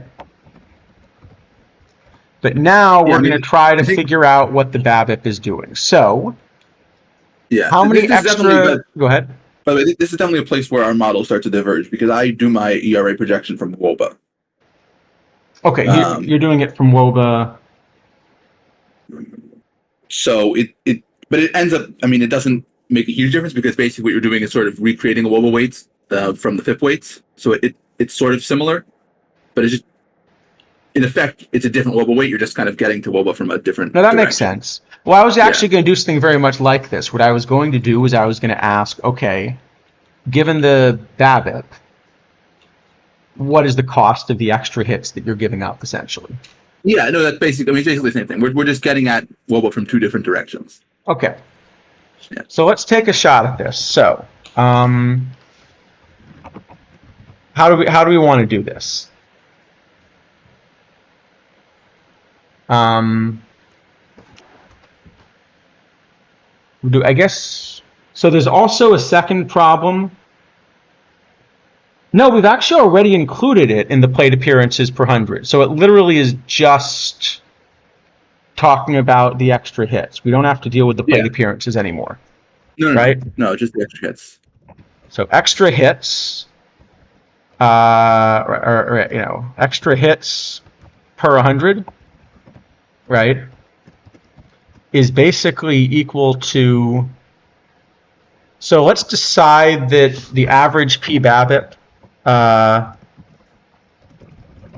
is what, 305, 310?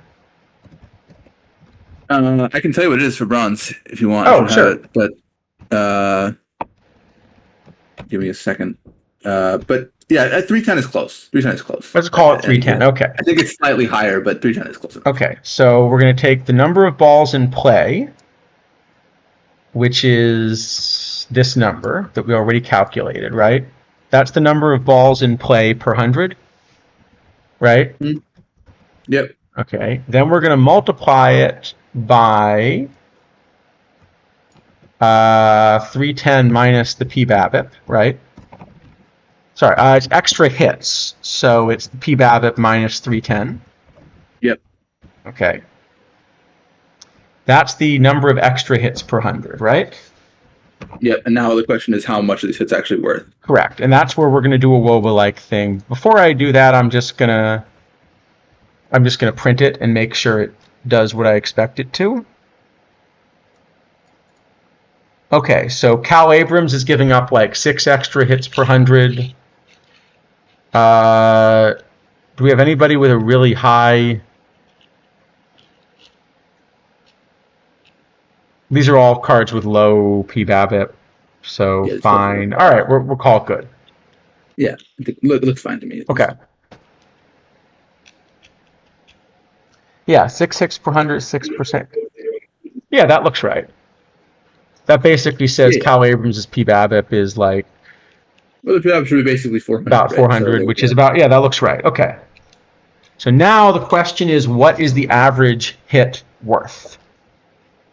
Okay, right? That's the last one, right? Yep. So,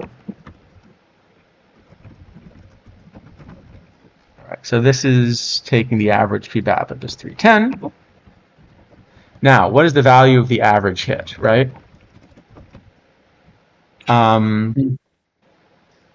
Well, let's just use WOBA weights and break it down by how many of them are singles, doubles, and triples, I guess.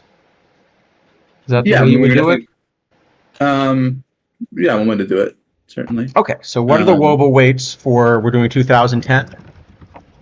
I mean, we're going to want it, we're going to, actually, no, because we're going to have to scale this. We're going to need to scale to home runs being worth 13, right?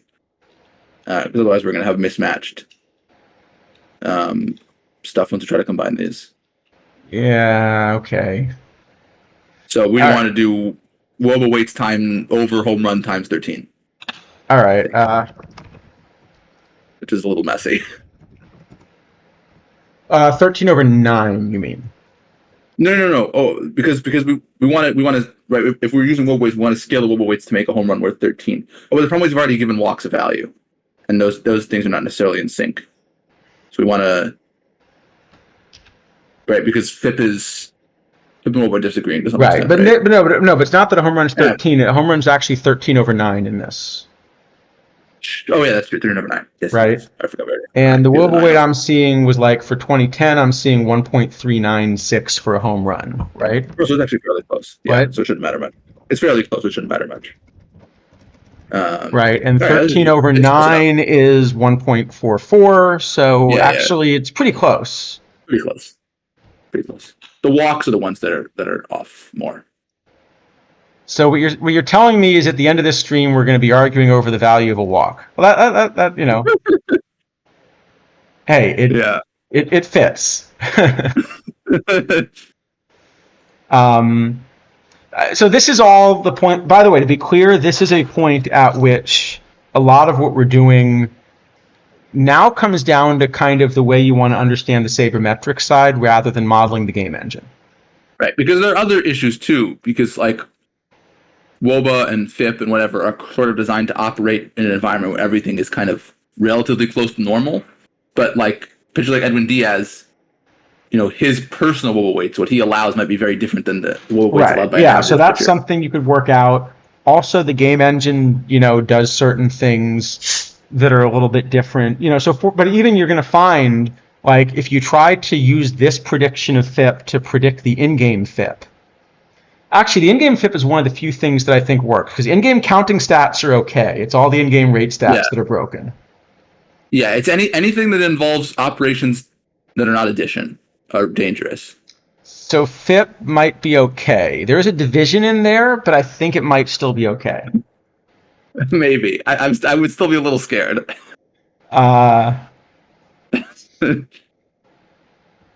Yeah, so you're sort of trying to predict FIP. But all right, so we're going to say the average hit. So what are your 2010 Woba weights? I'm seeing 0.88 for a single. Is that? Yeah, I mean, now we start getting some other questions, like with, you have to sort of, what are you doing? Like, some places use scaled Woba, some places don't use scaled Woba. So that's another thing that you have to be concerned about. All right, well, let's just pick our favorite. I mean, be aware, we're going to come back to this in a moment when we look at the list. But one of the things to keep in mind, often you see us on stream talking about clusters of players. And, the answer is we don't really take a difference of like 0.01 ERA that seriously in the projection because of discussions like this. Right, even more than that, probably. I'd say even probably sure, yeah. Up to like a full tenth of a run is you can. So let's look at the list we get, and then let's compare it with what we actually would project. So, all right. So I just want the relative fraction of singles, doubles, and triples. Yes. And if you want to give me different weights than these three, feel free. No, those look close enough. Okay, so let's see. In this, give me a second because I'm doing this with a calculator by hand. So it might take me a second. Would have been smart if I actually opened up something that would do this for me, but you know what? Sometimes I'm smart, usually I'm not. All right, how many of these were there? Let's see if I can find, I might be able to find this as well. Okay, singles were 0.741. Okay. 0.7407 if you want to be... 0.741 you said? Yeah, sure, close enough. We're definitely less precise on the other weights, so... Yeah. Yep. Doubles, 0.2284. Okay. Triples? Triples... Must be about 0.031, yeah. Okay. Yeah, that's the average hit. Yeah. So now we're going to say the PERA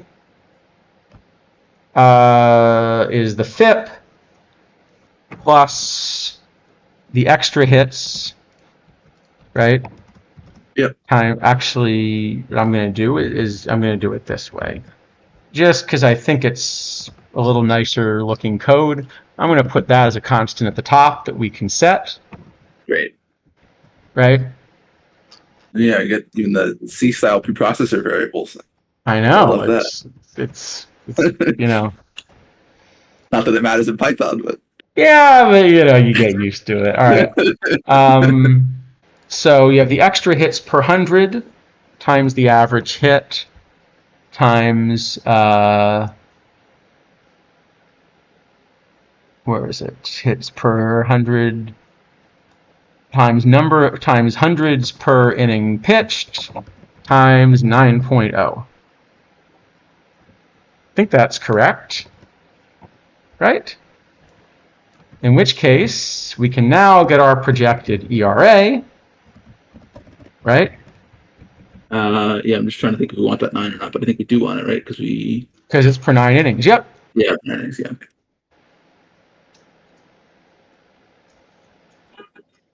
And this is what we get. Mm-hmm. So I'll say what's happening with Joey J, and I think the reason we both have him lower than this is basically because of splits. Yeah, so let's talk. We can actually talk about that in a moment. And even Fultonavich to some extent. Yeah, so this is what you would get if you just take the overall ratings. And I think this is where we're learning a little bit about splits. Yeah. I guess we can do a VL and a VR if you want. I was going to say, actually, this is a really easy thing we can now do. So let's just take everything we just did, right?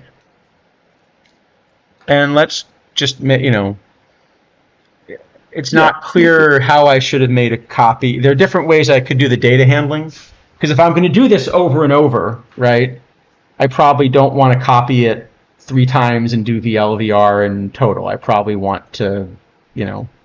Yeah, do something a bit In fact, more clever. yeah, you know what? Let's actually make it a little bit smarter here, shall we? We're going to define a FIP function, right? And an ERA function, right? Or a project, or let's call it ERA, right? And what are they going to take? They're going to take a stuff, because then we can just run everything in there, right? Yeah, sure. Take a stuff. What order do you want to put it? P Homer, P Babbitt, control. Sure, that's the order in the card at least. I mean, it's not the order in the card list because no, but those are the only 4 things we need, right? Yeah. Yes, because we're again, we understand double splits exist, but we're ignoring them for these purposes. Yeah, so we'll just make it a little bit smarter here. So all right.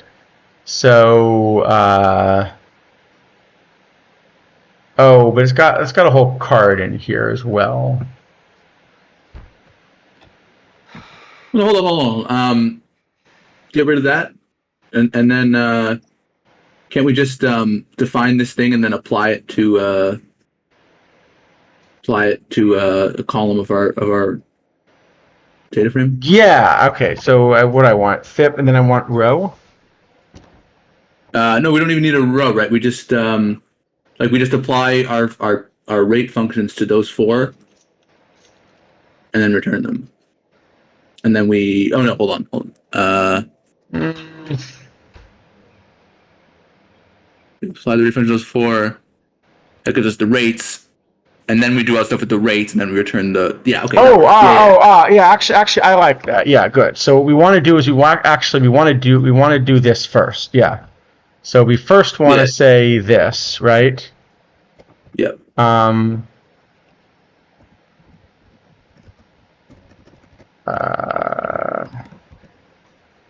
I just want to give it a different name than K rate exactly.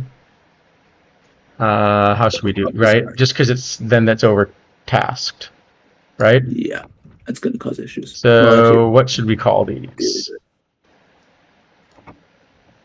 I don't know. Just put like a underscore after them or something. that's awful. Right? Here, I'll do it K's per 100, just to distinguish them.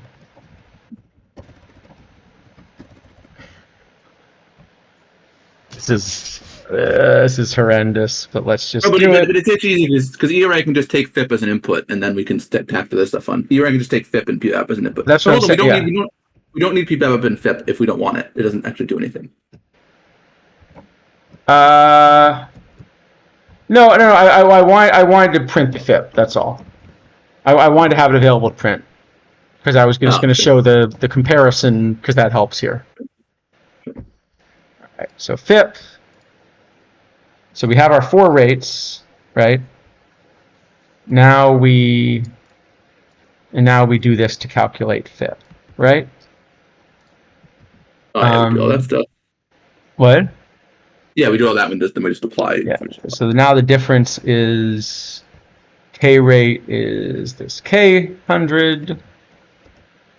Okay. All right. Hit by pitch 100. That's a hit by pitch per 100, right? Which is outs per 100, right? Yeah. We just. Actually, it's not P Babbitt per 100. This is just P Babbitt. Right?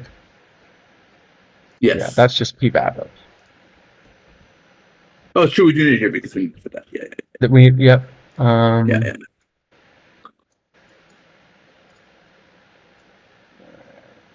Okay. All right.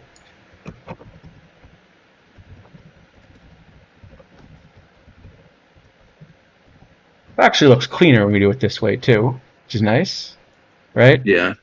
All right. Probably theoretically slightly less efficient, but whatever.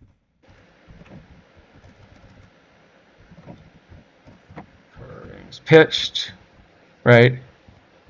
Yep. Oh, where did we calculate out? That's the out 100 here, right? Yep. Okay. And now FIP. Oh, you can just return the thing. Yeah, I'm just checking. I'm just getting what it is. Right, that's Homer rate. This is actually cleaner as well, which is nice. Considering how much of a mess I've made of the rest of this code.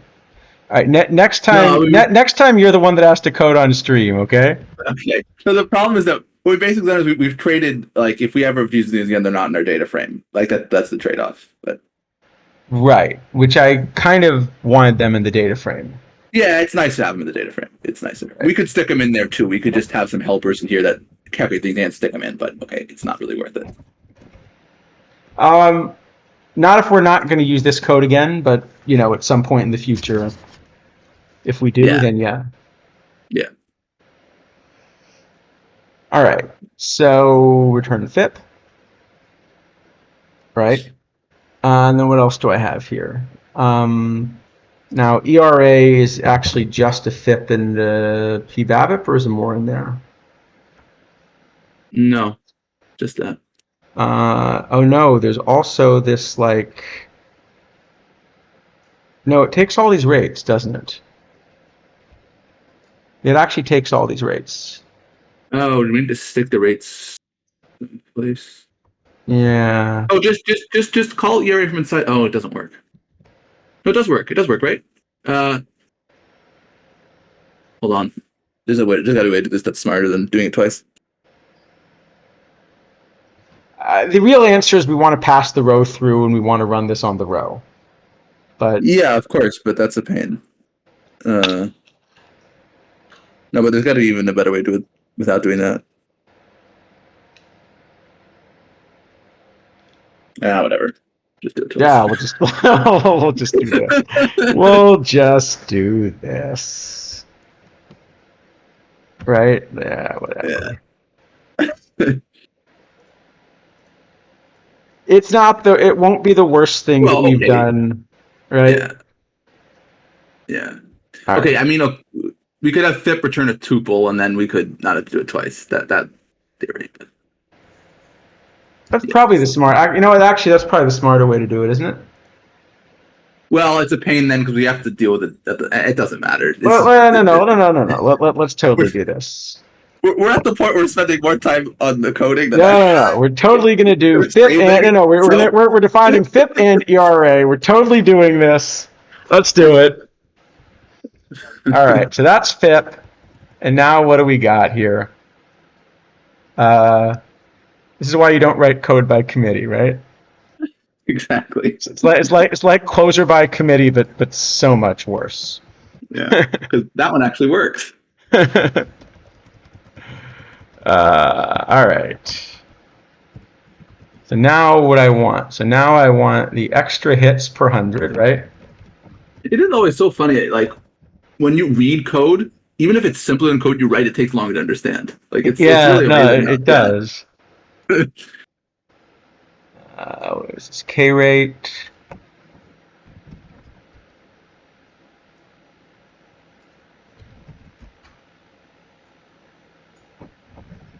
Homer rate.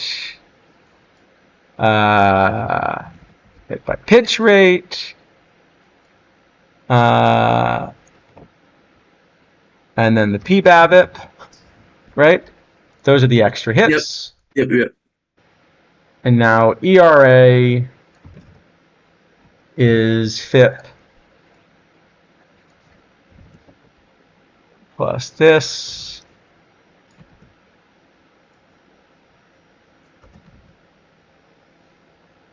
What do we call this? We called this odds that this works on the first try. 0. My only, I forget what the language it was. There was like I took this course on sort of programming language like theory, like the design of them. And there was this very, very strongly typed language. I forgot what it was called now. My favorite typing system's Haskell, but that creates other issues. No, it wasn't Haskell. Namely that you have to learn Haskell. Yeah. No, but it was to the point basically if your code compiled, it was right. Actually, SQL's a little bit like that for me. Yeah, I guess in some ways SQL is like that. There are other things SQL does which is horrible. Like my favorite problem with SQL is the implicit as. Well, I mean, SQL is just so much just silliness. Yeah. But anyway. What the hell is that language called? It was really cool though, because it never had the experience where it was like if the thing actually ran, it was like, yep, you don't even have to you don't even have to like, because it basically would test as it go along because the types had to be right always. Haskell is pretty close, I guess. Yeah, it was cool. Anyway, all right, what are we giving now? So we're giving it now. So the first, just to test this, it's stuff. Right, I'm going to start by. Sorry, I'm just going to give it stuff control. Yeah, I just give it this. Yeah. Just give it the same thing back and make sure it's equal. Yep. What was the order? It was stuff P Homer, P Babbitt controls the way we did it? I think so, yes. We've now got a FIP and a FIP2 because, naming conventions. Oh, yeah. Well, no, it's because I'm actually specifically I want to confirm that the 1s and 2s are equal. Right. That's actually the goal, is to do this. We are attempting to prove that 1 equals 2. Except it didn't. It gave me the ... dots. Do you remember how to tell it? No, darn it! I want all the columns. You could just make a column that's the difference. No, I could, but I just scroll up too. But I wanted just all the columns.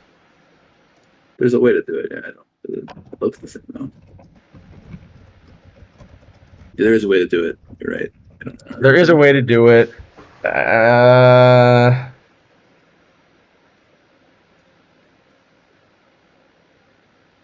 Sorry.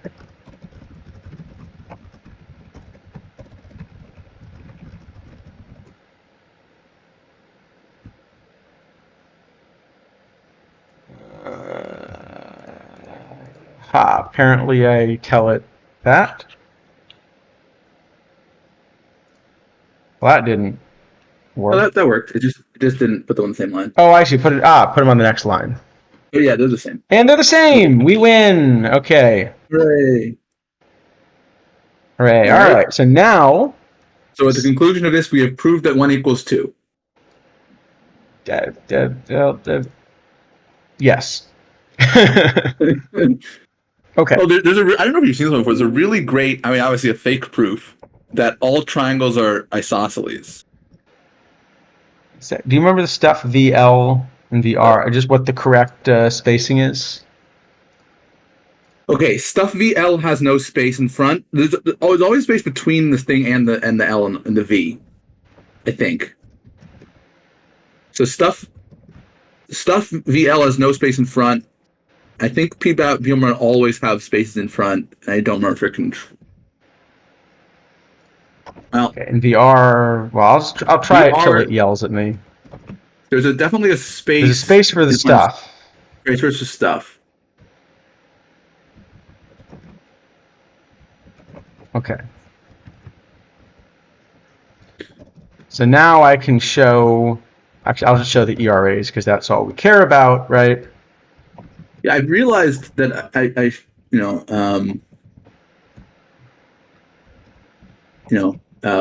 because there's always either space or no space.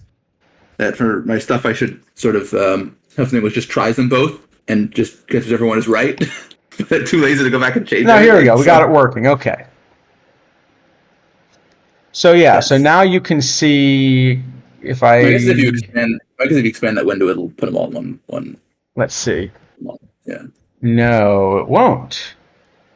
No. Yeah, okay, now there's a spider-specific thing, and that's where I really don't have a good way to... Yeah. Okay, but the point is, you can see for, like, Joey J, right, 355 VR, 405 VL.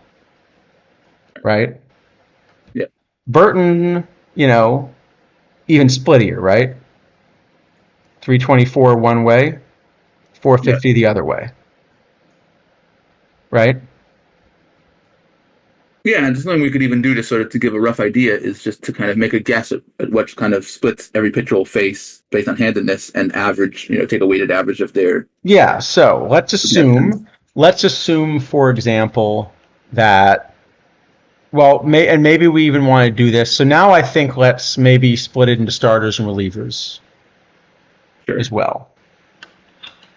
Right? Oh, is it pitcher roll or space pitcher roll? I don't remember. Isn't it great? I don't remember. I think there are more space than no space. So. All right.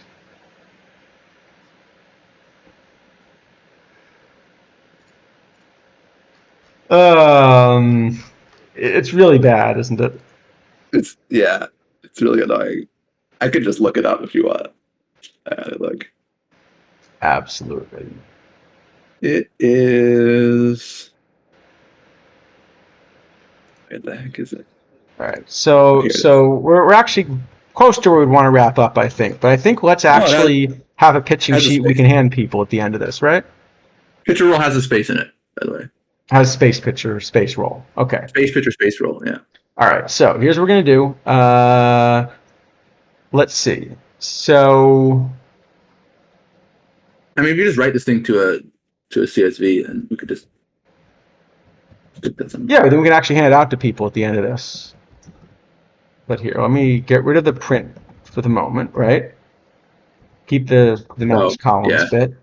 Oh, because you got this extra piece in the. So now what we're gonna do.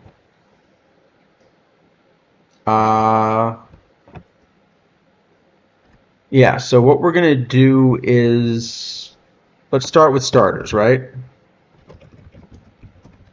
Yeah, so we can take a guess at what they're going to get. All right. Hold on. In theory, this is data I actually sort of have. I mean, I still have to guess because I don't have the actual splits. That's fine. Okay. First off, let's just decide who are starters. So we'll want cards DF, right?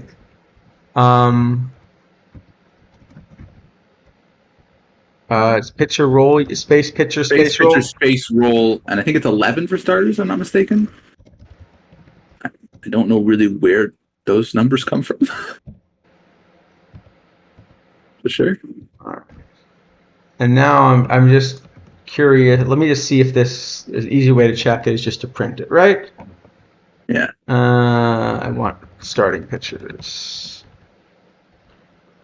Equals. That one's an equals. Oh, yep. P is not defined. Oh, yeah, you have P and then it's commented after on 107, 108. Where do Oh, on no. There.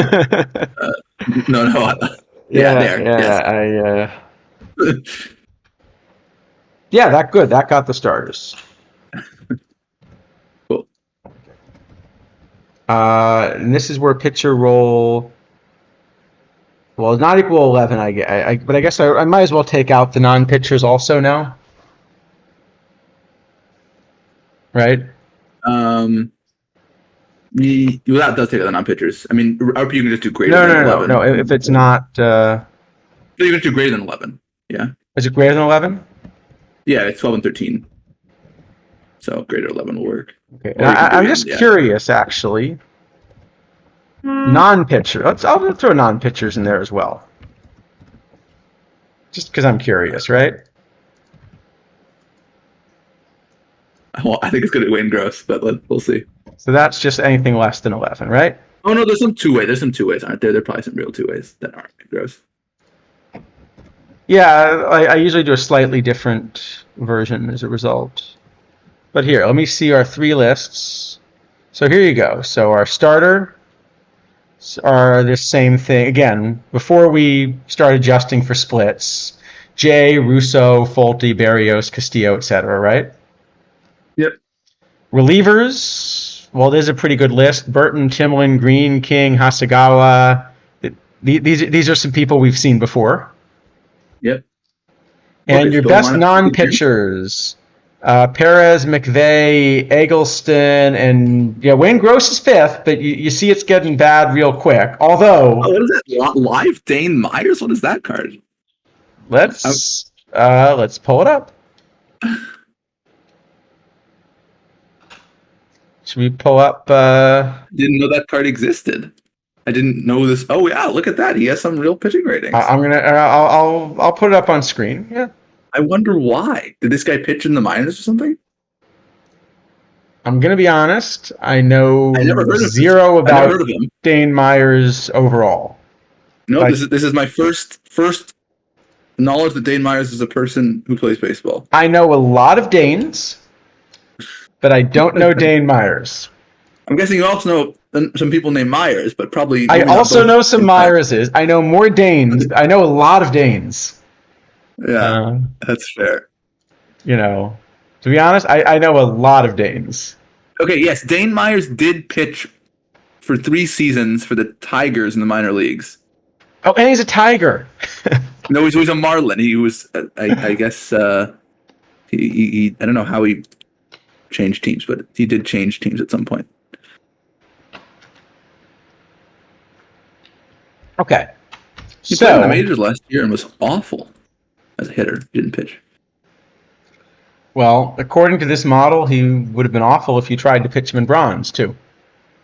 Yes, well, his last pitching was in 2019, and he had a 6.5 ERA in high A. So I think that's fair. Okay. Okay, but so it actually looks like we did pretty well. Shane Halter, I see, is on the PERA list really? as well here. Yeah. Casey Schmidt, that we found something Casey Schmidt's good at. Not like shortstop. Well, we know some things Casey Schmidt's not good at. Let's be honest. Yeah. We know some things Casey Schmidt's not so good at. Do you own Dane Myers in this account? I wonder. Here, I can pull Dane Myers up. I've been forgetting to maintain this theme team. I really should, right? Yeah, I guess. Here you the go. cycle's Live over. Dane Myers. Yeah, he does have some pitching ratings. No, those are his hitting ratings. You're gonna have to open the card. Not in the shop. Yeah. I'm trying, and the lag is a problem. All right. Well, I can read them off. If, I'll find him. He's listed as third base, right? yes. Listed as third base, doesn't play any defense. Works great. What was his overall again? 44, but I think you're on non-live. Yeah. I have been clicking this for the last, Yeah, it's a little laggy right now, huh? It is.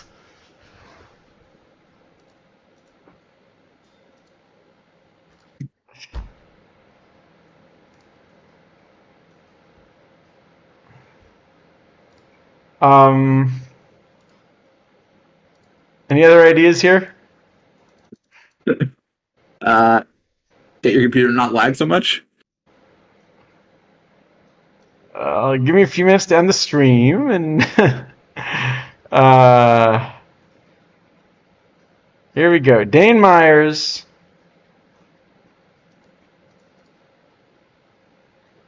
Yeah, those are some real pitching rating. Actually, is that better than Kirkering? Might be. Hold on. One of the advantages of not having a horribly lagging computer is I can actually compare these guys very quickly. It's close. I think Kirkering is slightly better. Okay. Kirkering has 9 extra points Wait. of PBABIP. This is For a few points of stuff. apparently. I didn't misread this. I am actually playing a team called Detroit. Detroit, yes. Detroit, yes. Well, spelling is tough.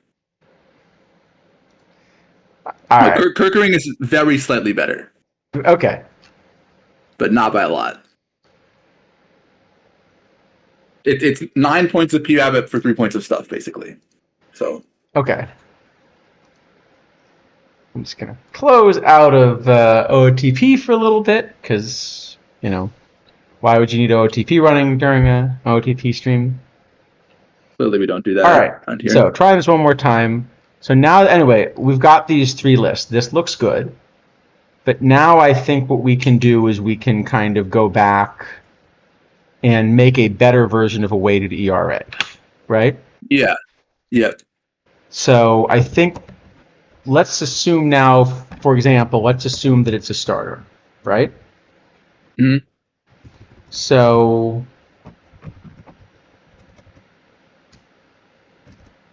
how do we do this? So I can give you the observed for this. I have it. Yeah. Semi. Okay, one second. Not really exactly observed because I have to make guesses, but it's semi-observed. Let's see. Wait. I was just thinking about what to do. So what I want to put a like VR, VL, and weight. Right. Oh yeah. Sorry. I think how I want to do this. No, sorry. There's a much easier way to do this. Play with the data frame instead. So what I want to do is let's just do it separately for lefties and righties because we're gonna have to do a version of that anyway, right? It's pitcher throw. What's the name of the column? It's throws or space throws. I don't remember which one. Space throws. Let's try. I think it's space throws, but I'm not 100% sure. It could be and zero is righty and 1 is lefty? No, one is righty, 2 is lefty. What is 0? 0 doesn't exist. All right. Yeah. So if it's 1, okay. I guess yeah. Okay. So now we're going to say that the projected ERA for those, final one, right, is going to be some weighted thing. So if it's a starter, let's say that you face, or say you can give real numbers if you want, but I was going to say, let's say you face 70% the opposite hand. So my data, I would say, so what I've got is sort of semi-real. So I mean, the thing you can tell is sort of how many left-handed batters there were and how many right-handed batters there were, right? Yes. Because none of actual splits. So then I can make sort of, I can guess, right? Because I can sort of increase the platoons or decrease the platoons to get the same numbers. So the data I've got, it seems like in bronze, right-handed pitchers face left-handed hitters between 55 and 60% of the time. Okay. So let's say 60 lefty, 0.6 lefties. Yeah, but again, this is assuming that this is the average team, right? Right, and this is the kind of thing we were discussing where, like, often one of the differences in our model is I'm going to decide that later in a tournament it's a bigger platoon split. Right. And so I'm going to actually punish splitty players a little bit more than you are as a result. Yeah. Right? Okay. Yep. And if it's a lefty? Lefties face righties about 80% of the time. 80% of the time. Yeah. Okay. So we get some split like this. Okay.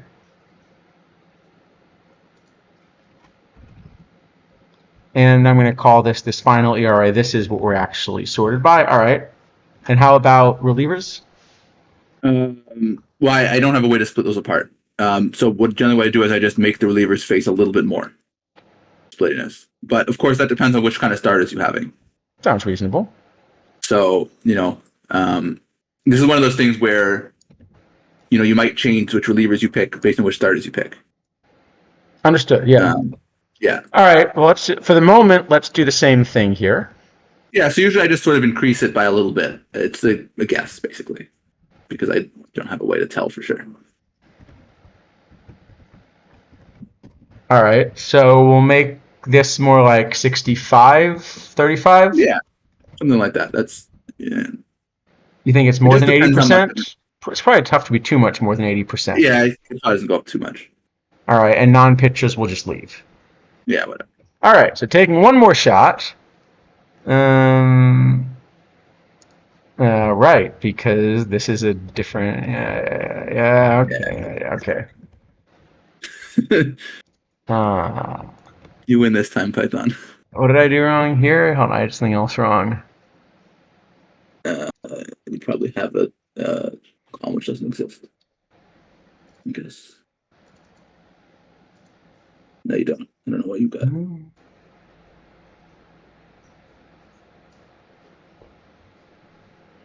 Oh, it doesn't like. Oh, because you're it doesn't like that you're defining it separately. Because you've already defined a column and it thinks you'd make. Yeah, okay, I understand why it doesn't like that. Just make a function for it. Yeah, that's going to be easier. Just make a function that takes throws and. Oh, I was hoping to avoid doing that. You No, know. because it's going to complain about this because you already defined the thing and then you're taking a slice of it and trying to. Yeah.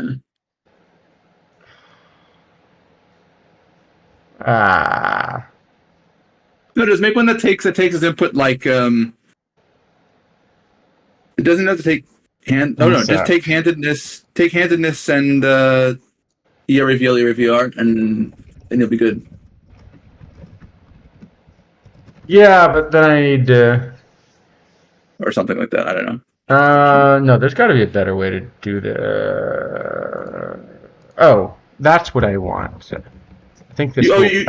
I think I can do this. Yeah, the way you could do it is you could do DFP array final equals blah if SP throws DF equal 1 other else the other thing. You're gonna. Oh God, no! To get out of there. Yeah. All right. Hold on. Let me do this. No. You can do SPDF P array final equals I have the to one do that. thing. Yeah, I have to do. I have to yeah. do this first. Or that, yeah. And now that should work.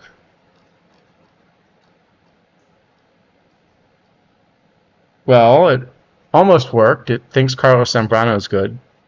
No, I think they're all 0. I know. That's a version of making him good. The if thing will work if you want to do that, but it's going to be really it's going to be a really long line. Is there a better way to do this? Let me see.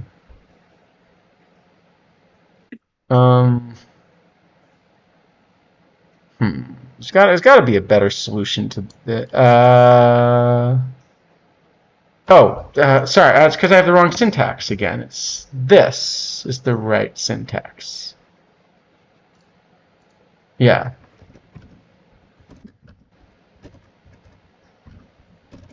I think that's the right syntax. Well, that was the first part of the right syntax.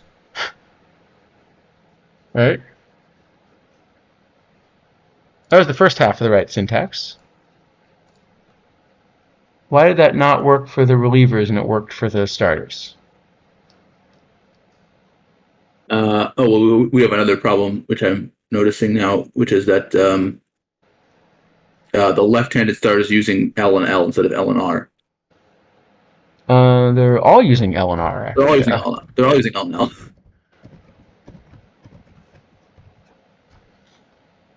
Yes. Okay, well that. He still likes Joey J too much, but. Does still like Joey J too much. I still think Joey J is going to face more than 60% lefties. Is the problem? Well, yeah. I mean, we can show that. We can mess with this number and we can show Joey J going down and down and down. Right, but so my model isn't going to like him as much because I do think he's going to face that many lefties. Well, actually, I would say my model doesn't even like Joey J this much. So, and I am facing this amount of lefties. So clearly something is different in the projection someplace or in the global weights or something. I wonder if we have a typo. It could be global weights or they're. I mean, I could have a different typo in here too, for sure. No, it's probably global weights because Jay's a fairly extreme walk card, and I think this thing is not punishing walks as much as I am with the same split. So I think probably it's that you're punishing walks even more, but you have a bigger split. Like too. my internal model punishes walks. You mean more than? Yeah. I think this give me a sec. I'll tell you where my internal model puts Joey J. But I'm guessing it's somewhere on the bench. Yeah. Because you know how much I love my walks. No, if I remember correctly, I have him sort of Like I have like Barrios, and then tier 2 is like Russo and Jay. Yeah. Wait, did Jay just come out? Like 2 weeks ago, 3 weeks ago. No, I was trying to see who was. I was just trying to make sure that he is in my card database. So I don't have him in the top 10.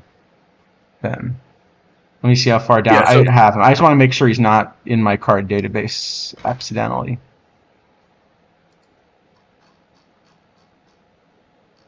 I want to make sure that I actually don't like him, as opposed to don't have him in the database. That's all. You can't think much of the card if you don't know it exists. Or wait a minute, this is loading from the same copy of the database that. No, that's true. I in fact do not like Joey J. Right.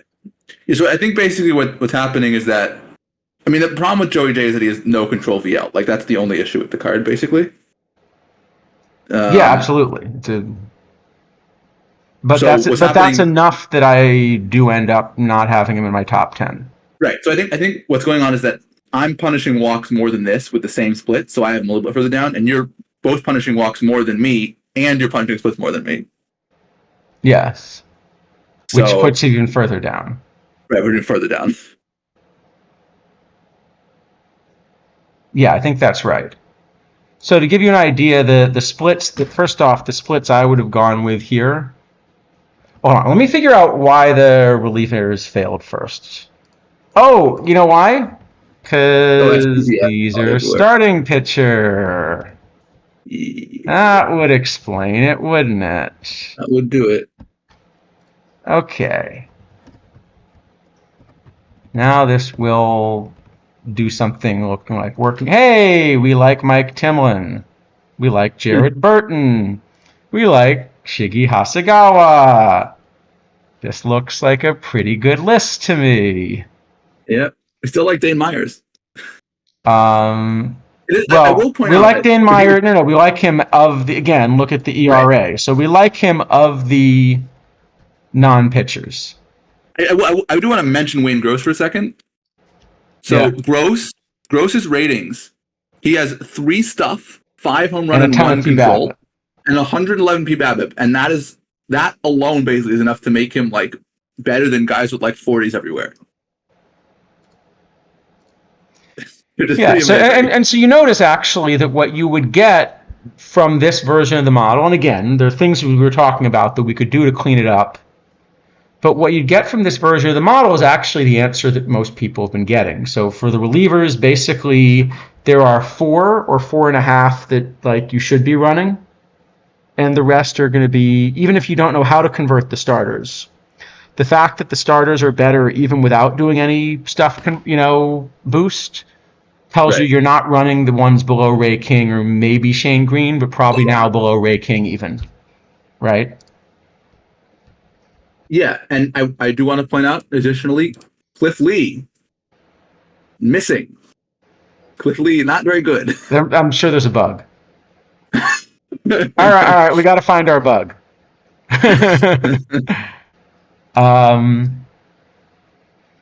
I have Cliff Lee 6th right now in my model with its own version of this.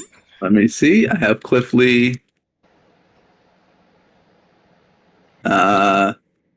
Yeah, about 50th.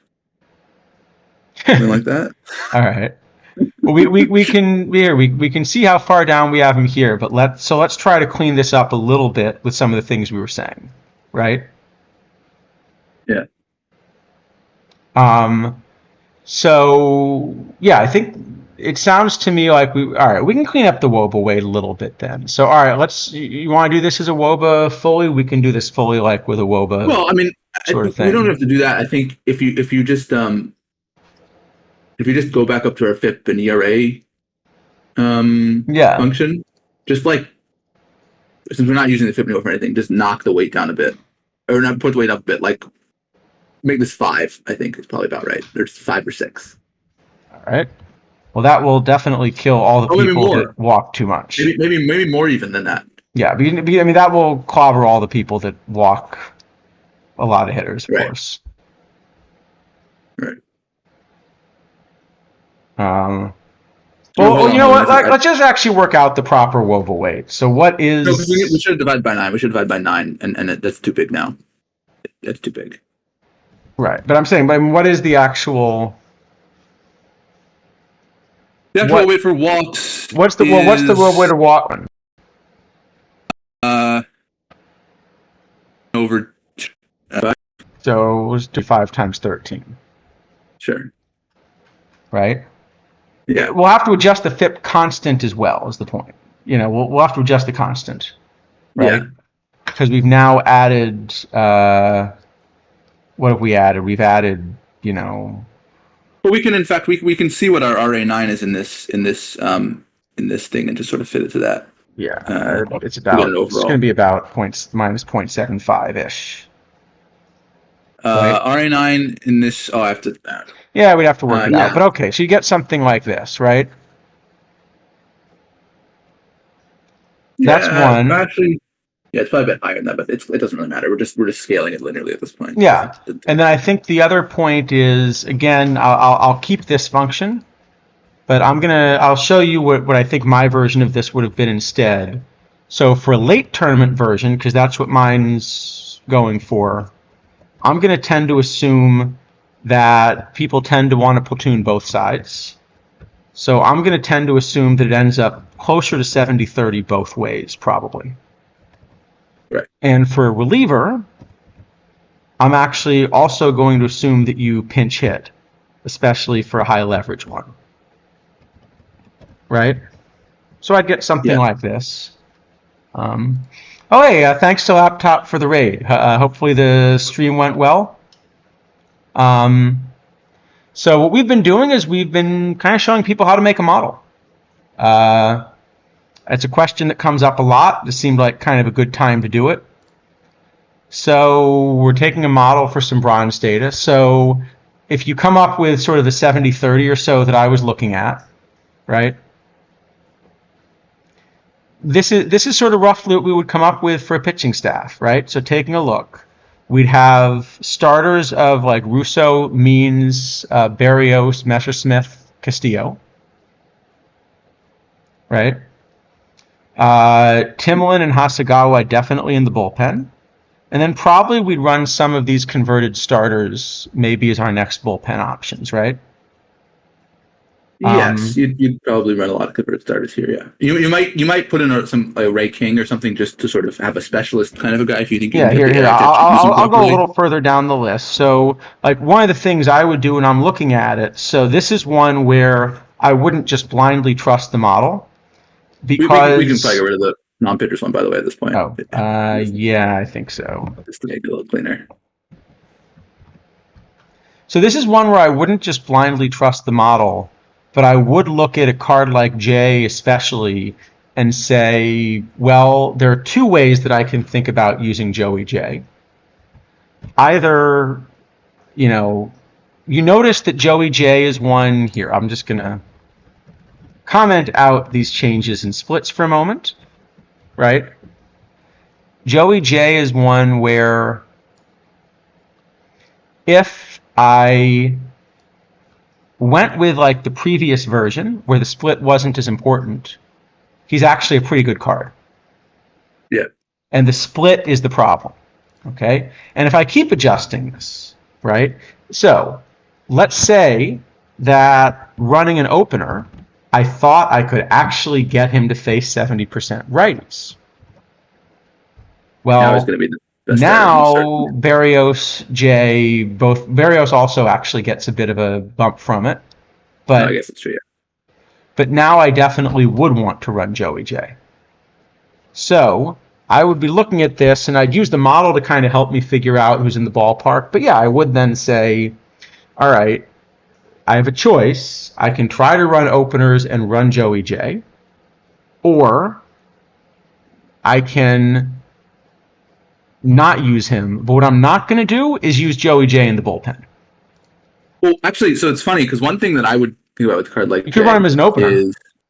Not only that, if you get into some kind of something like a PTCS where you're going to be microing fairly heavily, it can be useful to put that kind of card on your roster because it can be useful against some opponents. Yes, that's true. And then you can sort of pick which usages you want for cards based on who your opponent is. That's true. But that's obviously not that useful if you're just like running quick or something. You're not going to do that for a quick. Right. Yeah. So I think the answer is that Joey J is one where, yeah, what you would do is you would look at what a model like this is telling you. But this is exactly one where you'd play around a lot with these weights and you say, oh, look, it's really important. Should I run an opener for him? But if I get it wrong and he now starts facing too many lefties, now where do I have him? Oh, well, maybe the risk reward's okay because you see if I get it wrong, my model's telling me that he's not a top 5 starter, but he's not completely unplayable. Right. So maybe you put those two things together and you decide that Joey J is worth the risk. Right?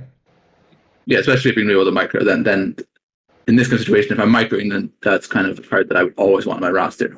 Because I'm like, if he gets in the game in the bullpen once or twice in the series against a bad matchup, it's not going to kill you, especially if you get low leverage.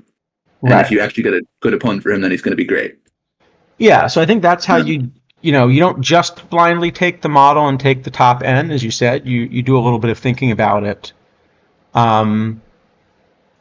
But in something I didn't intend to micro, Joey J is either going to get an opener or be off my roster, but I don't think I would do anything in between, would be my guess. Right. Where I'm probably going to be willing to just run him as a starter because, I'm my... Right. The other thing is, from a roster construction point of view, so, when I kind of have my sheet for this, I'm also going to have the ratings in front of me. And I'm kind of going to be noticing, well, if I run cards like Jay and Giolito, John Means on that list, Ken Hill on that list, if I run those kinds of cards, these are low stamina cards. And maybe I only want to run a certain number of them. Right. Yeah. So I'm going to be thinking about that as well. In a cap in particular, that would be, I would definitely think about that sort of thing. Yeah. So like if we're evaluating, do you want to play Joey J? I think what we're seeing is it's actually an interesting decision. It's maybe a more interesting decision than we found when we were rating the card. Because when we were rating the card, I think we just both looked at it and said, well, the way we construct rosters, he doesn't end up that close because he's going to face too many lefties. But yeah, I mean, I'm still sort of okay just running him, but it's not without concern, right? Like, it's the kind of thing that I would like to micro if I can, but I was split in the cycle, not microing anything. But yeah, and like I said, I have him as, so my model also has him as maybe a little under a quarter of a run, away from the top 5. Which is about what you're seeing here as well. My model's punishing him a little bit more for the splits. That's just kind of what I've decided to build because it's optimized for like playing against managers that are aggressive about it. Mm-hmm. Basically, I guess the way I'm thinking about a tournament is I figure that the main kinds of challenges you face in a tournament are a combination of good managers where you have to optimize your roster well to face them, and sort of not so good managers where hopefully you're going to have enough of a card advantage that you can get away not being as much optimized for that set of games. Right? So I'm actually expecting not to be perfectly optimized for a round 1 matchup against a team that hasn't really built a full meta roster. If it means that when I get past them later in a tournament, I'm going to be in good shape. I don't know if that's actually the right strategy.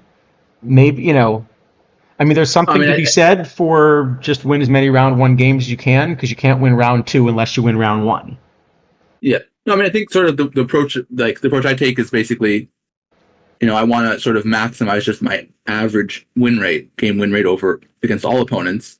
what you're saying is, well, I'm okay sacrificing some win rate against kind of the worst teams to improve win rate against the best teams. It's not clear necessarily which one of those strategies produces more overall wins of tournaments. Right. Yeah. Me at least.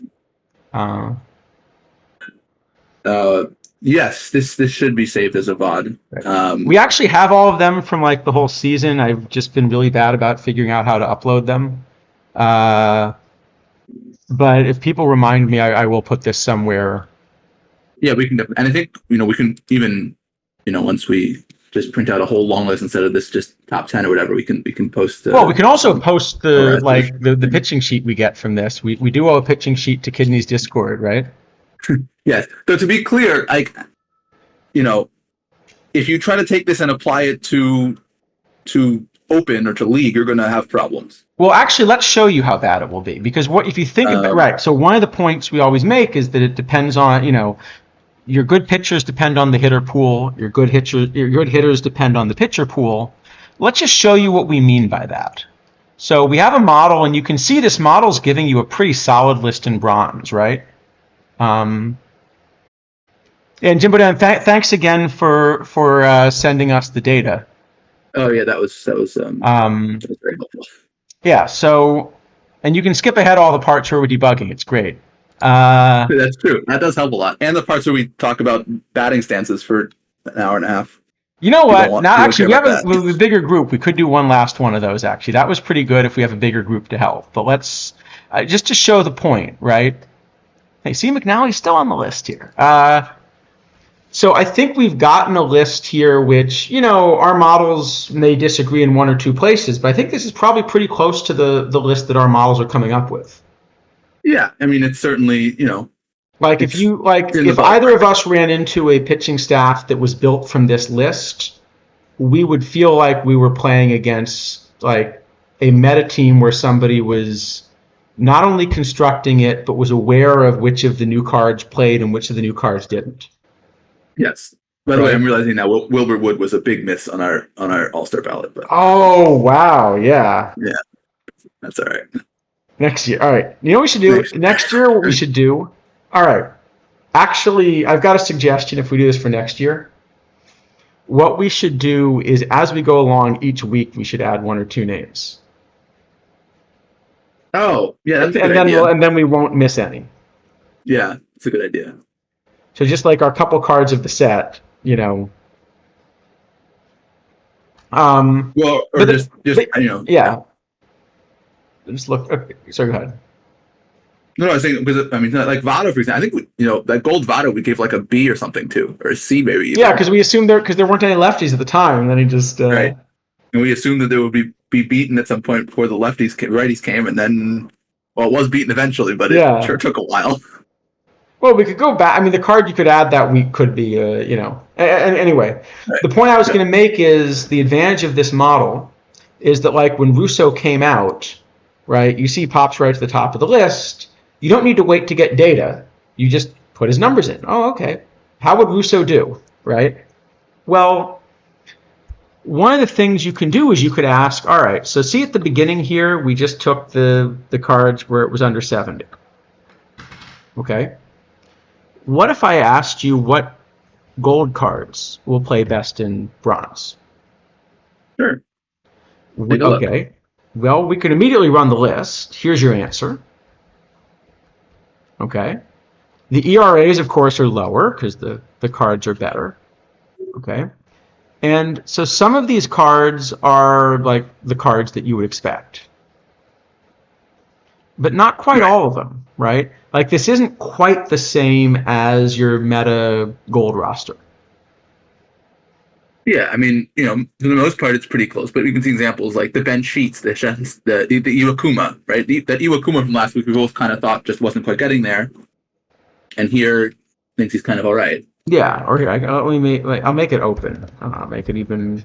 Or open it, yeah. Hey, Greg Maddux is good. Who knew? Wow, that's really shocking. Yeah, you don't think he'd really have a .43 ERA, although, would you really put it past him?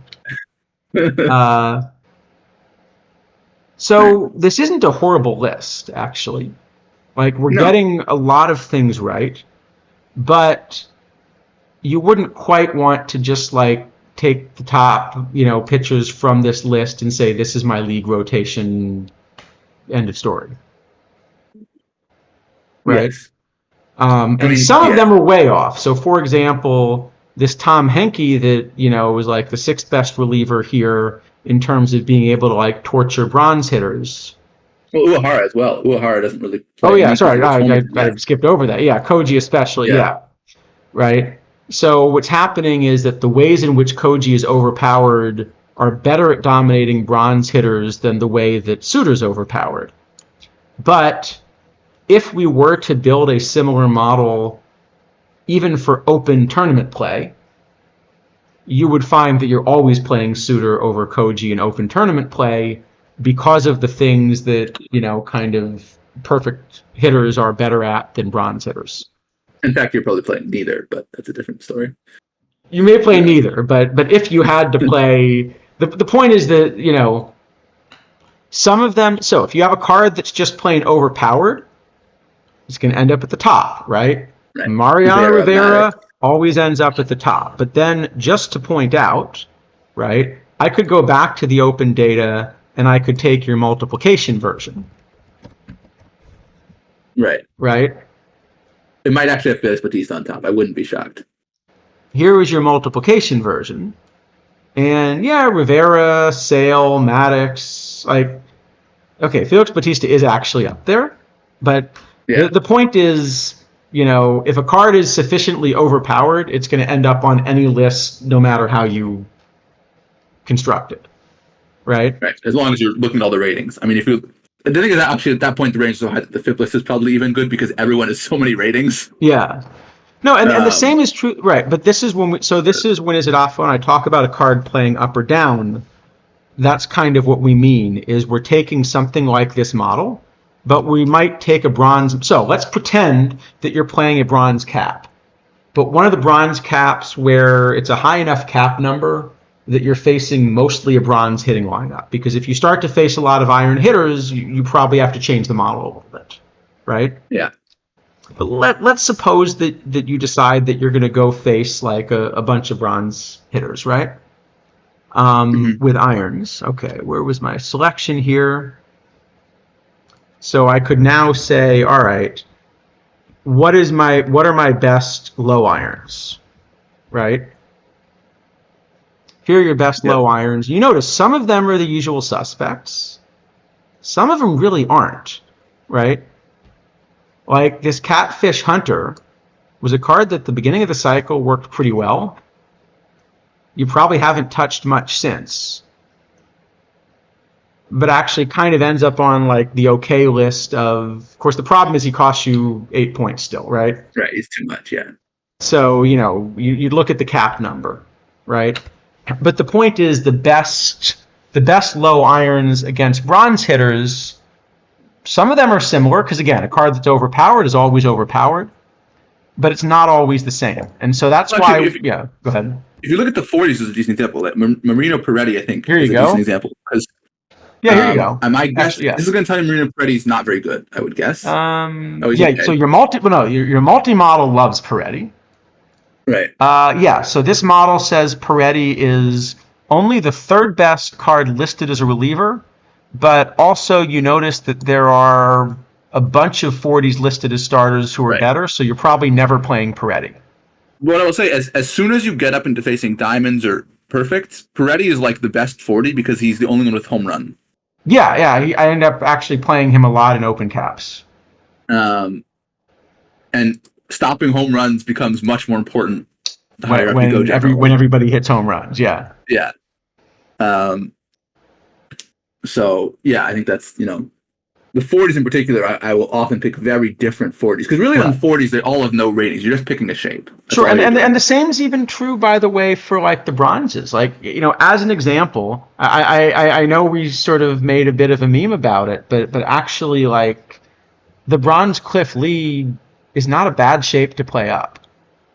No, it plays up. I mean, it's understated, I think, at this point. Yeah. But, yes. I was much more willing. I was more interested in that card when it was released to play in sort of open cap things than in just bronze. Right. But anyway, that's kind of what we're doing when we're so it's this is why you make sort of different models, and then as I kind of alluded to a bit earlier, this model was built on bronze data. But in the end, what we did is we went from what looked like about 4 coefficients for each to about 1.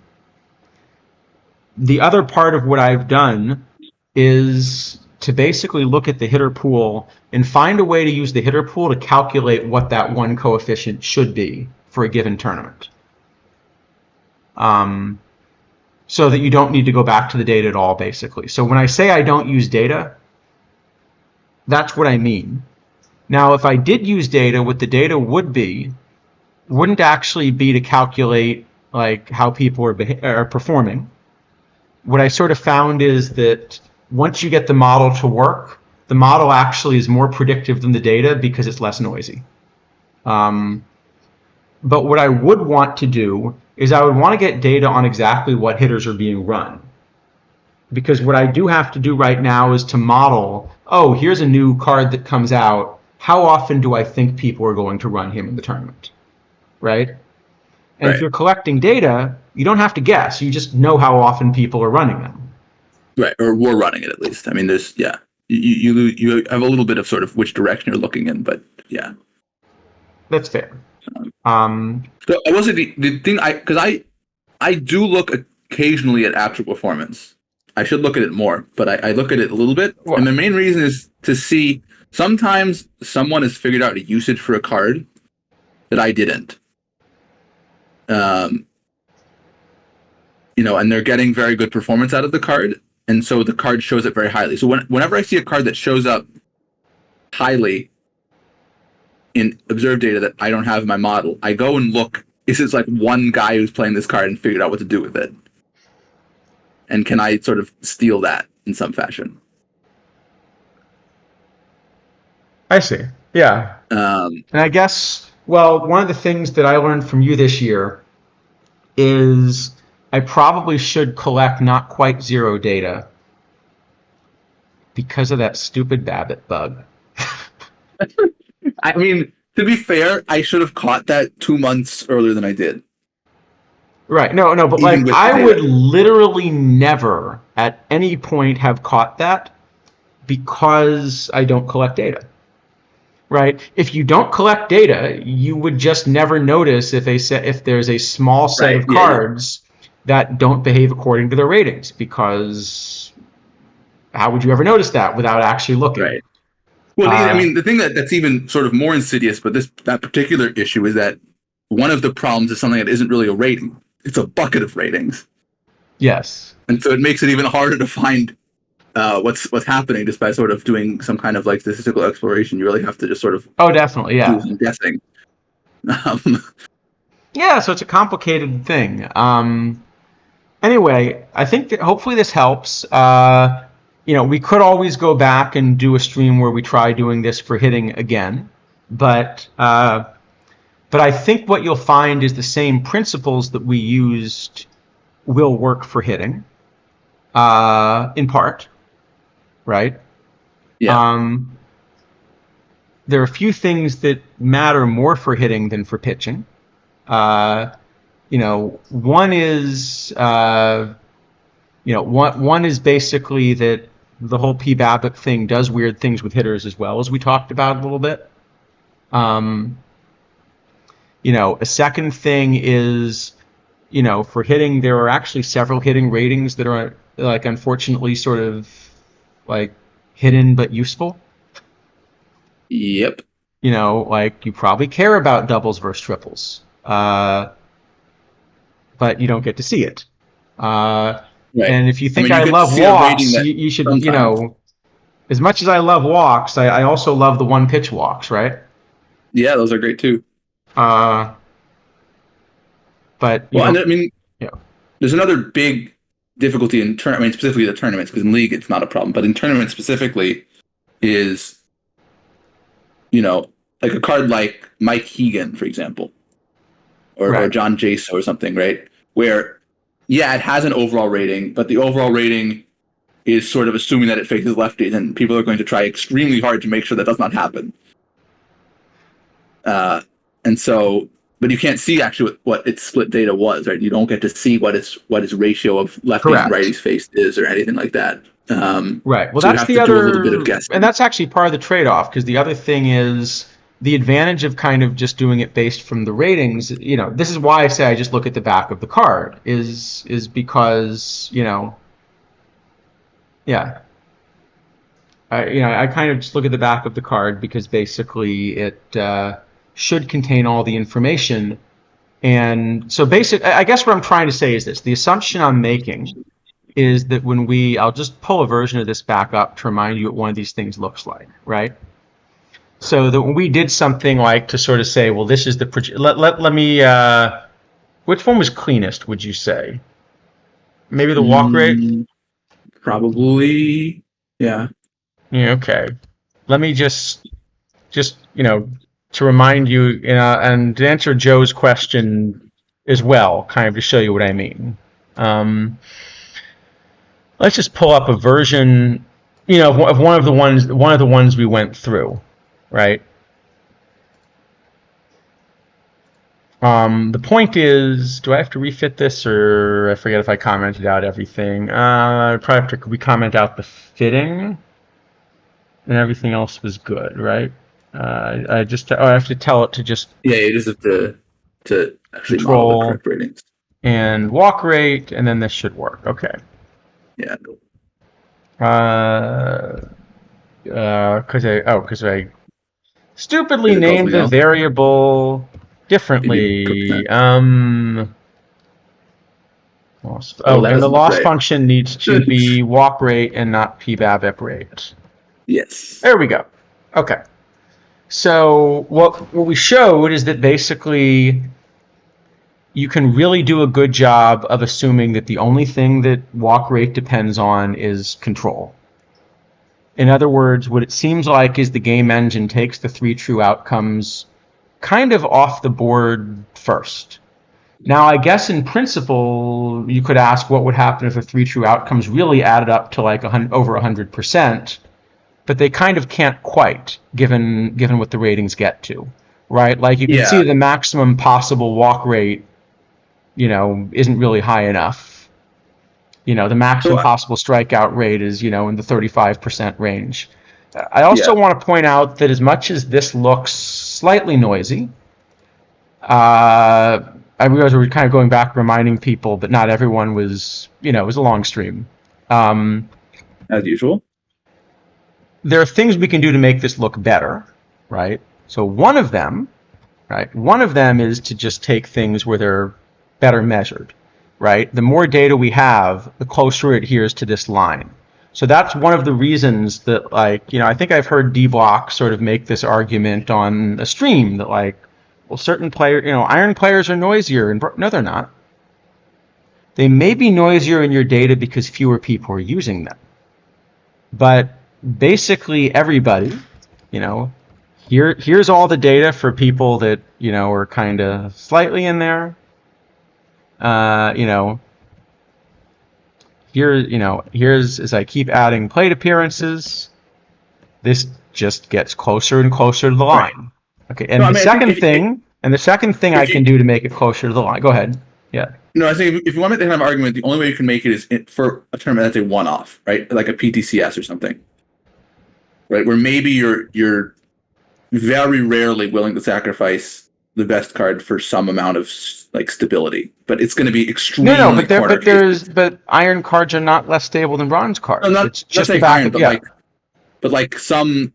Like, no. For example, but I meant he was claiming that they were. Sorry, I meant he was he was claiming that the cards were more or less stable inherently because in observed data they look more stochastic. But the only reason they look more stochastic is a smaller sample.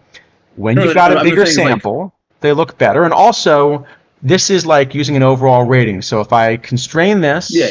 No, I mean it's is it a space control? I always forget which are space and which aren't. I think they're both. I think those are both space in front. Yeah, pretty sure. So again, if I constrain this to things which, have no split. So here's with a split. If I constrain this to things that have no split in a large sample, it's even better.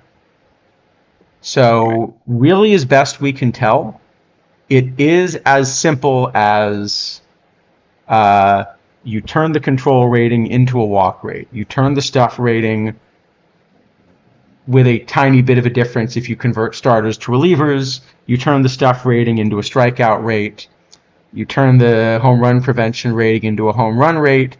You turn the PBABIP rating into a BABIP against.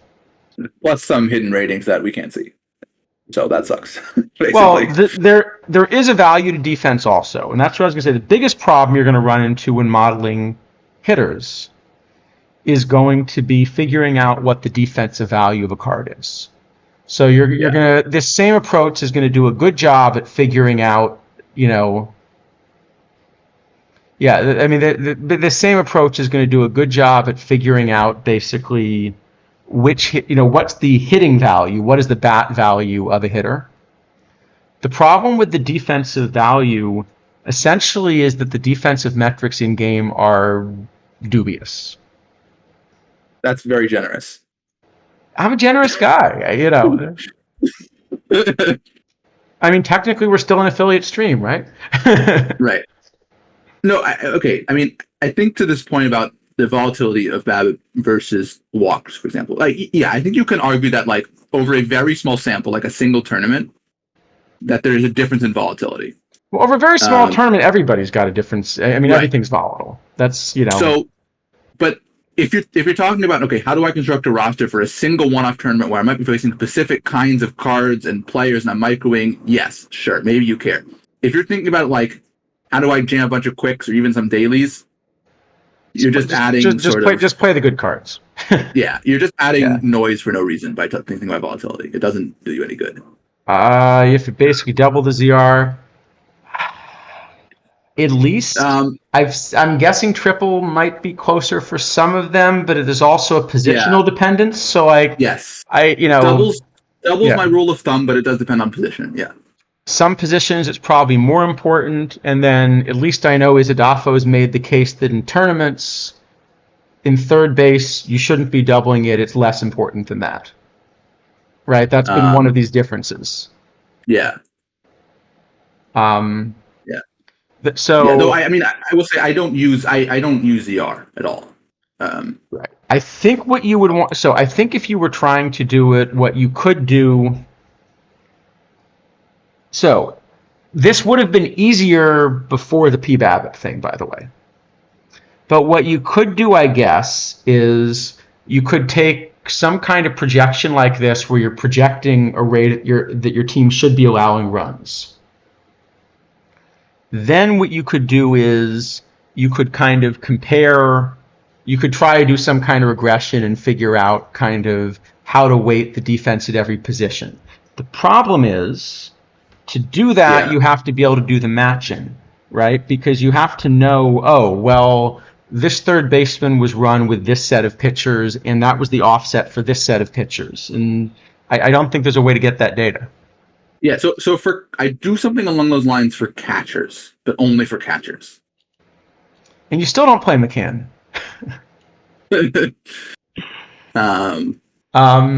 Okay, so there are two people that I know that have done a really good job of this. One is Sergeant Mushroom, who did this in the base game.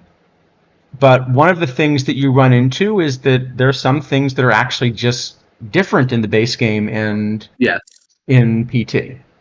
And for that matter, different in PT and tournament and PT and league. So Sergeant Mushroom has a really good set of analysis for the base game, but there's no guarantee that all of it will carry over.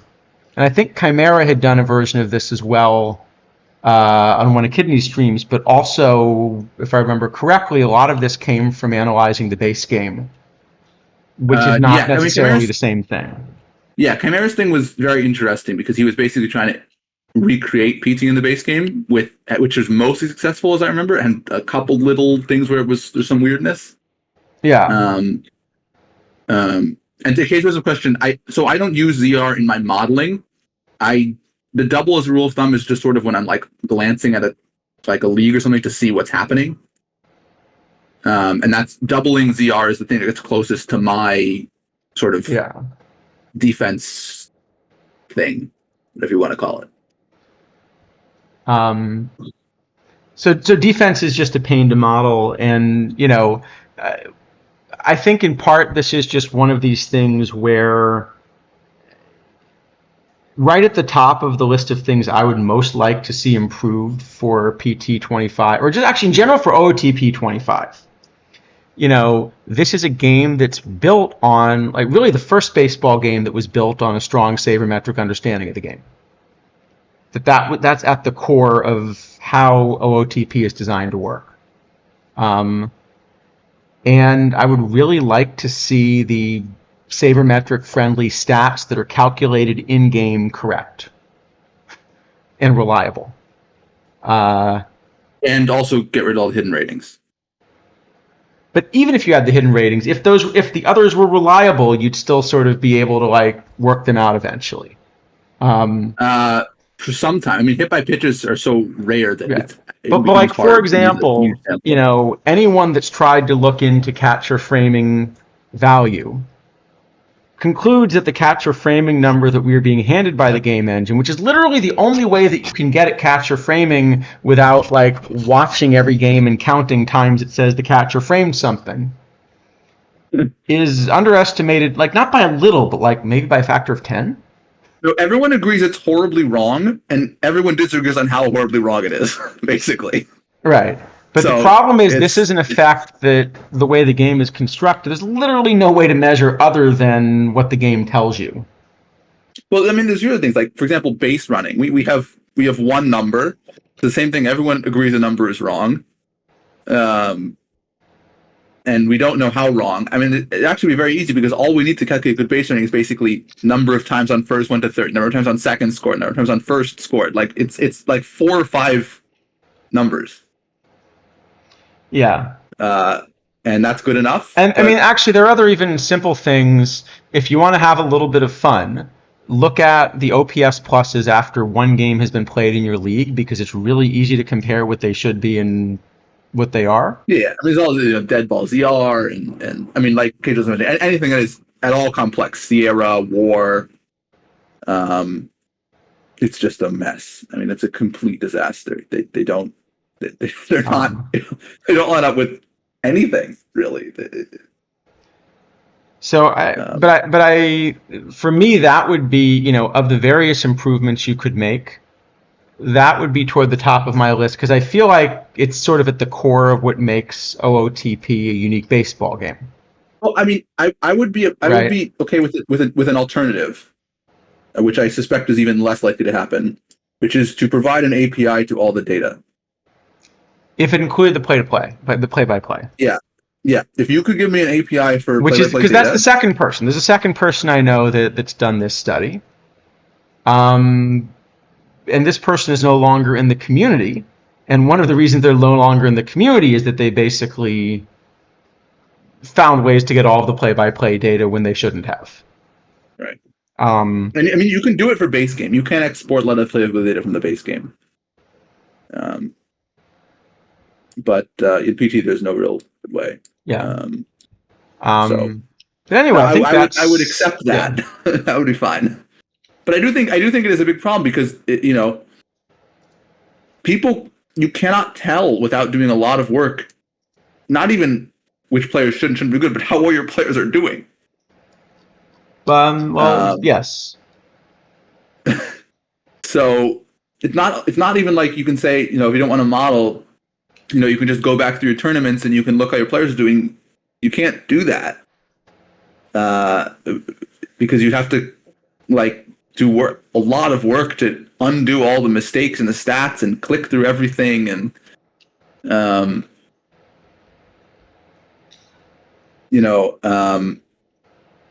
Keijo's question, I don't know why they don't do that. People have reverse engineered a large parts of the game without.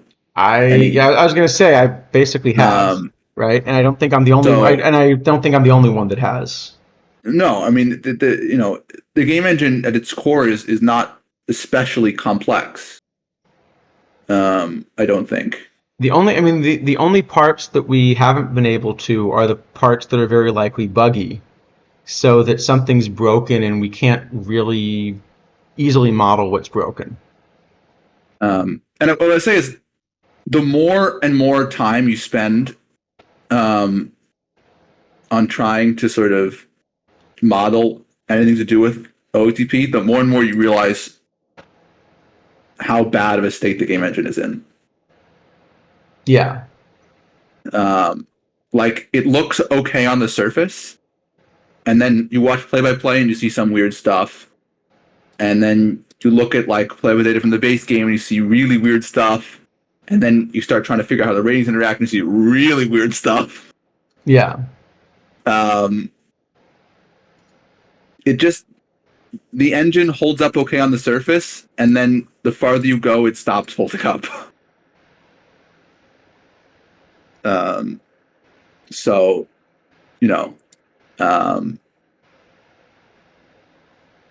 it's gone through so many kind of little rewrites. I think, I understand it's a small dev team, but at some point, probably the thing needs to be sort of rewritten from scratch. Yeah, well, actually, I think this is actually one of these things that I think you could get community help with. Yeah. Right. Like if you were to ask somebody like me or like Isidafo, where are the bugs in the game engine? We can't tell you all of them, but we could tell you some of them. Yeah. If you were to ask some of the people like Kidneys, who spent a lot of time trying to make his own versions of these statistics to kind of get them to work just from the counting stats, I think he'd be able to hand you code and say, here, just use this calculation instead. Yeah. At Chimera, I've done a lot of work, I know, on base game stuff. PT in the base game, Sergeant Mushroom, as you said, has done a lot. Like, yeah, there are people out there who have figured out a lot of stuff. Like much, much more than I have, who would be very, very happy, I'm sure, to help. Yeah, definitely. So anyway, I think that sounds good. So I think, so anyway, hopefully that helps. So what we can do, we can actually put a CSV somewhere. Oh, actually, speaking of like things that are one-line fixes,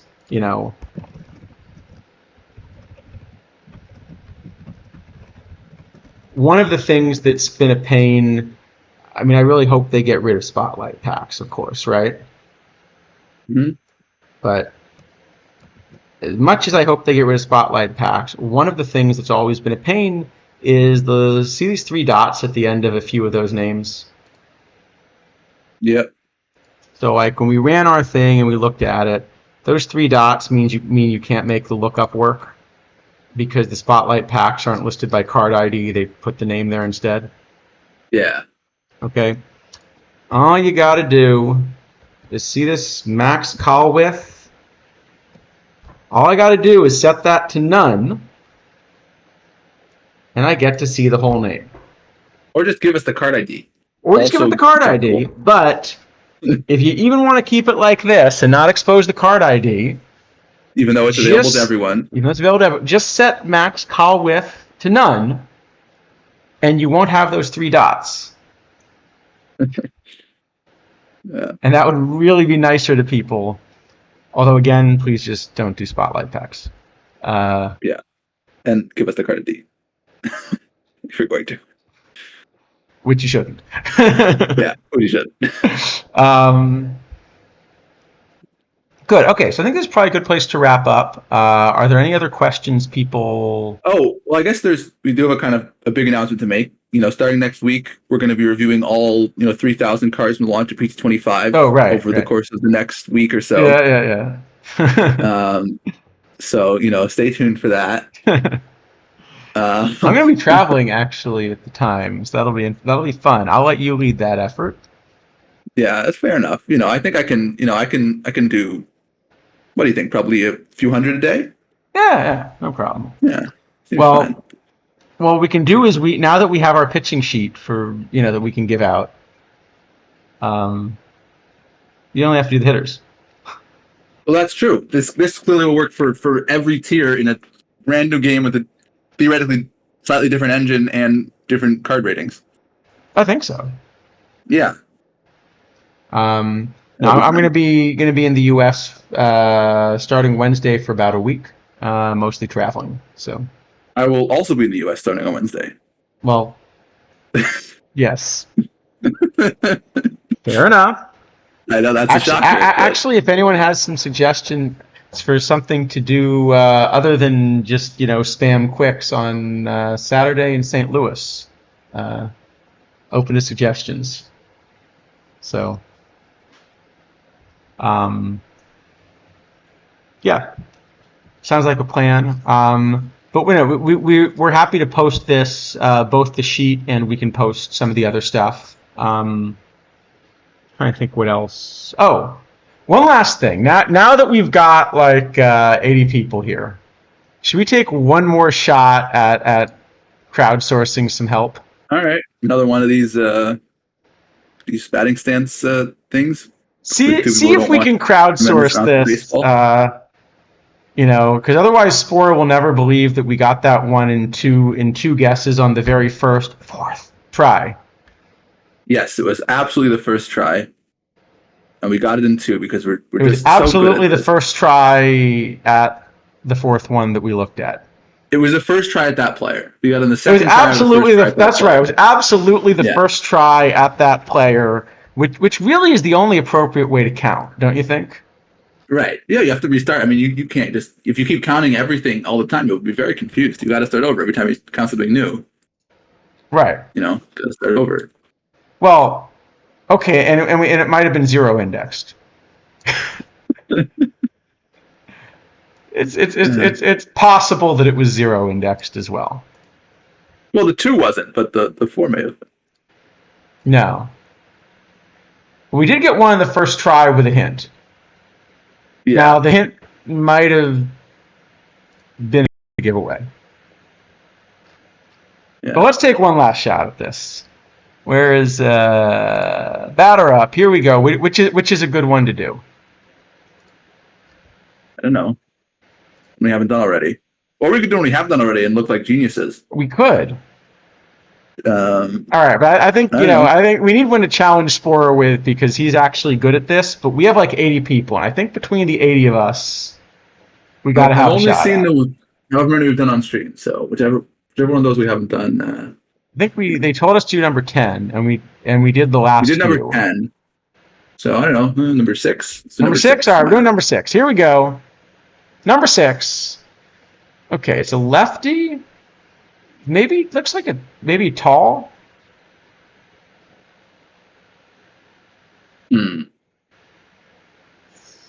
Maybe that pitch is sort of lefty. Middle in.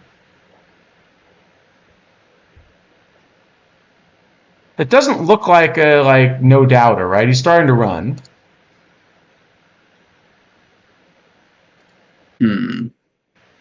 All right, we are open to all the help we can get from chat, unless you've actually done this one.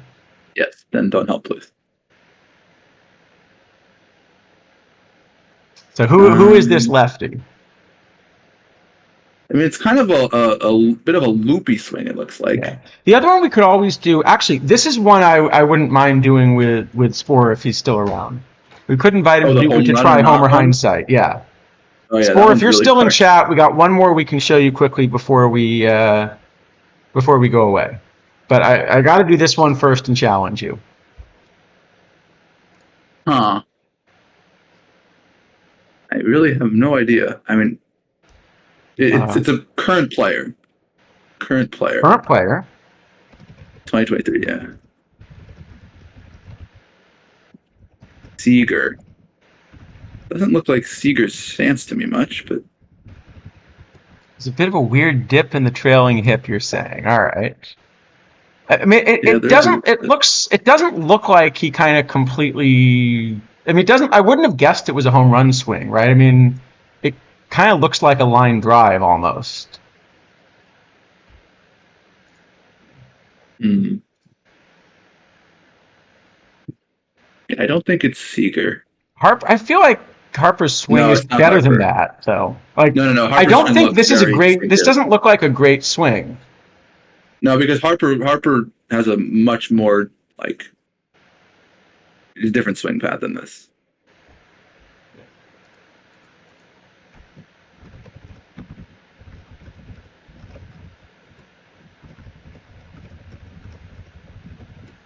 Yeah. Does Bellinger have a poor swing? I mean, he hits Depends the what you mean ball by for sure. poor. If you throw it up and in, it's pretty poor. All right. Corbin Carroll. Oh, I see. I don't know. If we're challenging Sporer, I don't know if we're supposed to go again. I think if we're challenging him, we got to do it independently, though. I guess that's true. Because we're trying to crowdsource it. So Sporer is, good enough at this that he always shows me he's getting him in like 2 or 3 and kind of clobbering. So I'm thinking if we entirely crowdsource it, we got a shot. Brent, what do you think about OHB25? Not much. We've seen very little of substance at this point, so it's hard to say. We have a lot of vagary and. I mean, you're welcome to help, detail. but we were trying to put up a target, and we were trying to put up you can help us with Homer Hines says, because we were trying to put up a target, because I know I can't beat you individually and I don't come close, but I'm thinking if we get like 80 of us, it'll be close. So actually, yeah, why don't you play this one? Well, this is number 6. Why don't you play this one, and we'll see if you. I really have no idea who this. Could be Seager. I don't think it's Seager. Seager is much like he doesn't. I don't think he holds his bat like that when he's starting. Or like the load doesn't look right somehow. All right. Mullins was a different one. We got one with. We got the one with Mullins. We got one. Yeah. Yeah. All right. All right. We got to guess somebody.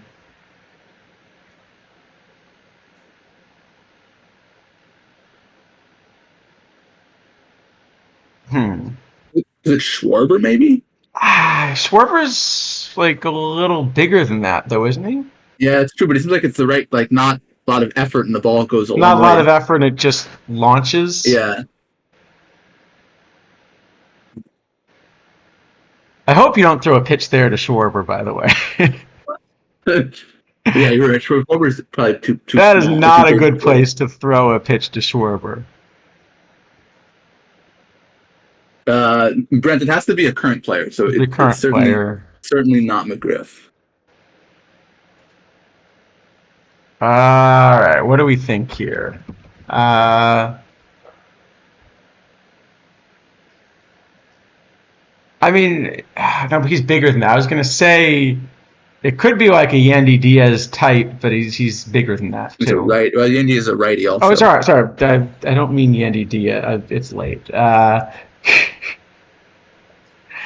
I didn't mean Yandy Diaz. Someone else. What? Someone else. Yeah. All right. Anyway, all right. Who are we guessing? We got guessing Bellinger. Is that the most I've heard? I'm pretty confident it's not Bellinger, but we can guess him if we just want to try to get some information. It's a decent information guess.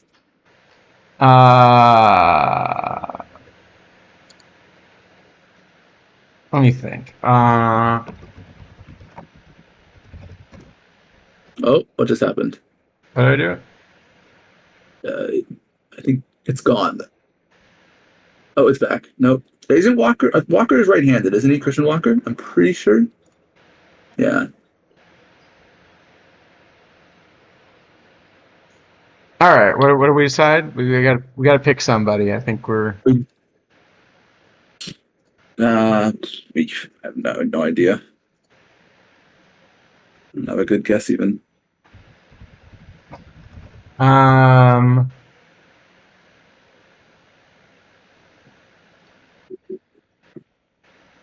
Corbin Carroll wasn't a bad guess, actually. We could try Corbin Carroll. No, but he's a one-handed falter, right? All right. Could it be like a Gunnar Henderson type?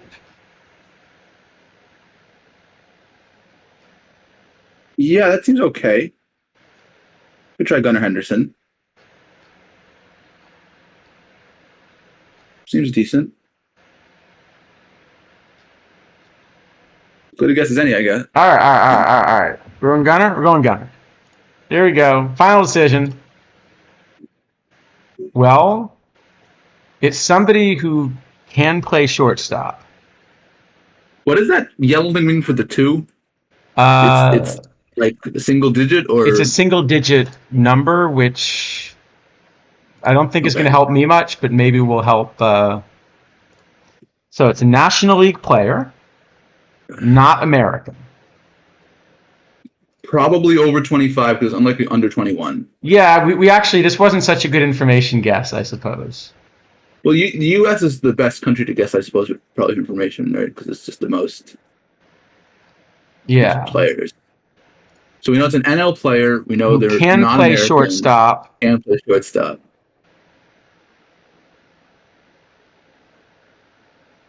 It's 4 got it in 3. All right, so we really got to get it. This guess. That's unlikely to happen. That's unlikely. Okay, so I'm thinking if it's listed as shortstop, I want to say it's like a second baseman who can play short, right?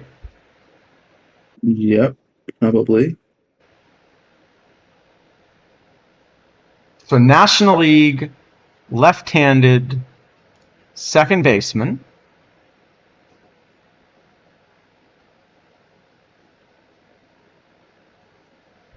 Lefty second baseman, right?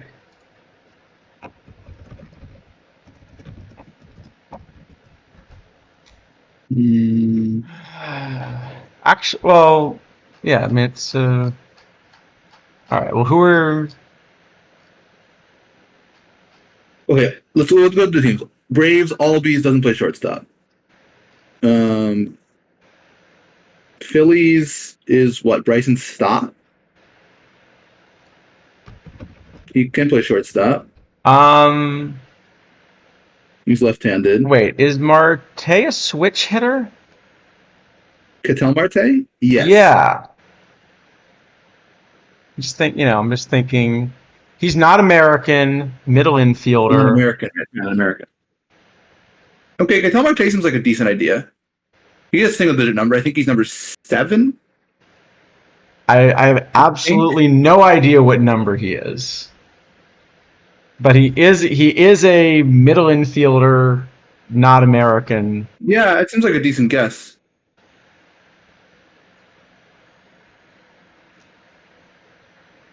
Any other thoughts? Know what his swing looks like. I mean, I'm at this point we're guessing basically on handedness, and I'm not guessing on swing. All right. We're going for it. Aha! There we go. Oh, very nice. Where is that? That's actually not a bad pitch. Very nice.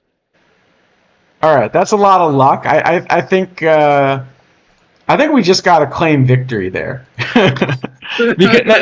See, what Sporer doesn't know, although he can go back and watch the stream, is that is by far the best we've done on one of those. The Kiermaier one was good. The other 4 we were flailing. The other 4 were no, but this was definitely not. This was definitely not a bad pitch. This is like, Yeah. It's actually on the corner. It's probably more up than he was intending to leave that, but that's not a bad pitch. We did get one in 2K Tristan. The Kiermaier we got Kiermaier in 2. But we went through. There was the one where we guessed like every single team in the AL East in order, and we got it on the 5th try or something. And there were some bad ones too, is what I'm saying. Yeah. All right, we can do one more if you want, but we're not doing better than this. It's unlikely. All right, previous batter. Sure. All right, one more. Okay, well, it's a lefty and it's not Marte. Okay, he's got a lot of hair. That's the first thing. Is that hair or is that like a back of a helmet? No, it's definitely hair. Like look at the very end. There's hair. Okay, all right, It separates from his head. all right. Unless this is a very upright swing. It's a weird swing. Spore got that in one. Oh boy. Well, we can't beat that. We're not getting this in one. All right. There's a lot of this hair. And Jeez. All right. No. I think we got to take that as a hint, and we should guess a tiger. There's no way it's a tiger. There must be a tiger that hit a home run this year. I mean, Baez probably got lucky at some point.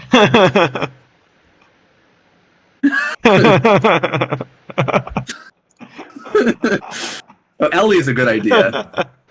Ellie is a good idea. This all right. I'm seeing some Ellies in the chat. All right. We're going with chat here. We're going Ellie. All right. Chat got it. I love it. Good job, chat. Good job, chat. Well done. Oh, that was kind of demolished. Yeah. Well, when he gets the balls, they really go. It's a lot of power. The problem is I think I'm just, haunted by like remembering how good I thought Willie Mo Pena was going to be. Well, Willie Pena also wasn't a shortstop, so no, he wasn't a shortstop. But Cruz isn't really a shortstop either, probably. But but when Willie Mo hit the ball, it stayed hit. The problem was all the times that he didn't hit the ball, right? You're telling me that it's important to hit the ball? No, I think walking's fine. Yeah, down into the lefty is not a great pitch. All right. One more, and then Sports City might join us for Homer Hindsight. All right, we'll do one more. All right, we got a righty. You can see the ball jumping off his bat. Doesn't it look like he's off balance there? It looks like he got fooled by the pitch and still hit it out a little bit. Doesn't it? I'm not sure. It doesn't look like he's badly. No, but it almost looks like he reaches for he's almost falling over at the end, but he got it. If they did an Adrian Beltre, it'd be really easy. He'd be on one knee at the end of the swing. I mean, no doubt who it was. Yeah, if it were Vlad Sr., just, the pitch was, above his head. Yeah.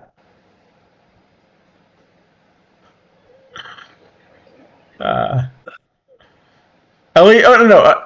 There are a lot of things that Ellie does better than Willie Mo, for sure. I'm just saying, I remember thinking Willie Mo was going to be, really good. And he wasn't. All right. Last one, and then we'll do some Homer Hindsight and give up. What do you got here? I got nothing. It's a right-handed hitter. It does look a little like a Vlad Jr. follow through, but that's not Vlad. No. It does like it could be a change in perspective, but otherwise I'd say it's shorter than the last couple guys. Yeah, probably. It's got that really vertical bat too. There's a little waggle. There's almost that. It's not quite like the Julio Franco waggle, but there's that little, See that Gary Sheffield, another really easy one. Yeah. Arcia? Could be Arcia. Well, it's the only guess I'm seeing in chat. We could try it. Should we try it? Sure. Probably not the best information guess, but I'm all right with it. Unless it's right. Oh, look at that.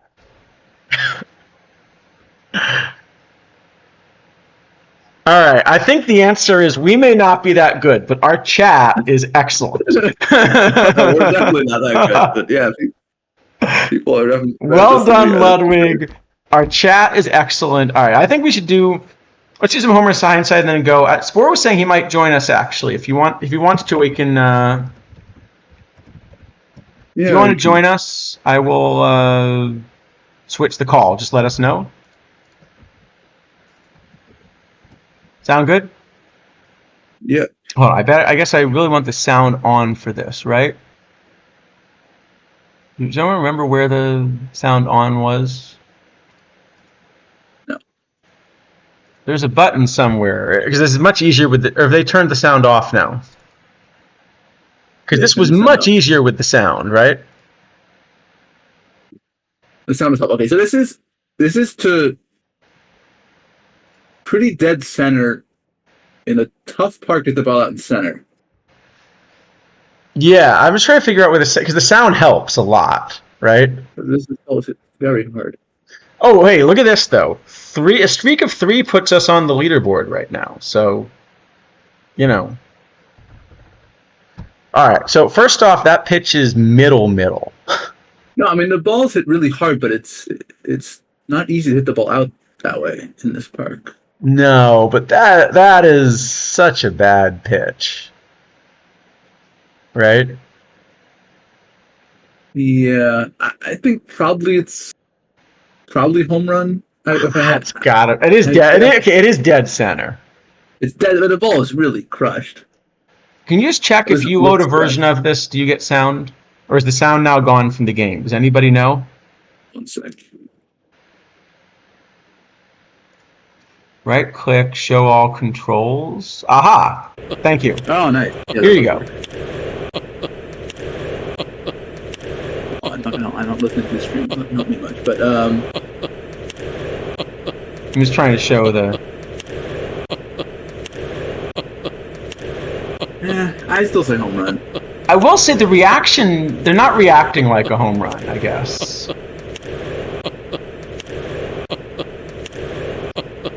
I'd say home run. All right, I'm going home run. Let's go home run. Home run. That ball hit well to center field. Myers all the way back near the wall, and he puts it away. We are the Garrett Cooper of guessing home runs. Minute Maid is too big. All right. I think we need one more. Spore said he's going to join us in a minute. We can. Let me see if we can move over. And there's a chat where I have to find the right chat. it's here. Oh, you just want to switch that call? If you switch the call, we can. Yeah. And then he can just jump in when he's ready. There we go. All right. Is this working? So you can just jump in when you're ready. All right. Here we go. Well, we were just talking about that stripe where down into a lefty's a bad spot. That looks a little bit crushed, doesn't it?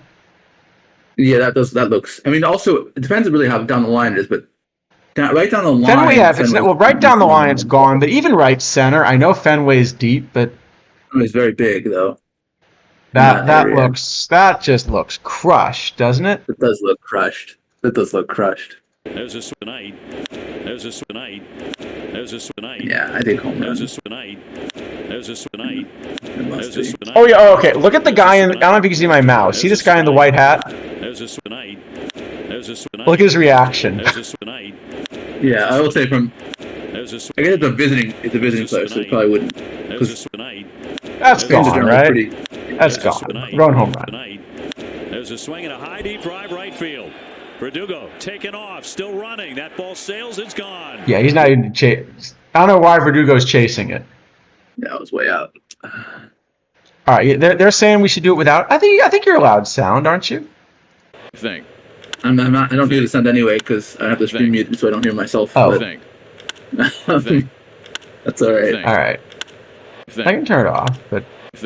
No, that's okay. If you want. So okay, who is this here? This is Tyler Wells between Matt Olson. So home run is very likely. I was gonna say, just if this is perfect team, it's like 100% home run, right? Yeah.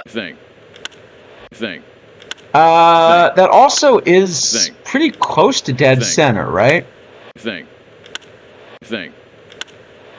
Like based on the contact, I want that to be a fly out. based on the fact that Tyler Wells threw one pretty close to middle to Matt Olson, I want it to be gone. Yeah, I think probably home run just on the players. I think it's an out. Just Think so? Is that Matteo? Yeah, it's Olsen against Wells. All right, so we can turn this out. Yeah. That Spore here.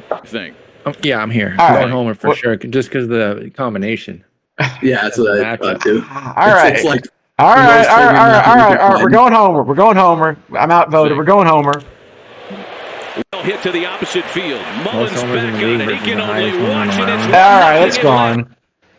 Yeah, that's out. Not the right place to put one against Matteo. No. Okay. Well, this is not a good pitch, but that kind of looks like a line drive to me. Like, I don't think that it's got a good launch angle. This And is Taylor Motter against Zach Motter. Patel. Yeah, I don't know much about either of those people. Bad pitch. It's an awful pitch. Launch angle's too low, says Cage Wisdom. I mean, you might be right. I think that's a line. I think that's a liner, maybe a gapper, but I think that's an out. Might be a double. Yeah, it looks like a Well, they double do have to me. series. All right. Should we go double? Yeah, I'm okay. All right, There's we're going a world double. where it's a homer, but not a strong enough Shot world where. back into center field. Series going to go back with Not even plenty of room close. to It's an easy one. All right. Taylor Motter tried. This involves two teams I think I watched about zero of this Is this year. Estier? I didn't know Estier Ruiz even hit balls anywhere. Hang on, I'm on Oh, screen did lag you see here. that? Did you see that horrible Oakland mock-up that like was done by an AI that doesn't understand what a stadium looks like? No, what was it? Okay, let me see if I can find this. So Oakland made a mock-up of like what? Hold on, let me see if I can find it. We have to say no homer here, There's right? no Like, way Estier Ruiz hitting an opposite field. I'm just not. Oh, I Yeah. Oh, yeah. There's This no is way. Ezra Denny's. This is Ezra Denny's wife's favorite player.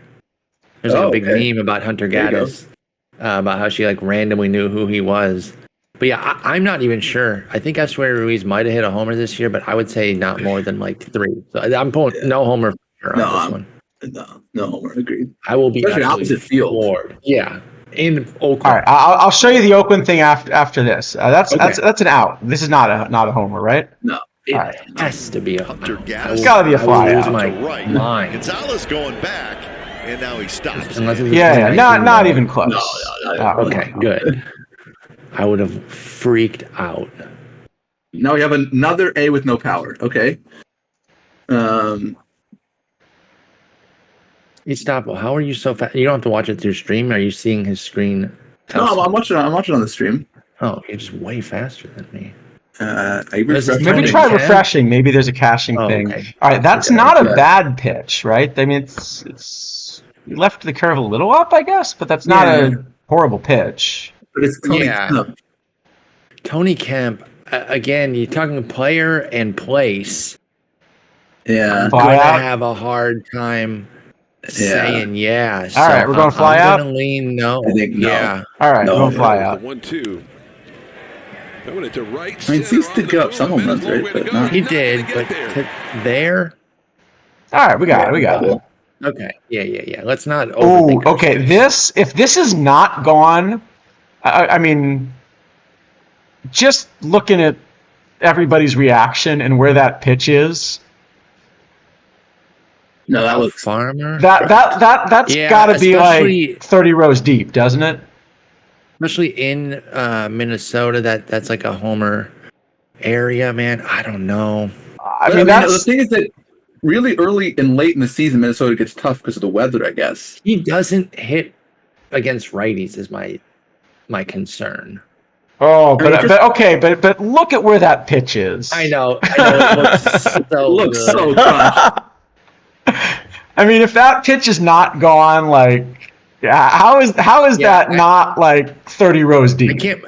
I can't make a compelling enough case. My only case is that he doesn't hit righties. I'm not going to fight it. It looks like it's 5,000 feet. He may normally not hit righties, but I think if righties decide to pitch him change ups there, he's going to hit righties. If this is a homer, then he's going to enjoy facing Seth Lugo in KC this year. All right, this got to be. We got to go homer, right?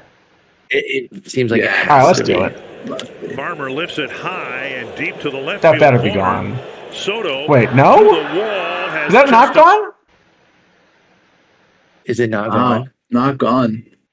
How is that not? How is that not gone? And it's out. It's not even a double. When was that in the season? Can we find that game? I wonder if it was like really early. Let's see if we can find when they played San Diego at home real quick. Let me go. Well, let me show you. I'm going to show you. I'm going to show you this mock-up, by the way. I'm definitely interested in that. I'm finding when they played San Diego at home. Why is there just a giant green thing? Well, did they copy the sphere with the fucking? That's horrendous. Well, they should have just played in this. Okay, so I just want to mention this is, by the way, very clearly like AI done by someone who doesn't quite understand what a baseball stadium should look like, but it's close. Yeah. So I would agree with that. Okay, they played, just to close the loop on Kyle Farmer. It was May 9th, 10th, 11th in Minnesota that they played them. All right, still pretty cold. So the weather might not have been but still, great. 66 degrees. That's a pitch that should have been crushed. It looked tanked. It tanked. That's actually not bad weather. I can't find any bad wind blowing right to left. I'm just looking at all three games right now. The game that it's on is the 10th. Because that's the one 10th. Okay, the 10th. The weather was 77 even. Wind blowing left to right. Yeah, that's still crazy to me.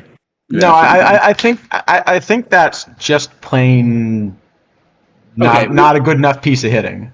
We weren't crazy. That I found it on Savant. Ball was hit 103. 40 I was going to look up that too. Yeah, it's out of 24 to 30 parks. It says. Okay, so just a bad. All right. So bad spot. All so you right. gotta be careful going. I'm going to claim we did okay on that one. It just didn't that look just dead gone. Yeah. Again, the only case I could make was he doesn't hit righties, and that's not a compelling enough case. That looked tanked. Yeah, it did. the Sphere in Sydney Opera House Bastard Child. Exactly, GSG. That's a great way to put it. That's a good question. Why is Brent Rooker hitting 303? Hey, we don't besmirch Brent Rooker. He's got some really good baseball tape. I'm more concerned with Ruiz hitting leadoff. That really seems like a mistake. Well, he doesn't realize. Okay, but I have several issues with this drawing. He's really fast, but he doesn't hit the ball much. Okay, yeah, no, but I think there are several bigger problems with this. Okay, so let's see. Well, the sun would be a nightmare. Yeah, the sun is especially like in Vegas. Yeah, through the top and through the left field, center field area. That just like it's going to be absolute hell on some days. Like it's. What are they doing about cooling? It's going to be. I mean, it's going to be miserable.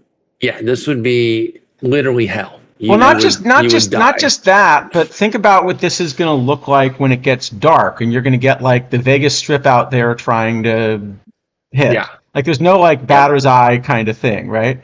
Exactly. That's a great point. All that shit back there, no way. Okay. Also, where are the like luxury boxes and like I guess behind where we can see, but even still. But it's funny. It's like it's almost like they carried over the giant Coliseum like foul territory and weird dugouts. Mm-hmm. Oh yeah. Brent, that's a good one. AC is a good idea. It probably took some of Oakland's real stadium with the AI prompts, because I agree with Charles that this has. No, but there are several things. All right. Let me give you a few other things that just look wrong to me for like a baseball stadium. Okay, number one, where's that foul pole in right field? Oh, like how far away is it? Well, like it's not in the place that you would put a foul pole. Yeah, and it looks like in the middle of like a section. Yeah, of you seats. made like an obstructed view foul pole or something. Exactly. They want to get a little Fenway flavor in there with obstructed view. Yeah. No, and the one on left is maybe even worse. Yeah. Okay. So by highlighting really small footprint, it means that they want to be on the strip because they think they'll make more money and they don't care that there's not enough space for everyone, right? That's Is Empire State Building on left? Oh no, that here. I'll put this link in here. It's New York, isn't it? Yeah, that's the casino, but it's okay. Yeah, so that. All right. Actually, hold on. Here's a better one because this is the A's, right? They can't pitch. Where's the bullpen? Well, you could hide those. Those could actually be in the outfield somewhere. Could be in those. Where? No, hold on. Where are the bullpens? It could be inside that little like sort of center field white things in left center. No, those look like those are like like a restaurant or something. Well, they could be directly behind the center field, hidden. Like Wrigley's are hidden now. You need a camera to see those underground ones, yeah. But those are so like weird. a shred of passability on that. All right. How about this one? Where's an on deck circle? Yeah, that's a good call. Adrian Beltre moved it and was ejected. took it with him to the Hall of Fame. Still one of the best moments ever. See, I still thought like Lloyd McClendon stealing first base was up there, but that was pretty elite. Yes. Well, Gene Segura actually did steal first base. For real. They used to do that like in their really olden days, you know. McClendon's was in a fit of rage, though. Beltre's was just being hilarious. Yeah. Yeah. Well, no, Fenway also has these weird like Fenway has this pair of circles that I don't know if any other ballparks have them because I don't know what they're for. They're not on deck circles. You know what I'm talking about? Show us a Fenway picture. I'm not thinking of it right now. Maybe it's like that thing in like Comerica that's just kind of they're trying to have a holdover from old stadium. Oh yeah. I see what you're saying. Yeah, those little. You know what I'm talking about? Here, I'll find a picture. I got a picture for you if you want to. Here you go. Here's Fenway. They're way too close to. So yeah, I mean, that is not. I mean, even Adrian Beltre is not. Yeah, are they like? But they're clearly meant for something, right? Well, I assume the sort of rectangles are meant to be the coaches. Those are coaches' box. That's fine. What are those circles? But you wouldn't. In the field of play. Yeah, you would never stand there in the field of play. But they've clearly cut them out for something. They must. Does any other park have this? I don't know. Actually, let's Google what they are. Oh yeah, exactly, Joe. Mr. Joe Hobo's like, yeah, you're absolutely gonna get killed by a foul ball there, no question. Yeah. There's like absolute death murder happening.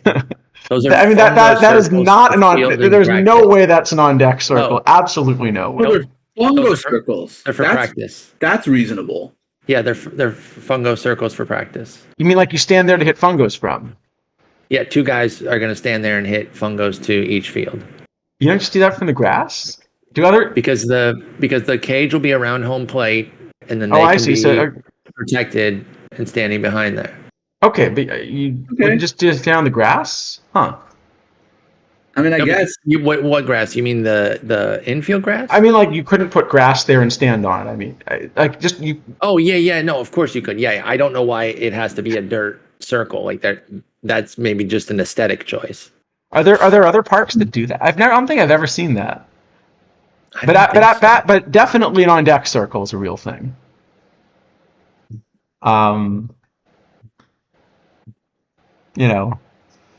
This game also they also appear to be going for like a single umpire system here. Seems like okay. what is the shift that they are putting on Zach Geloff? Are they not playing him straight up? I mean, with the third baseman in. No, look at the out. I'm saying look at where the outfield. Oh, actually, the outfield shift. That is like you would, yeah. Hold on, where's the left fielder exactly? I don't even see him. Oh, he's all the way so far over. Okay. Yeah, like way far. He's hugging the line basically. They're playing no doubles in the fourth inning. No circles, by the way. Yeah. Okay, so there are some other ones. So at least one other park. A cursory search tells me. Well, you said there's another one. Which one? Yeah, U.S. Guaranteed. Okay. Guaranteed rate. And Wrigley. So both Chicago's and Fenway. Interesting. And the most unrealistic thing is the A's appear to be up 6-0. Wait, where do you see that? I'll look at the scoreboard in the center. Yeah. Especially against the Red Sox. Or is that the no, either way? It doesn't matter. I thought it was the Rangers probably. Way better. Let me see. I think that. It might be the Rangers. I think. Oh no, it's the Angels. They've got Trout, Drury hitting. Oh, it says fourth. LAA. Is that Drury hitting LAA. fourth? Yeah. Drury's going to hit fourth this year. That's actually pretty realistic. It's someone Trout, Drury, someone. Renifo, maybe. Probably Shanuel Renifo. Sean was okay. first. Sean was first. Renifo second. It's their this year's rosters. Like these are pretty up to date rosters. Yeah. No, that part's not. Yeah, Grichuk. Okay, yeah.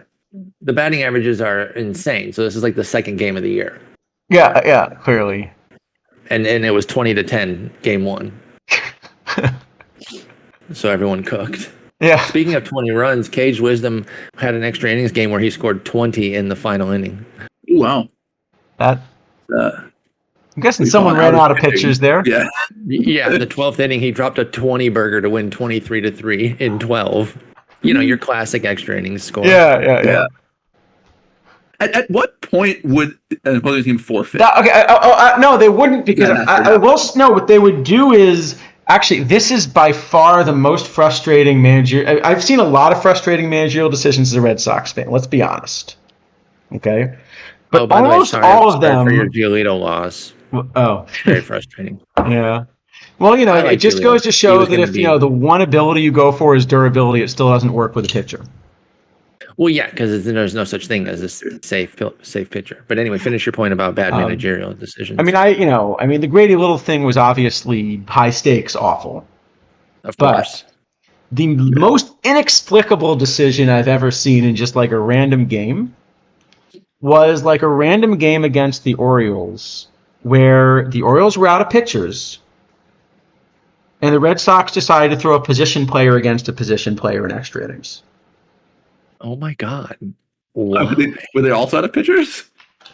Like but they knew that the Orioles were out of pitchers, right? Maybe the Red Sox were also out of pitchers. But they could have found, Do you remember when this was? I kind of want to look it up. Let me see if I can find it. I'm pretty sure Chris Davis. I want to say Chris Davis got the win. I know the game you're talking about. I want to say Chris Davis got the win. Chris Davis got a win. I don't know the game. They were both out of pitch. They must have both been out. I can't imagine. No. But the point is, if you know the other team is out of pitchers, but if you know the other team is out of pitchers, you don't. You find a way to get somebody who knows how to throw a baseball to be the other pitcher, right? Yeah, why didn't about the Orioles though? Yeah, it was Darnell McDonald. Yeah. Okay. Now I found. No, that's what happened. No, they knew they were out of pitchers because what happened was Chris Davis. I'm looking at it now. Chris Davis came in the 16th inning. Yeah, he pitched 2 innings. So they knew that they were not only out of pitchers, but they were getting to hit against Chris Davis. Okay, but mine and Isidafo's question is, how do we know the Red Sox had anybody? Because they had also ran through but once the other but the thing is that you never exactly run out, right? It's a question of like, are you going to have to take somebody fatigued and get them through an inning and then probably give them several days off, or but you're getting a win. You get a win in return for doing it. Right? The Orioles situation, right? Like, why did the Orioles Davis was cooking either? No, but the Orioles were in a different situation because from the Orioles' point of view, they brought Chris Davis in against an actual pitcher, assuming they would lose the game. They gave up. but why is that any better than the Red Sox giving up? Or any worse than the Red Sox giving up? He would give up first. Like, I'm putting out a 2012 Chris Davis card this year with badass pitching. Like the Orioles are going from a 50% chance to win to a 0% chance by putting Davis in. Right. The Red Sox are going from a 0% chance to win to 50% chance by putting their position player in. They're doing the same thing. Like, it's not any different, really. But okay, let me ask a question. Let's suppose that the cost of a win is that you have to take one of your like medium to low leverage bullpen arms and like give them, and send them down for 2 weeks. Let's suppose that's the cost. Isn't that worth it for every team? No, the question is it worth it to put a starter in? Because they had already put a million relievers in the game. 8 pitchers apiece. My guess is the guy who they had just put in and thrown a lot of pitches or something and was just unable to continue. So otherwise he would have continued. Yeah, Atchison had thrown 23 pitches.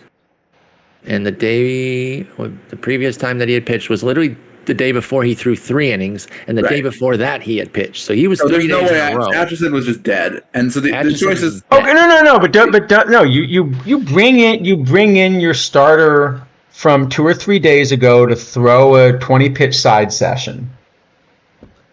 It's May 6th. I just think. And also, depending on who that is, if that's like your best starter, that's not worth it, probably. Yeah. I don't know. They probably could have found somebody. I'm not necessarily disputing you there. I'm just saying I think this was just Bobby Valentine being Bobby Valentine. I mean, it also depends. I don't know. Maybe they had a position player in the roster who actually was a pitcher at some point. I don't know anything about Darnell who wasn't Darnell McDonald. Yeah, but it doesn't seem like Darnell McDonald fared very well. No, he had a tough one. Okay, I mean, to be fair, part of the answer was like, you could have gotten to Chris Davis in the 16th. Yes, that would have been the answer. Was to score off think? Yeah, Chris Davis. Yeah. Like, actually, how did they not get? Hold on. Who did Chris Davis face in the 16th? I think he struck out Adrian Gonzalez, didn't he? If I recall correctly from that game. Gonzalez? In the 16th. Go ahead. No, we were saying that's the same thing. Yeah, he faced Salty, Will Middlebrooks, Marlon Byrd, and Mike Aviles. So it's easy to see why he did so well. Yeah, Mike Aviles has no eye after all. How could he be possibly?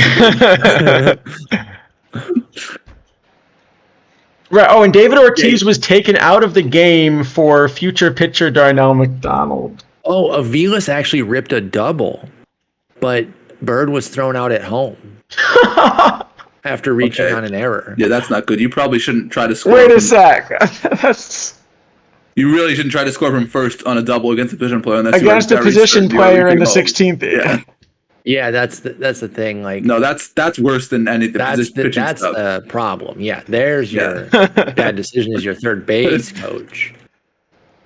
I mean, I'm gonna try to find that video. All right, I gotta look for that now. I mean, we've had third base coach. I mean, Dale Swaim used to, Oh, he had a windmill. Absolutely. Oh, I think someone got a link to the. PSG, yes. Did you actually find it? It's a highlight. I don't know if it's going to have that in it. See, I bet it will. Right. Du kunne jo også bare lade op derhjemme. Få en komplet ladeløsning for energi fra kun 1 krone i oprettelse. I love the Danish ads you always get. It's great. Yeah, here we go. Chris Davis earns win in his first pitching appearance. Slider did bounce it. And there you go. All right. Is that a breaking ball? That's some kind of breaking ball. Go to 40 seconds if you haven't Probably already. Just the slow fastball. I don't know as much else going on here. And there are 2 down. Okay, pop out. I mean, yeah, Marlon Byrd thinks he's faster than he is. I kind of get why they went, but he was out by a fucking mile. Here you go. Here you go. It seems bad. Oh my God. Okay, to be fair, a ball there in Fenway, you should have a pretty good shot to score. Exactly. Like, I understand it. Okay. He actually is out by. He's out by a lot. He's out by 30 feet instead of distance. Yeah. Yeah. Wait a minute. He's out by 30 feet. Yeah. He's out by a lot. Like, yeah, get real. Don't try to run it. No, he just shouldn't have tried to score. That was the issue. No, and that's y'all's point of like, let the next batter come up against Chris effing Davis and just knock him in. What is Adrian Gonzalez chasing? And then Darnell McDonald follows up being the losing pitcher with grounding into a double play. As the Orioles have swept it here. So they had a chance. Yep. Even still. Yeah. That game should have been over in the 16th inning. Yeah, that's rough, dude. But still, okay, the other thing is if you see that in the 16th, you know that you're going to win the game. All you have to do is not put a position player in, right? You'd think that you could try to outlast. Yeah, but I mean, you're still 50% to win with the position player in. Right? I mean, there's no reason to think... you still get last bats, too. There's no reason to think Darnell McDonald is any better or worse of a pitcher than Chris Davis is. I don't know. Chris Davis just shut you down, right? Well, kinda. He gave him a massive double and then got Marlon Byrd thrown out. No, but he struck a guy out. Up there. He struck a guy out. You know. In fairness, that was in the following inning. No, he struck Saltamacchia. But Saltamacchia doesn't really count. He struck out all the time. That's true. That's also very true. He did strike a guy out. You know. No, all right. That's all fair. All right, let's do one last one, and then we'll call it. Sound fair? Oh, here we go. We got the Tigers are involved. This is your expertise here. I will say the way the pitcher's getting whiplash makes me think that ball might be gone. He certainly thinks it is instantly. Zach McKinstry, he got a little pop to him. I could certainly see that being gone. I hear you about the Jake Irvin spin around. Yeah, I'm gonna go. Yeah. Yeah. Yeah, I was gonna say, okay, right. The guys behind the plate look mostly bored. Okay, yeah. If you can see my mouse, Also this one guy looks up after the bat, like, oh, wait a minute, I better look at that. Well, to be fair, they're watching the Nationals play the Tigers. Like, I don't know how excited you're gonna get. Second, so we've been cooking Irvin already. Yeah. All right, we're going gone. I'm saying it's bomb. All right, we're going gone. It's gone. This one drilled out to right. Lane Thomas back at the wall, a leap, and he's got it. Swerving Jake Irvin, I think he's getting got. All right, we are the Garrett Cooper of guessing home. All right, we got to be better than the Garrett Cooper. That's not gone. No, it's crazy. Right. I was expecting you to remember the game, but no, I don't remember that one. Can't say that. Nick Fortes against Zach Thompson. All right, well, so that ends up middle, but that's not actually a horrendous pitch. No, this doesn't. I don't think so. That's a deep park. Yeah, it's too hard. I don't know, man. That's a fly out, right? You have a hitter with limited power. It's gotta be. All right, we're going to fly out. Nick Fortes in that park, I can't see right it. Center field. This one's hit pretty well, and it is. Zach Thompson doesn't even turn around. He's unfazed. All right. Oh, here we go. We got the Tigers involved again. Oh shit! Are we pitching? Jake Rogers actually has a good deal of power, right? Jake Rogers got lots of power. Jake gives up lots of power. That's not actually a great spot to hit, though. That's a better pitch. Didn't they shorten Comerica to that spot recently in the last 2 years? They shortened right field. Okay. They helped out the lefties a little bit. I want to say, just based on where that pitch is, I think that's a hard pitch to hit out.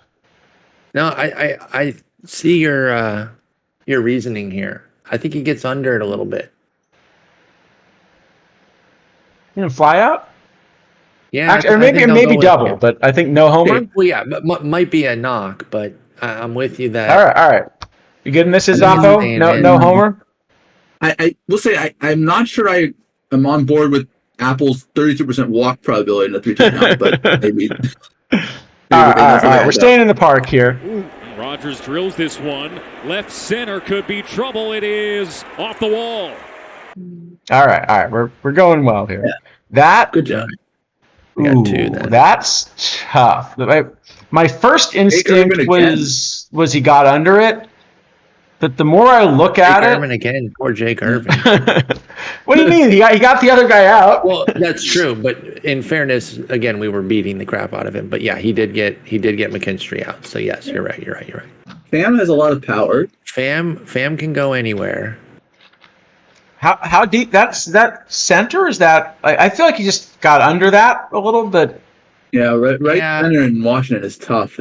I think that's like right center or dead center. And Cage mentioned on the McKinstry one that they got a high wall out there. I'm gonna say it's not a homer. I'd say no home run also. All right, we're gonna fly out. Right? Go fly. Let's go fly out. Challenge Jeter. What was that, Isidafo? They have that angled spot. I'll stay in the park. Yes, exactly. Jut out. This looks like it's Mother's Day, by the way. All right, he stayed in the park. All right. See, look at that Ooh, wall. that. This is one of these where it looks. You remember we were talking about like good and bad corners to hit the other day? This is one that like he hits a corner, and I don't think it's the corner you want to hit. It's so down the line. That's got to be a home run. Yankee Stadium's pretty short down the line, even in left. Didn't Jordan Diaz have a 3-homer game too? I don't remember that. I'm pretty sure he had a 3-homer game at New York. That's the only reason I'm saying. I mean, but that just looks like he cleaned that out, doesn't it? Yeah, I'd say home run. Absolutely. Yeah. I mean, this is fucking. This is gone. This is crushed, right? I'll be floored. Cage Wisdom says fly out, but I got to say it's crushed. Deep I to think that was from the last one. Yeah, he said fly out. He's saying this is off the a pole. long home run. No, that's That's crushed. way out. Ooh, that's tough. So if that were just a little more down, I'd say definitely gone. Who's pitching? Gonsolin? Yeah. Moose against Gonsolin here. Ooh, but it's a really short wall out there in LA. Yeah, it is. That looks pretty down the line too. Yeah, he kind of runs that one right down there. I'm gonna say homer. I think Look at it. I'm trying to figure out his reaction. Is he starting to run or is he starting to trot? I think he's got it. I think he's like, yep. Yeah, I think it's probably a home run. Yeah. I think it's tough to turn on a ball that up. That's kind of what I was thinking. He got big boy power though. All right, Rob Deere says it's gone. Cage Wisdom says short wall. All right. 2 out of 3 say home. We're going homer. I thought I clicked homer. Let's try that again. Moustakis turns on a ball deep right Oh, field. okay. You know what? That is not even close. No, that is way out. Not even close. Yeah, he leaned on that sucker. All right. This is deep, right? Like this is a deep park. It's very It's deep. Coors though. It's got the humidor thing. Yeah, it's a pretty. I think it's a pretty flat home run park right now. But like, thanks for nothing. AT&T AT&T or whatever the hell their thing is. Yeah. By the way, I don't believe the pitch tracking on this. Look at the pitch and look where the dot is. I think that pitch is more up than the dot. I could certainly see that. Who is that? Is that Ryan McMahon? Trying to see. It's number 24. Oh, that is McMahon. That's one of the few numbers I do know. Is that Hunter Brown, I guess? Yeah, it's Hunter Brown. I kind of think it is. That's a hanging curve in Coors. I know they got the humidor. This is the first inning. It's 3-2 with no outs in the bottom of the first. Just to point it out. Brown has done 10 pitches and got 2 runs. I want to say that's just a gapper. Like it's a big park. It is, but it's Ryan McMahon. He got some solid pop. He's 20 homers 4 years in a row. I'm all right. I'm definitely voting stays in the park. I'm voting yes. So I'm voting homer. Okay. So you got to split it. I thought you. Is it off or where are you going? I don't know. What does chat think where here? y'all at? Cage Wisdom says he thinks he might have just missed it. I think no. Okay, I'm voted against. That's okay. I'll go with the consensus. Trying to look. I think he's starting to run. If that helps. But if he missed it, then it's a triple. It might be. I think it might be a triple. Yeah. I think this is like warning track. All right, I'm going triple. Going triple. If he misses it, he's running for days. All right, you know what I could do? All right, we go triple. Let's go triple. Here we go. Going triple. And this ball driven to center field. This one's well hit. This one's going to fly as well. That's a little more than a triple. Way out. All right, should listen to this more. Goodness, that further than I thought too. It was we got Lars Nootbaar. There we go. Oh, speaking of, Lars Nootbaar got fractured ribs today. Oh, did he? So someone's still going to steal his spot now. Yeah, I know. All right. You wrap it up or are you doing one more? What do you think? I can do one more if you guys do. It's up to you guys. All right, I'll do one more. Did Let me y'all see if I talk can about make Noel let me see if I can make this bigger, actually. Noel V. Mart. I didn't see that Noel Mart got suspended. He got a PED suspension, 80 games. Ooh. Wow. Is that a second one, 80, or is it now 80 for a first? I think 80's first 80 now. first to try to be a bit more of a deterrent. Yeah. I mean, it's Freeman. He got Oppo Taco Power like crazy. He's back at his old. It's not a great grounds. pitch. I want to say that's It's crushed, probably Q. actually. Yeah, I think Yeah, so. it's well meant to me. The balls fly Easy out of there, button. too. Although, to be fair, Yes. you know, Yeah. the team, all right, that's got to be gone. Left And center. As Rosario Paige drifts says, back. Oppo Taco and is just in front Not of the track. He's got even it. Not even close. really. All right, we got to do one more now. I would say That's not the way to end it. Freeman in the batting stance game, I think everyone would get it on the first try. Absolutely, absolutely. All right, we got Brett Beatty here. Local to me. That does not look like it is high enough. Now, This I is don't think he's not lefty really as getting well. people to react either, right? No, I don't think this is a home run at all. This doesn't look even close Line to out? I mean, unless it's dead line, or maybe down the line. All right, stay I in the don't park. Listen, hang on. I don't know that there's no chance. That ball comes off the bat pretty fast. My contention against is that it's lefty, but inside and downish to lefties, man, that's the happy zone. Yeah. I'm fine voting no. It's lefty. All right, we're gonna vote no. And he didn't have a good season. Beatty drives one deep right field, and that ball is out of here. We missed our last. Well, we got a streak. We got a streak going of a sort. We have a negative streak. We gotta do one more here. That's a hell of a hit, lefty there. That is, yeah.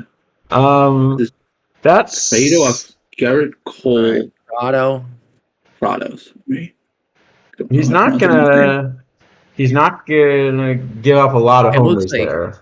Okay, but this is right field in Yankee Stadium. Exactly. Yeah. That's what makes me. Well, I'm happy to do anything that says like go against the Yankees when they're advertising a freaking Bucky Dent bobblehead. And this looks destroyed. Why are they giving away a Harry Potter cap? What does that have to do with anything? High fly No ball idea. down the Trying to right appeal to field the kids. line, giving Chase Cordero, and that ball is gone. It is like Harry Potter. Too much reading. Yeah, he cooked that, right? Well, he's got plenty of power. Or cooked it for Yankee save. Oh, this is Vogie. But Oppo? Yeah, sorry. I was saying Prado cooked it. I'm a little bit lagging. Well, barely. I mean, he found the, That looks like a home run to me. Even Oppo? Yeah. Yeah, he can just kind of flick it is the thing.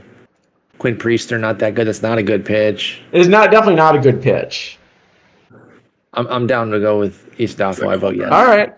Let's do it. And Vogelback hits one out to center. Well hit. I would have said stayed in, but I'm wrong. Well done. All right, so we got two. We got a little something going. All right. Not bad. That is... Well, he's not happy. The pitcher's not happy. The 55% reach base probability at 3-1. That seems unlikely. Is that really right? Well, it is if you're gonna throw it there. Well, what factors they take in? Like the fact that Sheets isn't very good and Kirby is, or something. I don't know. There was a Fangraphs article like when this first started, like 2-3 years ago. Right. That was like basically it was worse than guessing, and I think they theoretically improved it slightly, but correct. I remember that. I think Ben Clemens wrote that. Yeah, this looks pretty well struck, and I agree with the pitcher reaction. The pitcher hates it. The catcher hates it, but I don't think it's quite as bad a pitch as it looks. I don't second guess yourself. No, this looks. Once you said the pitcher thing, I'm going with that. Pitchers know right away. 4 2/3. Now Sheets rifles one to the gap in right center field. This ball is deep, and that ball is gone. A home run. The outfielders didn't know, but the pitcher apparently did. Yeah, the pitcher did. Oh yeah, they kind of chased after it, thinking it was going to bounce off the wall. I mean, I guess it wasn't like. I'm just going to say, if this ball is gone, I feel awful for the pitcher.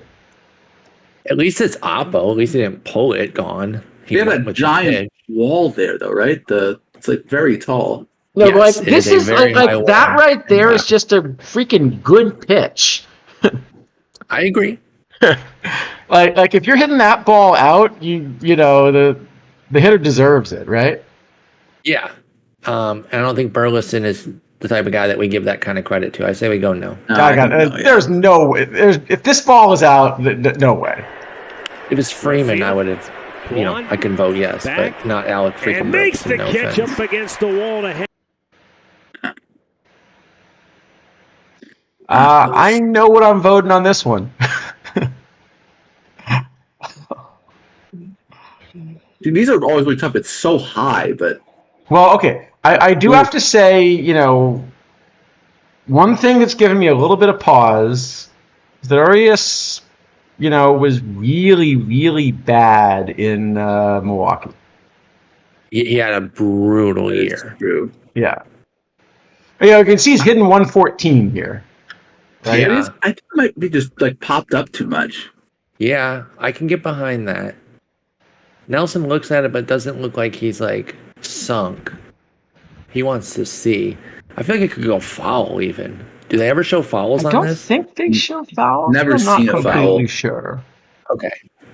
But I'm inclined on no for a lot of the reasons that we've discussed here. Yeah, For I the think no. suckiness, it looks very high. that like if not for that, like just based on the like follow through, I would have said like no question home run. Like it looks like it's not a great pitch.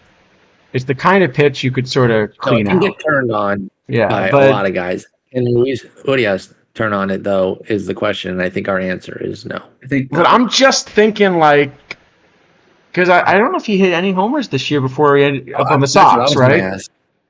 How many did he even hit It this can't year? have been a lot. He got demoted pretty quickly, right? I would vote under 5. All right. We're going fly out. Yeah.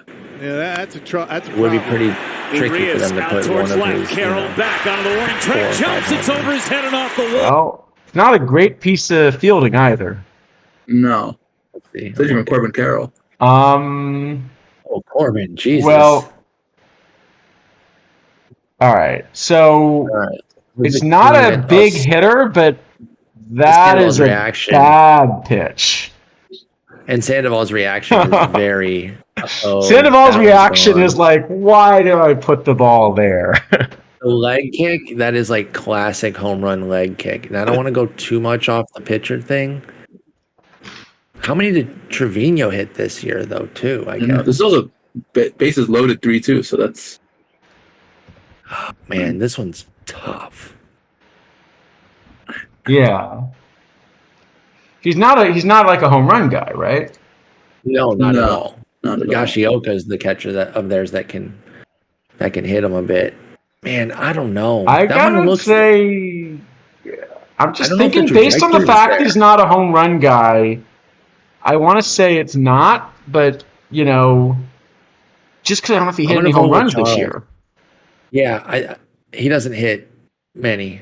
If But it's I a will Yoshioka, say think I yeah. completely understand the pitcher reaction of like, I can't believe I just put that ball Yeah, there. Well, he's already given up 2 runs too in the bottom of the first. So he's probably Yeah. just like, "Geez, I'm getting tanked here." It's probably like a double or something in the corner. All right, we're going That I could see, but Driven into think left the field and trajectory's deep. low Going enough to back save is it. Ward. He's going to have to play it out the base of the wall. It's much more left center than I thought. All right, but not a home run. Okay. yeah, I agree. I agree on the left centerness. That was right. surprising there. Huh. So All right, Matt 101, McClain, 101, but he supplied the power. yeah, I was gonna say, Like the but announcers that always actually is the spot. Like we were just looking at this the other day. That is the spot where, like, righties hit home runs. Yeah, that can easily be out to me. Also, it's this great American too. It's Yep. like So just like launched it's like where Flame. every ball goes out. You mean? yeah, Yeah, I kind of think he got this. yeah, I think so too. Do you remember did McClain hit any slam? It would be a slam, He right? hit like 15. He quietly. No. Did he hit any slams? I've said, you know. Oh, that I don't know. The only guy I know did. that hit grand slams for sure is Royce Lewis because he hit 40 of them. Yeah, that's exactly right. But yeah, I think he got this. This was probably when they were dominating everybody. Yeah, I think so. Yeah, I mean, it is a good spot. Yeah, I feel like this is the spot that righties like hit the fastball. That one, like that's almost exactly that stripe we were showing. That's like right in that stripe. All right, we're going slam. I think home run. Let's go slam. In the air to right, McCarthy back. Martinez is nervous. I'll tell you that. Yep, that's so. This is a tough spot to hit one out, right? It is now. That's right. Well, yeah. Well, it's right. Left field's the really hard spot. Yeah. No, but this is not easy, at least, right? This looks like pretty much dead center. Yeah. Oh, I thought that's right center. You think that's dead center? Think so. Because I'm thinking right center. He looks dead up. It seems like, right? Yeah. Page Wisdom says initial reaction, he got under it. Yeah. He think that because right center, don't they have that like larger wall that? Yeah. Partway into right center, yeah. And then it carries over to left. O'Hearn did mash bombs, but I agree. Again, stick with your initial here, Cage. I think the way he looks at it is more like a damn. I just missed that. All right, yeah, you fly out. I agree. That was a flat pitch. Yeah, I'm going fly out. Yeah, all right. I don't even think it's double. O'Hearn lifts this to right center. Back it goes. Nimmo shy of the warning track. Oh, it was right center.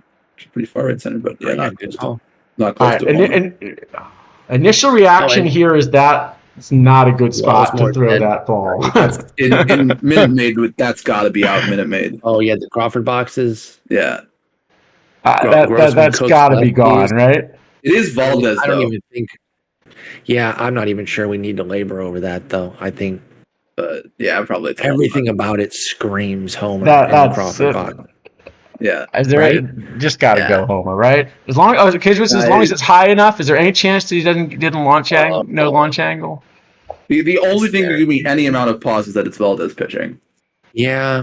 But okay, well, I still think it's a home run. Well, just looking where that ball is.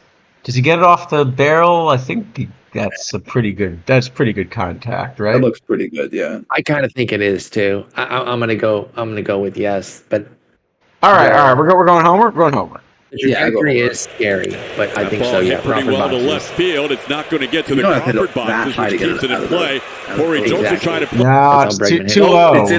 It's not too low. It was in the. Oh, it was out. It was in the right spot. Yeah, it's in that stupid thing. Damn, 8's pretty good though. That was a tough one though. That was a tough one. Yeah, it really was. You are the Zach Wheeler. All right, Zach. Oh, look at that. We're second on the list. We're second on the list. Does that mean someone's going to pay us $120 million? Yes. I'll take that. An extension. We have to split it. We have to share some with chat. Look at that. That's second on the list. That was a good run. That's a good one to end on. That was a good one. Sweet. And I got to go back and watch y'all do the model. I didn't even remember it was Friday today, y'all. One of those weeks, huh? Yeah, I checked my DMs after being buried in 25 stuff for like 5 hours, and I saw your message. I was like, oh my God, totally missed the stream. You're doing a bunch of stuff for the release next week, or? Correct. Well, no, it's probably better actually to watch as a vibe because you can skip us debugging for half an hour. Tighten everything up for next week. I got my stream on Monday and Thursday, and also working on some future stuff too. But making sure all the I's are dotted and T's are crossed. Yeah, I'm definitely excited for you know which T we're really excited for. Tony Sock. We're fighting with his estate currently to get his rights. They said some guy in Denmark bought them. And we're gonna have to deal with him directly to get his rights. Yeah. You know what I should do? Does Baseball Reference still have the sponsor a page thing? I don't know, dude. My buddy and we used to do that. We sponsored Jose Fernandez's page. And then, they got a little greedy with it. The prices got absurd. And so we stopped sponsoring. They wanted like $600 a year or something. Jeez, Okay. that's a lot. But yeah, we used to sponsor Jose Fernandez. And now I have StatHead, so I have ad free. So I don't even know if they have the sponsorships on there anymore. But yeah, you should get Tony Sucks if possible. I think I have to get a Tony Suck page. Just There's an article from 2010 about it, and I don't see any one's more recent than that. Let me go incognito and see if I can. I don't see any thing on the page to do it. Yeah, I don't either. All right. Well, anyway, sounds good. I don't know what our plans are for streaming next week. I'm going to be traveling, but given that it's around the release, I know there's going to be a lot of interest, so there may well be. Probably figured out. We're going to stream for 4 or 5 days, all the cards, including the lives. Oh my god, that's amazing! Are you really going to review all the cards? No, there's no way. Obviously not in one set stream, but split up. We could totally do that. That would be at least funny. We could maybe do all the historicals, but all the lives is, I think, too much. It'd be a lot of waste of your time on the lives, obviously. I have nothing to do with the lives, so the shitty lives, don't blame me. But Orion Kirkering is going to be better in this re-rate. And also, don't blame me for every launch card. I can't hand edit all of them. There's a lot of them. Well, that's the thing with the launch. It's such a big set. You're gonna get some just by randomness. You had to spend all your time touching up Tony Suck and trying to find some way to make him playable because, precisely. Why do you think I was buried for 5 hours today? It was all that. I mean, so are we going perfect or just like a high diamond? What are you thinking? we have to have room to build if I want to put out multiples. That's true. That's actually this combinator stuff, right? It's just all different levels of Tony Suck. Right? It's just ways to turn all of your cards into Tony Suck. Yeah. Oh, there you go. Yes. I like that. But no, I picked out some really fun. I'm really excited about a lot of the launch cards. Hopefully they come out, the way I expect or whatever, in terms of playing, because obviously the engine is different. I don't know how different, but it's supposed to be tweaked. So we'll see how everything plays. I think I can say that I believe BABIP is not supposed to be as insane. I'm actually a little surprised that you're saying that. I mean, not the BABIP thing. But I'm a little surprised that they didn't give you a sandbox to play with the ratings. Oh well, of course I have that, but I still don't know exactly how they'll play in Perfect Team. That's what that's what I mean. I would have thought that if you were building a new, I would have thought that if you were building a new Perfect Team game engine, you would, Well, there's also, there's uncertainty, especially the first week. The first week is by far the hardest that people will play because there's a lot of weird, random stuff that people do that, pretty quickly we realize isn't good. But, with that Mo. Remember when I put out the Mo with the cutter? It didn't air out for me like that. To where he wasn't put in the game. Yeah, it's we were talking earlier on the stream. I don't know if you're here for that part. Kamara at the start of the year did this really interesting thing where he sort of tried to recreate Perfect Team in the base game. Oh, really? And most of it was good. It was pretty accurate. And then there were a couple of things, little things that were very different. And I that's probably kind of the environment that I did. No, but the thing with Mo, this is kind of what I meant is that, so if I were, I guess I've run something like this now that I think about it. So I'm not just speaking entirely theoretically. But if I were doing something like this, what I would be doing is I'd be handing you kind of a sandbox and saying this is a, walled off version of Perfect Team that is working. Try playing your new cards. And so you say, okay, this is the Mo I want to release. Let me just check that nothing weird happens if I run it for 10,000 games in a lineup. And you would have done it, and you would have come back and you would have said, oh my gosh, I ran it for 10,000 games in a lineup and it never pitched. Yeah. And I don't know what the disconnect is there. I don't know enough about the engine to say why. I obviously have things that I can No, it's testing, not but why. It's just that what I would be doing is if I were running this, I would be handing the person in charge of content a server and saying, I understand. put your cards But I mean, on this server, I run them understand what you're against saying. teams. We'll tell you what the stats are, and then you could come back and look, and you could see, is this about what you wanted? I'm pretty sure the Mo thing was some kind of like anti-tanking prevention check. With the so that one you don't put in like so hitters. you can't. Yeah, They just that want would to be keep my you from guess. playing Russell Martin. right. Yeah. Or Wayne Gross, who if you Yeah. Wayne Gross too. that was my guess on that one. But like, I think that makes sense. yeah. Or apparently the two-way Chris Davis. Yeah, Well, it's hard to make a perfect sandbox, right? Like, because you will never be like, even games that have like huge development staffs, like hundreds of people, like players always figure out stuff the developers don't. No matter how many developers you have. No, it wouldn't be a perfect sandbox. But I think there are several things that you would have caught with this if you had it, right? I think you would have caught that it couldn't put Rivera in a game. I think you would have caught some of the issues with P. Babbitt being overpowered. And I think you would have caught some of the power creep stuff trying to play endgame cards against each other and realizing it didn't behave the way you anticipated. And, well, it was funny because I did catch the P. Babbitt stuff in the beta. Like, I noticed that it was really impactful. And what I thought was happening was just that people weren't playing cards that were sensible. And that was why it was so strong. Oh, so you were playing quote unquote the right cards, and they were playing bad. And that once people started doing sensible stuff, it would be fine. And then of course it wasn't fine. No, and then wasn't it like it was super jacked in tournament landscape initially too? No, but I thought that was just people were playing the wrong cards basically. Mm-hmm. In the beta, it was people don't care; they're just playing whatever cards they opened.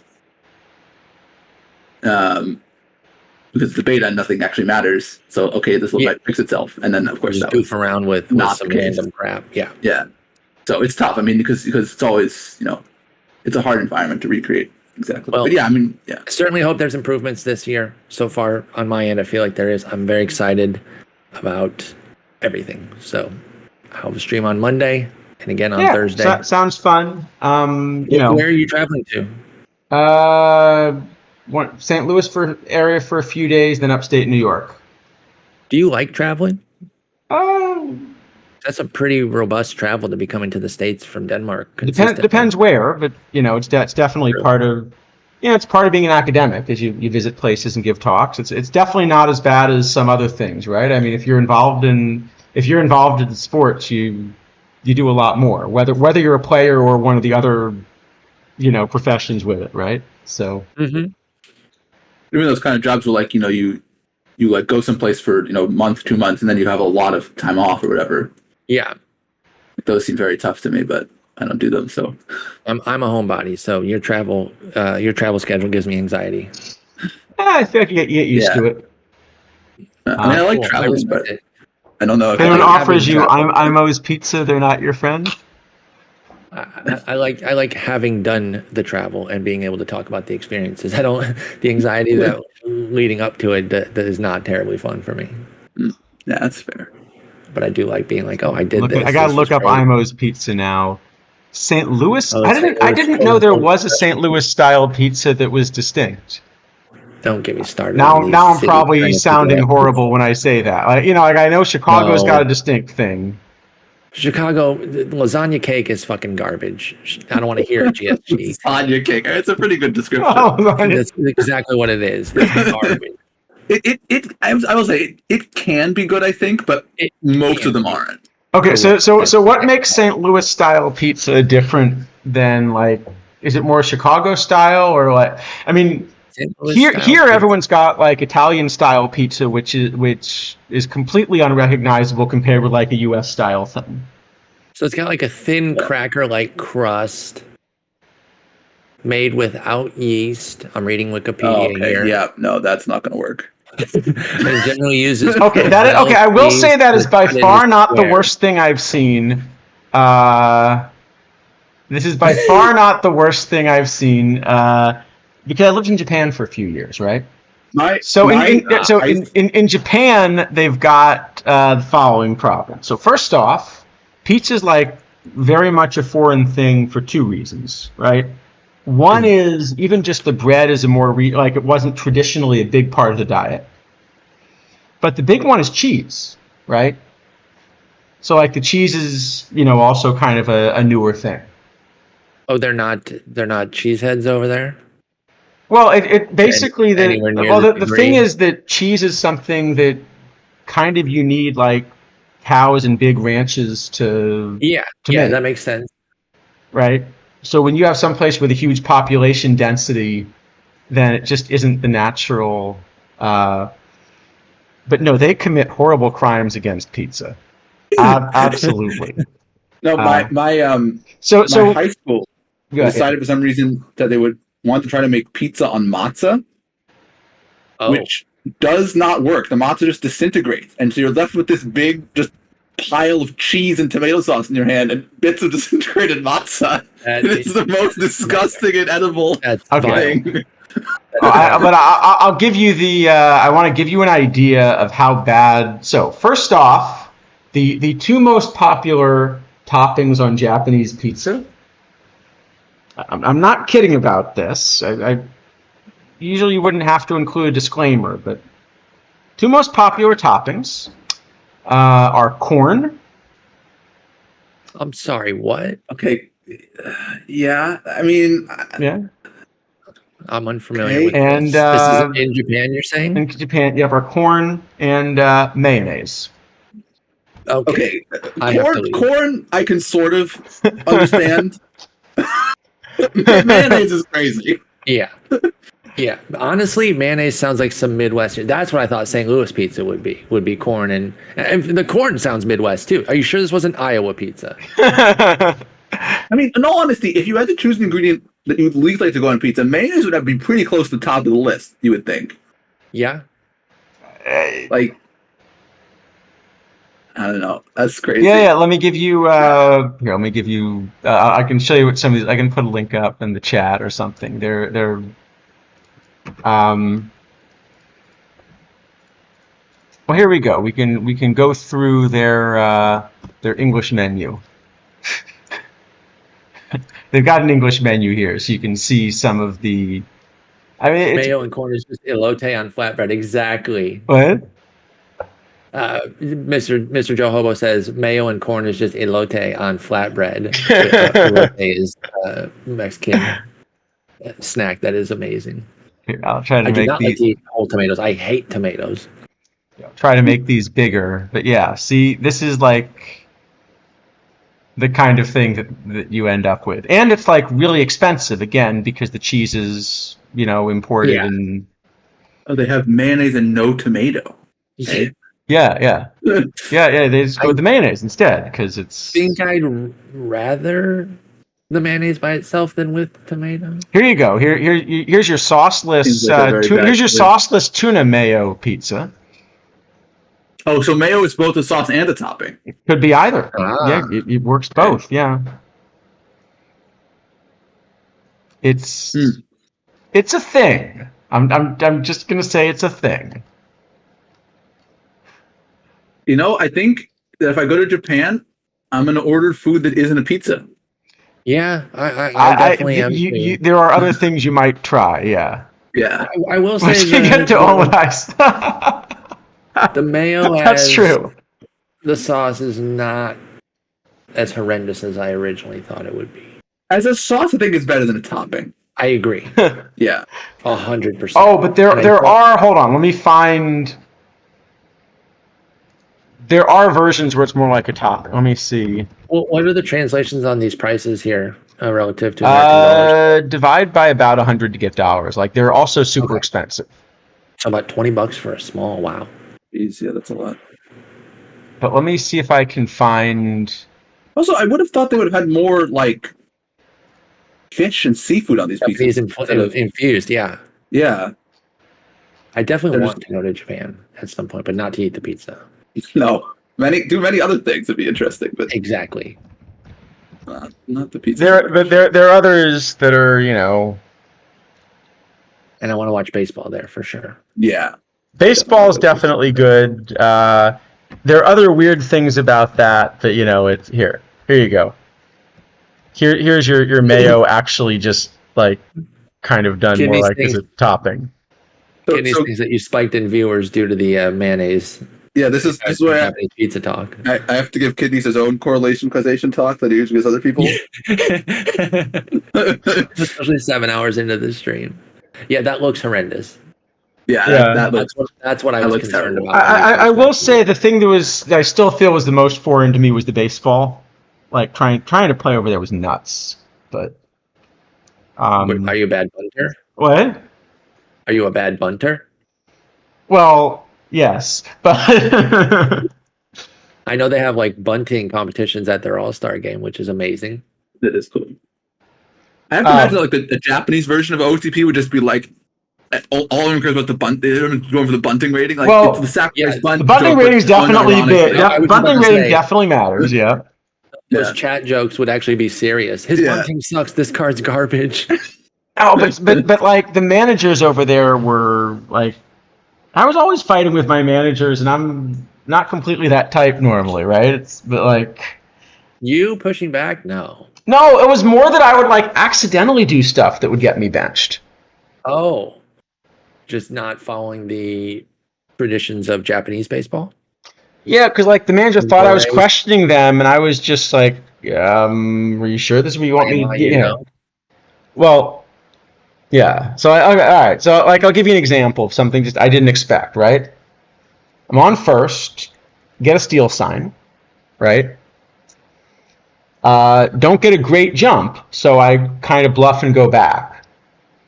And it's like, no, you can't do that. I told you to steal. You didn't steal. Oh, just no matter what. Yeah, manager says steal, you steal. Wow. Even if you didn't get a jump. What if you like fall over? Are you allowed to go back then? I mean, probably, but you know. But like the manager's like, what do you mean? I said steal. You're not listening to me. Yeah. Probably sold some of these stories on stream, but you know, or another one that one got me benched for a game. Another one that got me pulled. I'm actually not quite sure what I was supposed to do. So we're down 3-0 in the 8th, right? Get a couple runners on, right? No out, and I get up. If you refuse to bunt, I stand with you. What? If you refuse to bunt, I stand with you. Well, I definitely got the bunt sign. Okay. I didn't refuse to bunt, but I sort of stepped out and asked him to go through the signs again. Did I get that right? Okay. Was that what got you in trouble? Was the routine? Yeah, he's like, you're questioning it. Well, I want to make sure I got the sign right. I was surprised, but okay, I'll bunt. It's a bad decision, but that's not my decision. It's your decision, right? True. Very bad decision. I wonder. But it also actually mattered because like I'm sort of a switch hitter. I'm a bad switch hitter, but like against some guys I'd switch hit. But if I'm bunting, I'll definitely bunt from the left. Like if you're sack bunting, you should always do it from the left side if you can. I wonder, actually, in the situation, is it if it's better to bunt foul on purpose twice so that they'll stop forcing you to bunt anymore? Yeah, just sabotage yourself. Like, sorry, I just can't do it. Oh, I don't know that would have stopped him. Based on the steal, this story, I agree. I think they would just just strike out instead of actually trying to get on base. Yeah. But like because like the big thing is that if you but I understood the reason. So the reason there is that like a shutout loss is considered worse than a loss. So they just wanted to run it. So down 3-0 in the 8th, they will actually like play for the run. Well, but you still decrease your chance of scoring a run. Exactly. Well, not of one. You probably increase your chances of scoring one run. You definitely decrease your chances of scoring 3. It's going to depend a lot on the strikeout rate. In the Japanese league, probably is a pretty not high strikeout rate. So there were but actually everyone in the league there were several weird things. I mean, so one is that like in the Japanese language, what? Going second and third there would still improve your chances to score the single. One run, yeah. Well, I don't know if the strikeout rate is high enough, it won't. Yeah, I think you get the ball in play. How do you bake that into a run matrix? Well, I mean, you'd have to like I mean, so great. What I do for what my actually, you say that, but I forgot to tell you the other crazy part of it. I didn't mean to derail the story. Continue. No, but there's another crazy part of it you have to keep in mind, which is a shutout win is also better than a win. So they're going to bring the freaking infield in, like second and third, one out. They're going to bring the infield in up 3-0 too. I didn't realize shutouts were that big of a deal. That's interesting. Then that does actually make it a good deal better to bunt. I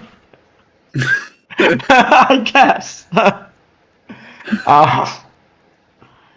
No, but there were several like other weird, like I was there for a while, and like so in Japanese, when you speak to someone, you're actually kind of saying something about your social relationship with them as well. Like you use slightly different grammar and stuff even. I have heard that. And it was funny because like I would never like quite was spoken to as one of the team, and not in a nasty way. Like I was very much part of the team, but it was what's the word for the foreign players? Gaijin, yeah.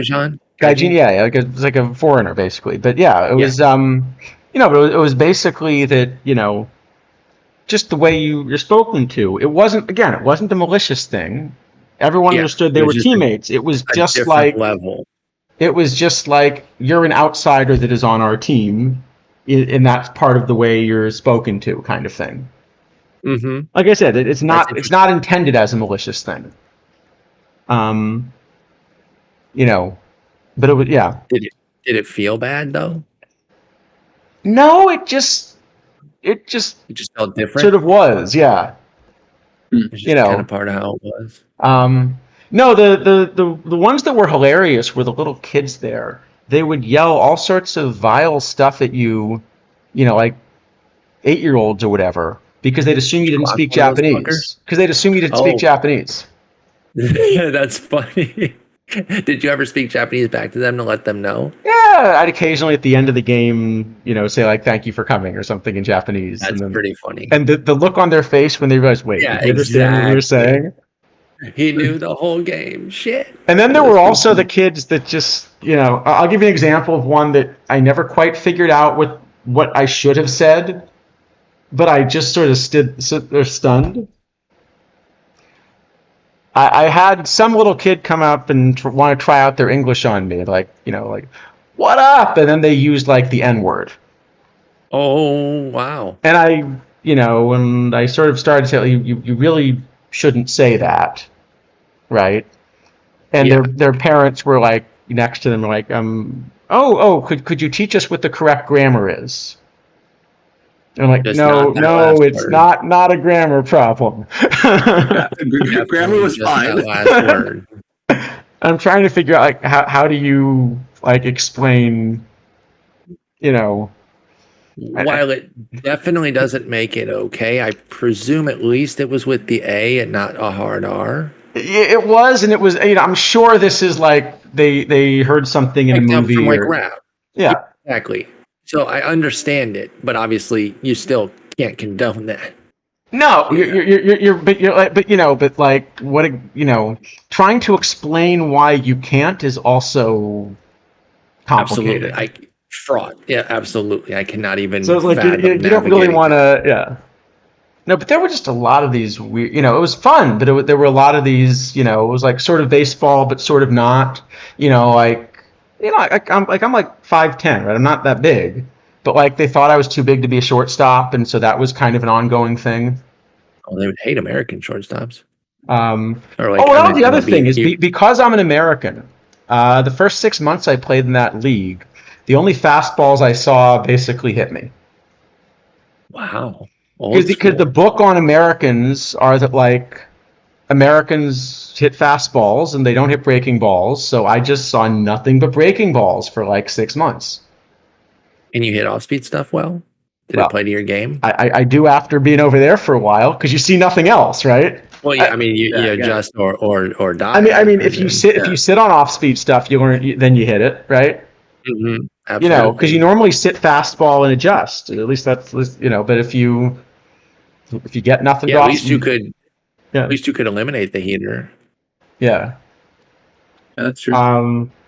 But there were all sorts of good things. The one that I'm still afraid someone's going to dig up at some point. So we played. Video of you playing. This was just one of the that I'm sure exists, but no, this is one of, you know, we played like these town like amateur leagues. So our local stadium, you know, we actually would get like hundreds of people occasionally, but not, you know, nothing huge. But occasionally you'd play against like really big crowds on the road because there were some really well supported ones of these teams. Or especially when we were playing like what was essentially like one of the strong high school teams that decided to play you know, like a summer league kind of thing, like preparing for the Koshien or whatever. Which was another crazy thing, you know, where they throw 800 pitches in 5 days or some crap. Yeah, that's insane. Baseball doesn't exist. Video about that is bananas. Who needs to have arms after you play that? Oh my, it's unreal. Unnecessary. Yeah, well, no, but they do. No, but I mean, I wonder if it's better with the repetition, because like that's what I had to do to convince them to play shortstop. Was they have this drill, which translates as something like 1,000 grounders, but it actually basically is. They just hit you hours of grounders, and you sort of prove that like you have the mental like toughness to, you know. I believe there is something to that about the volumes that they have that kind of help, but there is still a breaking point for that. Oh, there's got to be. Yeah. Oh, definitely. Yeah, but yeah, so at the end of these games, the 90s is like, whoa. Yeah, no, it. I mean, yeah, I'm sure at some point it's good, but so at the end of these games, they'd often have some sponsor, and like whoever got selected as the player of the game would have to get up and take a picture with the sponsor and like answer a couple questions for whatever crowd was left as they're leaving. And we never really discussed it, but I think we always just had the clear agreement that no matter what happened, I was not going to have to get up there and do that. But I had one game like right around the time I was getting ready to leave where I just had a good enough game that they decided they had to send me up to do it. Mm-hmm. So the good news is by that point I had learned enough Japanese to realize that it was actually really easy to bluff your way through one of these interviews. Because pretty much no matter what the question is, an acceptable answer is either I tried really hard, the team tried really hard, or we're all going to try really hard next time. So a lot like our interviews, thank God. right. You know, Yeah. you know, give praise to your teammates and everything. Slightly different formula. Yeah. Yeah. But a formula nonetheless. Yeah. So I bluffed my way through that and like thought I was done. That what? So I bluffed my way through that. And go ahead. Yeah. So post the link that I put in chat. Sorry. Sorry. So yeah, I bluffed my way through that. Like I thought I was done. And then they had this person in a giant hornet suit come up who wanted me to like drink something and like get a, you know, picture. And fortunately I didn't ask them what was in the drink, or I don't know what I would have done. You might not have drank it. It's this thing that apparently still exists. I got to see if I can find. They must have a website. See if you can find a website for something. This is going to sound incredibly appealing, which is called VAAM. VAAM. It's a good name. What? VAAM. Great name. Yes, it is an energy drink. It is an energy drink. Yes. Ricken. Okay. Yeah. The nutrient liquid is essential for the survival of adult hornets. Wow. Yeah, so apparently they like grind up a bunch of giant hornets and put them in drinks. That they do. Oh. You can buy one on eBay. It's $61 for 20. I'm in. We drink them on stream for launch day. Seems slightly pricey. Who's with me? We charge it to OTP. Let's do it.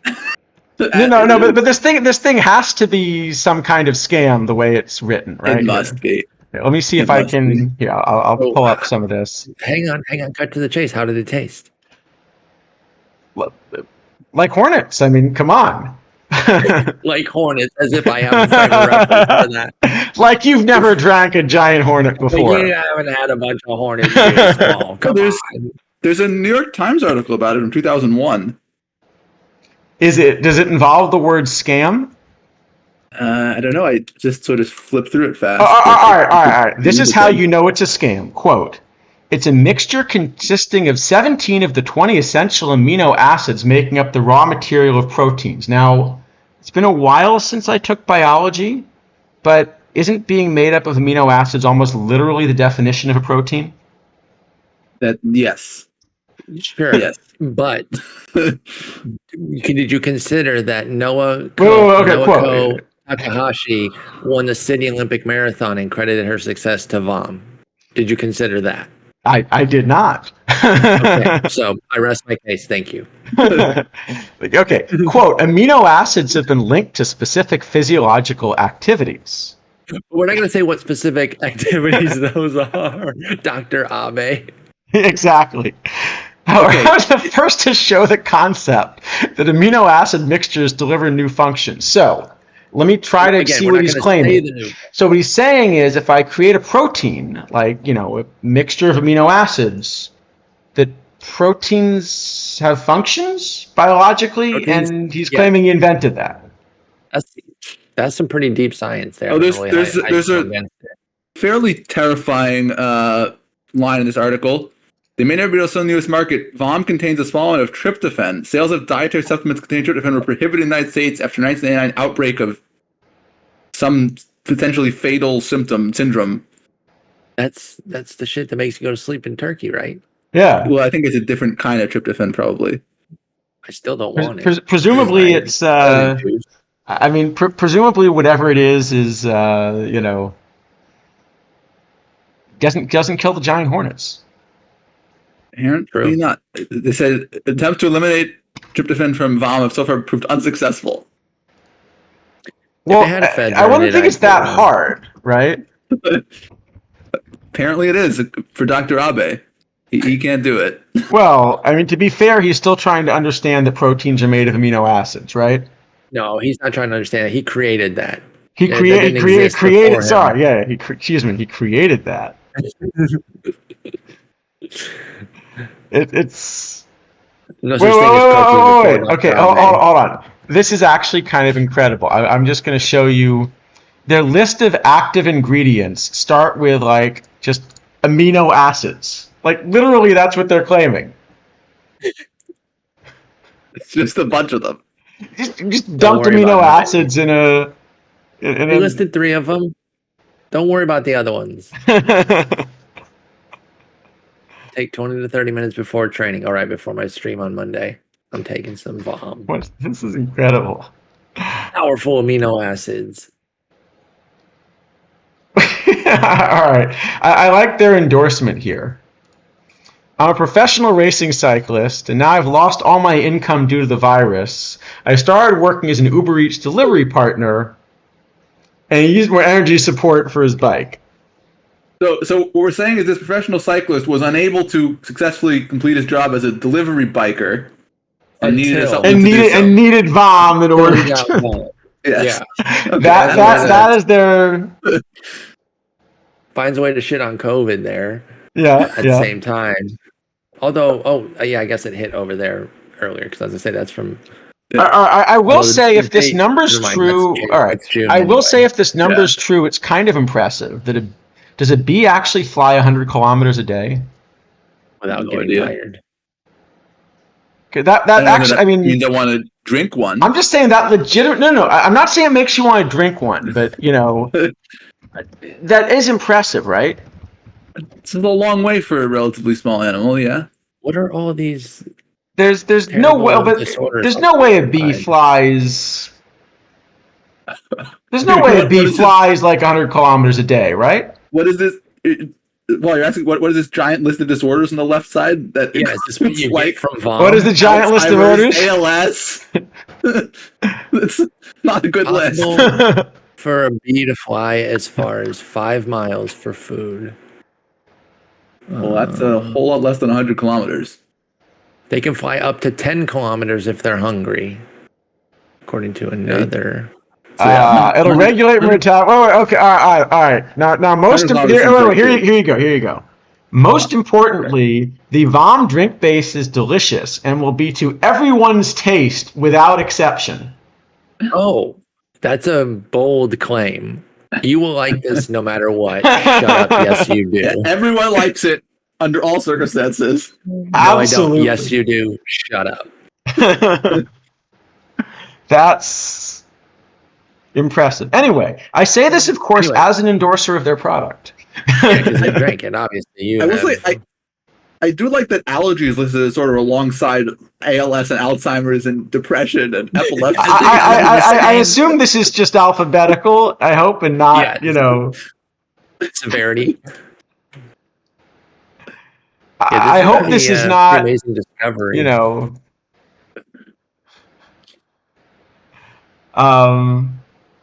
This is the athlete version. This is VOM athlete, you see.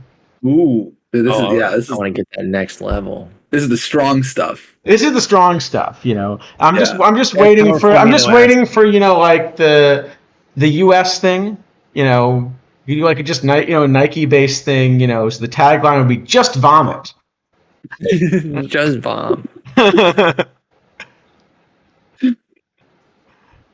That's fantastic story there and enlightening information about VOM, but I do need to get going. All right, that sounds good. I think it's a good place to end the stream. Watch Spore on. You said Monday is the first one you do doing with the first one on Monday. We can talk more general stuff about what's coming. Discuss some of the new stuff. Then on Thursday we'll get into some of the live mission reward things. Some more content based. Specifics like showing some slides on cards and stuff like that. Yeah, and most importantly, which day is the Tony Suck special stream? I got to make sure to be around for that. Yeah, we're doing a stream per day on Tony Suck specific. Okay. We'll cover his offense on one day versus righties. His offense versus righties lefties on another day. I think you should have like special drops for Tony Suck pack. Yes, you just get. I got my Suck pack. Hell yeah. I still think you should have just one where every time you finish last in a tournament you get a Tony Suck. That would actually be kind of amazing. Yeah, but no, you get a Tony Suck pack if you watch a stream that is equal in length to an average Warbot stream. Actually, a good idea as opposed to all these other ideas, which are of course not good. Is we should rename the Gym Unknown's Tony Suck. That would actually be a real winner there. Somebody else had a pretty funny idea. I can't remember what it was, which makes this story fucking worthless. But I have heard other funny ideas of renaming them. Yeah. But I do like the idea of Tony Suck. I'm guessing it's probably hard-coded someplace and be kind of a pain to change, but... Or could it be as simple as being in a file where you could just go into that file and say all unnamed players are now this? I don't know. I don't know anything about coding. You guys. I don't know how Gym Unknown is one of the things in this game which I have no idea how they actually work. Yeah, because aren't they also based off of like real players and shit? It's definitely true that if you click on one, it takes you to a real player, but they don't behave like the real players. So I'm not quite sure how it works. It's the dead broken leg version of the real player. By the way, once 25 launches, if people want to try to take over a full entry fee, and everyone agrees to play only Gym Unknowns, I think that would be a fun experiment. That'd be amazing. The only thing is, it's actually hard to do because. We'd have to basically wait for entry fee to fire, and then very quickly everyone just jumps into it. No, because there's actually a problem. So I've tried to submit a Gym Unknown team before for a tournament.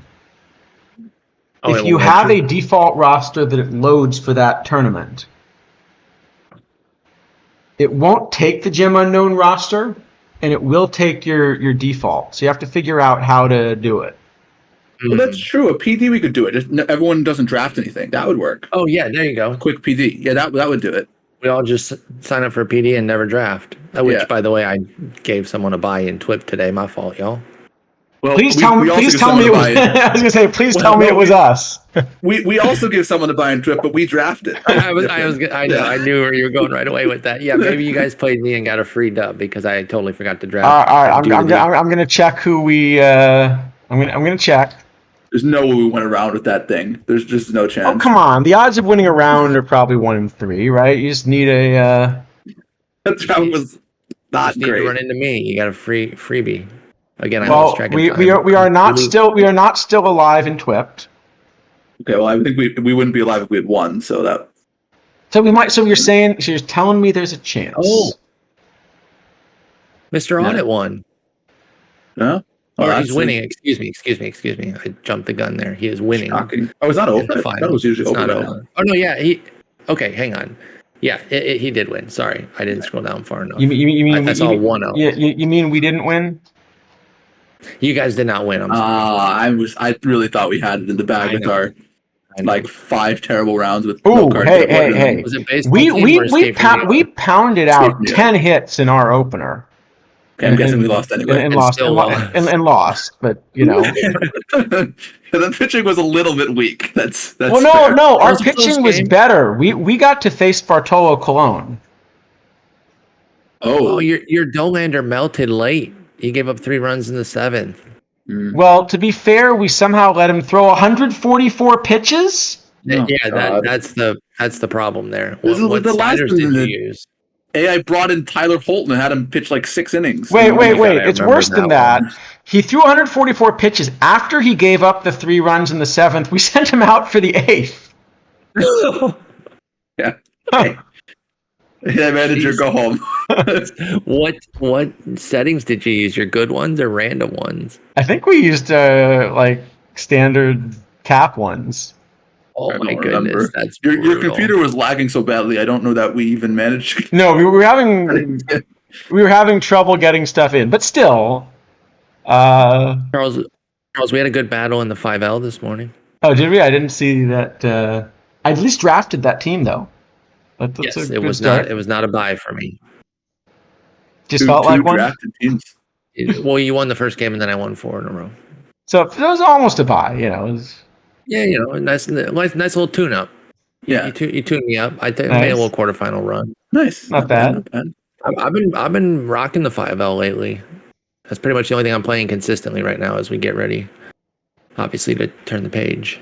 Yeah, I've just. And I'm finally having my first bad week and perfect. I made the playoffs a couple times this week. I'm getting you got a lot of bad luck this week. It looked like to me. yeah, rough start and then just never getting out of that. Was it so. the division? Oh yeah, did you ever find what was the card you were looking for? I got my Semyon too late, but that's all right. I stayed in perfect longer than I thought I would, so I'm pretty happy. There's a decent chance this week that the division I'm in has all 5 teams make the playoffs, which is wild. Crap. I'm looking at it right now. Yeah. Yeah, it's a crazy division. Oh, team in last place is 71-61. The Southside Hitman. Holy crap! No, he would be winning 2 other divisions. He'd be very close in a third, and he's in last 10 games out behind Snailman. And you're 2 games behind him. Wow, what a division! Well, hopefully I can get back, but it was cool being there. Anyway. Good luck. Thanks for having me on, guys. Good luck. We'll see you. Safe travels. See you. I probably won't catch much of it next week because I'll be traveling. Maybe I'll catch the Monday, but I won't catch the Wednesday for sure. I'll be texting with y'all in the DMs and whatnot. So safe travels, Charles. And, but I will say, if a Tony Suck comes out, I don't care, good, bad. He's in my lineup. No matter what. Okay. All right. So that's the secret. If you want to beat Charles, you just got to release Tony Suck. If you release Tony Suck, he's on my roster in league. Absolutely. I'm going to hold you that. I like that. No question. The anti-tanking check might get you, but will you still be streaming Isidafo? I know you made a joke about reviewing all the cards, but will you be streaming even if Charles isn't available? Maybe. It depends if what is happening, if the game is out, if there are issues at that point. If there's not issues, I'll have to see probably. So maybe TBD, I guess. Though not the group. we should act. Which reminds me, we should check into why our drops aren't working. Well, if Charles isn't available, maybe we could do a little something for a little bit. You just let me know. Yeah, I'll let you know. All right, gentlemen. Sounds good. I'll talk to you guys I'll catch you later. Yeah, sounds good. Thanks a lot. Yeah. I guess we should all. Is there anyone we can raid into? Very doubtful. And We should definitely post a CSV at the very least someplace, but I think we can Hold post, on. I think Lap has his NHL stream going. Oh, yes, he does. All right. We're going to raid Lap, but what you all need to do is you need to promise me that you're going to ask him about the Flyers. Oh, someone's streaming. No, we should go to Lap. We're going to go to Lap, but you got to promise me that you will ask him about the Flyers and tell him how much better the Flyers are than Edmonton. At least one of the two. Apparently, there's some trade discussion, it appears. All right, sounds good. Which involves neither team. See y'all, next game. Maybe next week. Yeah, next game. All right.